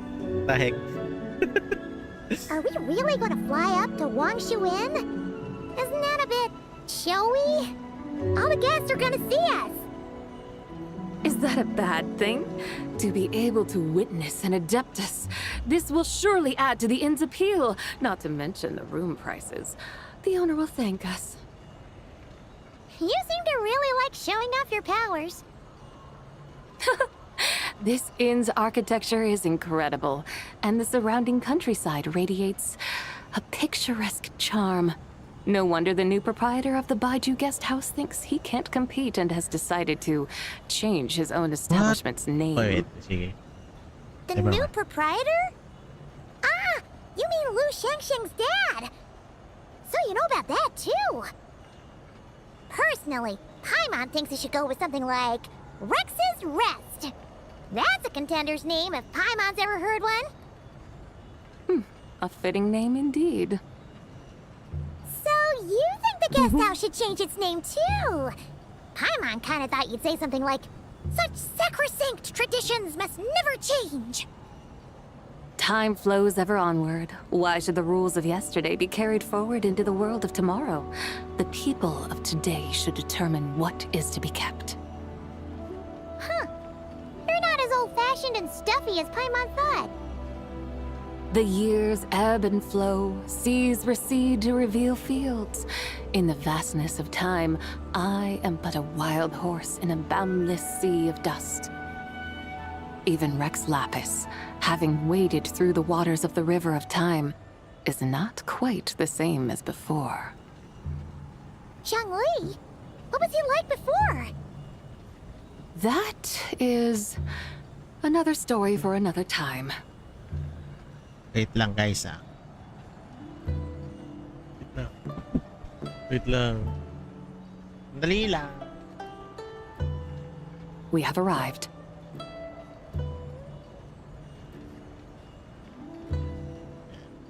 Oh.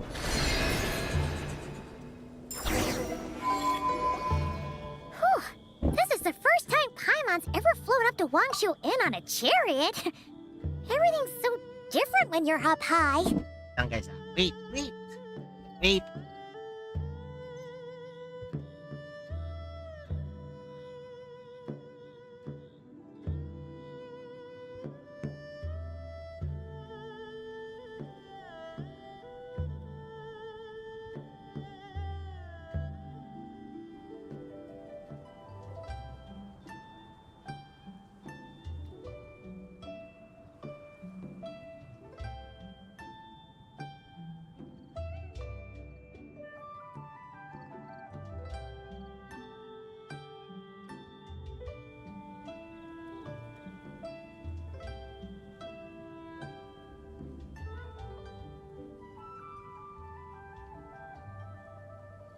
Yeah, I'm back. I'm back. I'm back.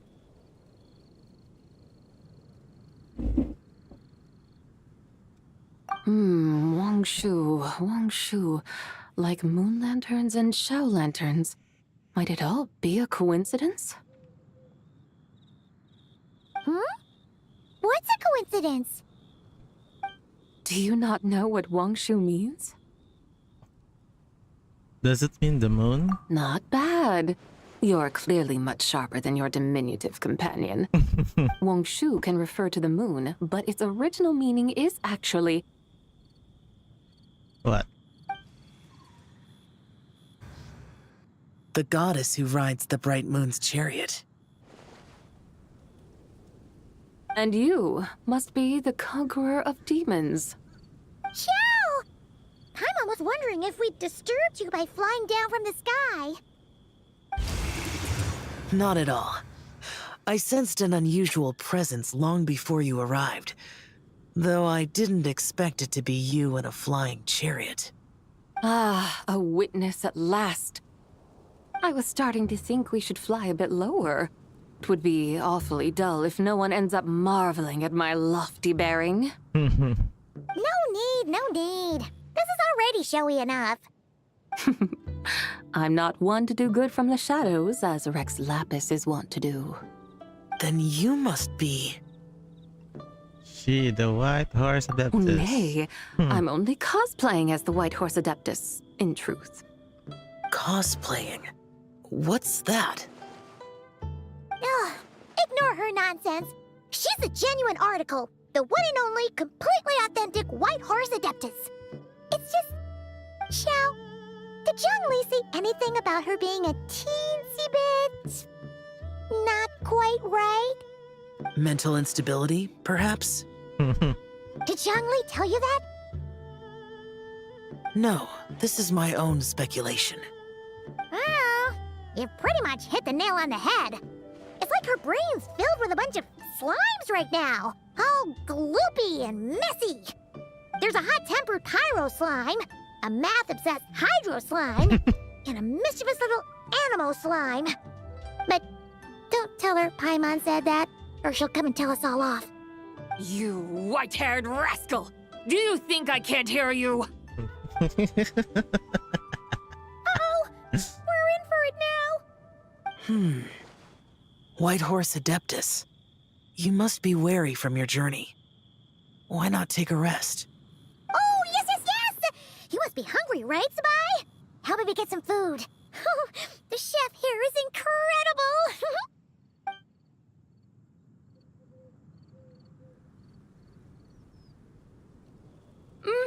It's so hot! So spicy! Are you okay? Do you want Paimon to get you some water? Don't worry about me. I just need to pace myself.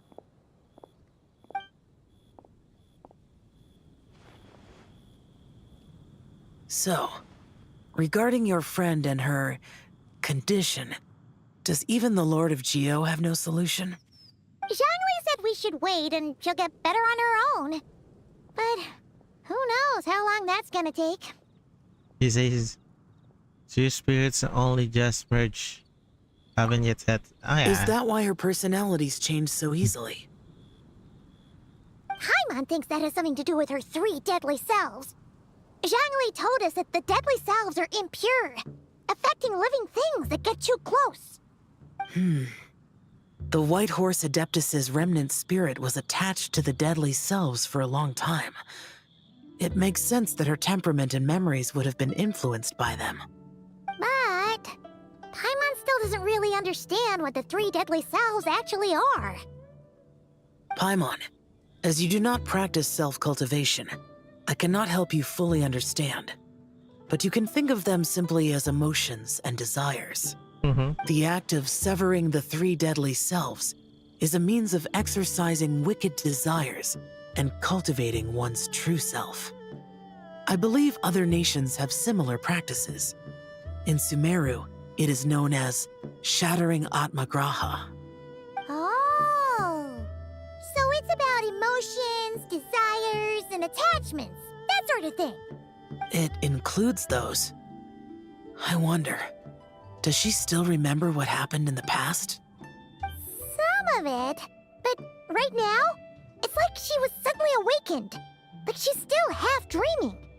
The half that's still dreaming might remember things, but the half that's awake doesn't quite get it. Conqueror of demons, are you looking to learn about Rex Lapis's past from me? You are an old friend of his, so please, call me by my name.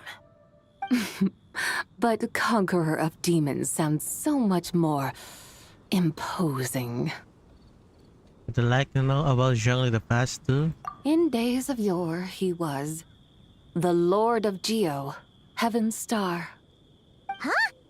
You said the same thing the day you came back. But what does it mean? I'm afraid I can't remember. Hey! Did you really forget? Or are you just pretending so you don't have to tell? Why not ask Rex Lapis himself? Whether I've forgotten might be up for debate, but I am certain he remembers. He must have his reasons for not raising the past, and you likely have similar concerns. I shouldn't have asked. An answer that suits your style, General Elatis. Now that we're on the subject, though, I suddenly remembered something. Which is? In the distant past, there was a feast, which I attended. I faintly recall the Lord of Geo also being present that day. Oh! And then? What happened? Among the dishes served, there was one that could be found in every household throughout Langan at the start of spring. A dish called Flavor of Spring. I suddenly remembered the recipe for this dish. Is that it? Yes! Since it's Lantern Rite here in Liyue, why don't I make some for you to try? That sounds good. Okay. I hope it's not dangerous. Wow! It might not have been the story Paimon was hoping for, but this looks delicious! Lumpia. The spring breeze stirs. Now is the perfect time to savor this dish.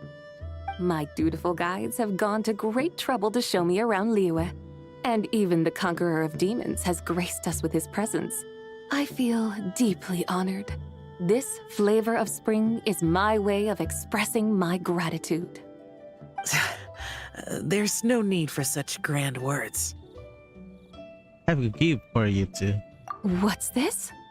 Hey! It's that broken jade token from the Antiques exhibition! I believe this belongs to you, yes? Indeed. This was once an Adeptal treasure of mine. I'm amazed it ended up in your hands. Alas, it serves little purpose now in its fractured state. Please, keep it as a memento. Oh, that's a shame. Can't we fix it? This is the way of the world. Once jade is broken, it can never be made whole. Then, what about forging a new one? That is a good point. That it has ended up in your hands must be a message from fate. I could try to craft it into a little trinket for you. One that might prove useful on your journey. Ooh, what sort of trinket? It's just a passing thought, one that will require the right opportunity. I'll think about it more when the time comes. Now that we've had our fill, we should get some rest. Tomorrow we return to Liyue Harbor, where I'll have need of your guidance once more. Okay.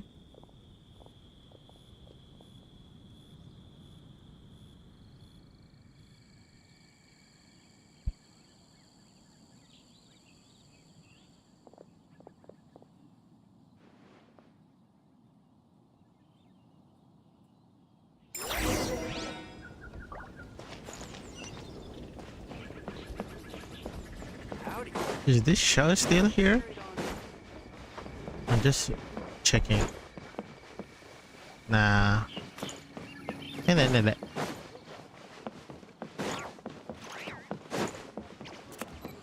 Yeah.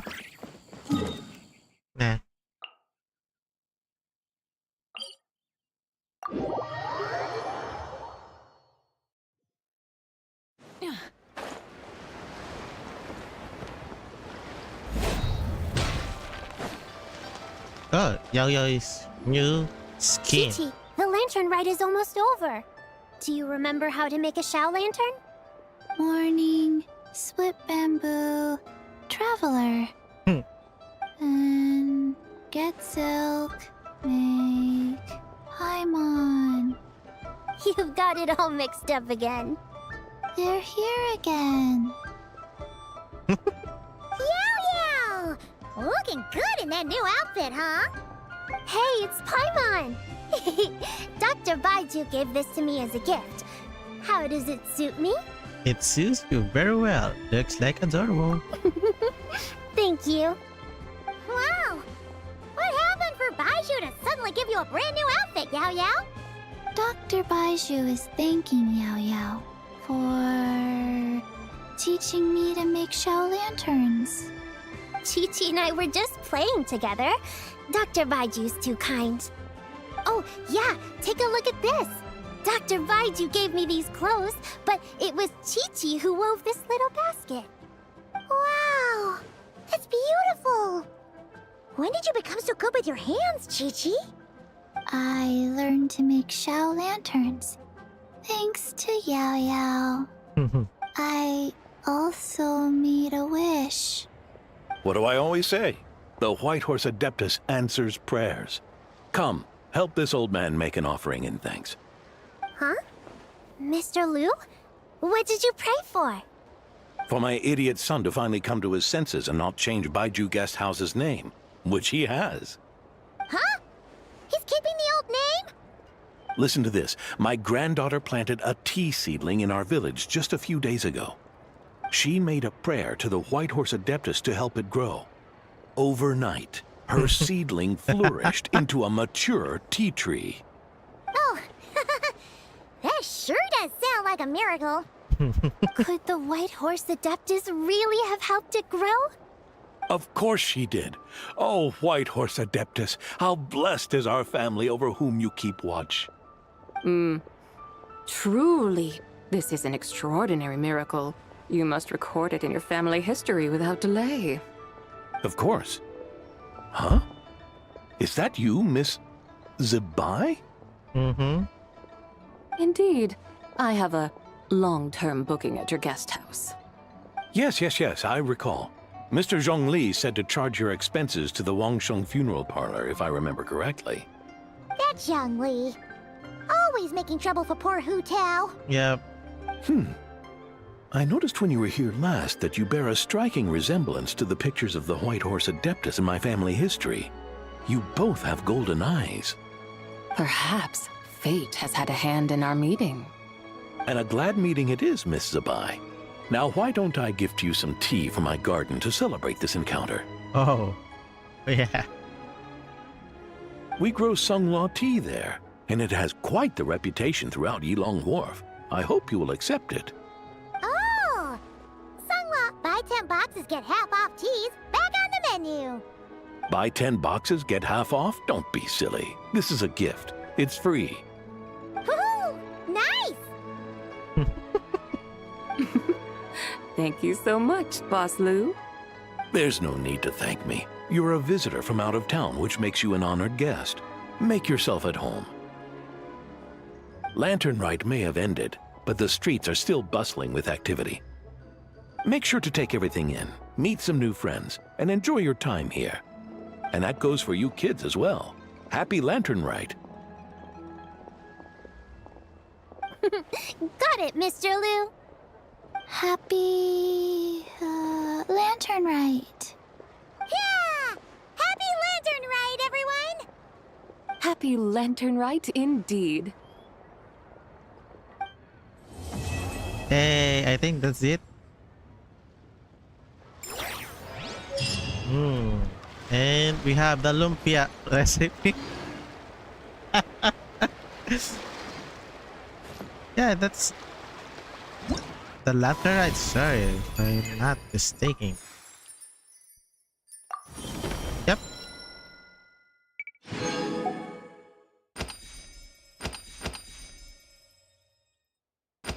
All that. But Di pa ako magpo-pull eh.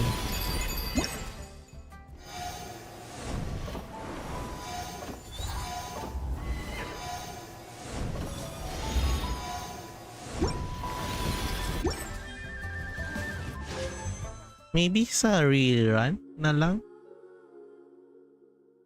Yeah, maybe sa rerun na lang niya.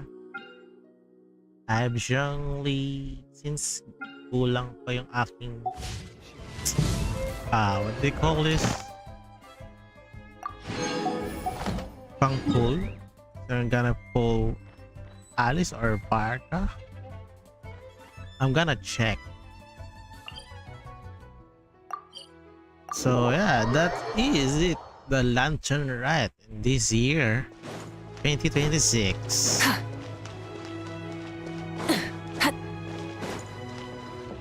Who knows what next year is? Astra. Thank you for Add Astra.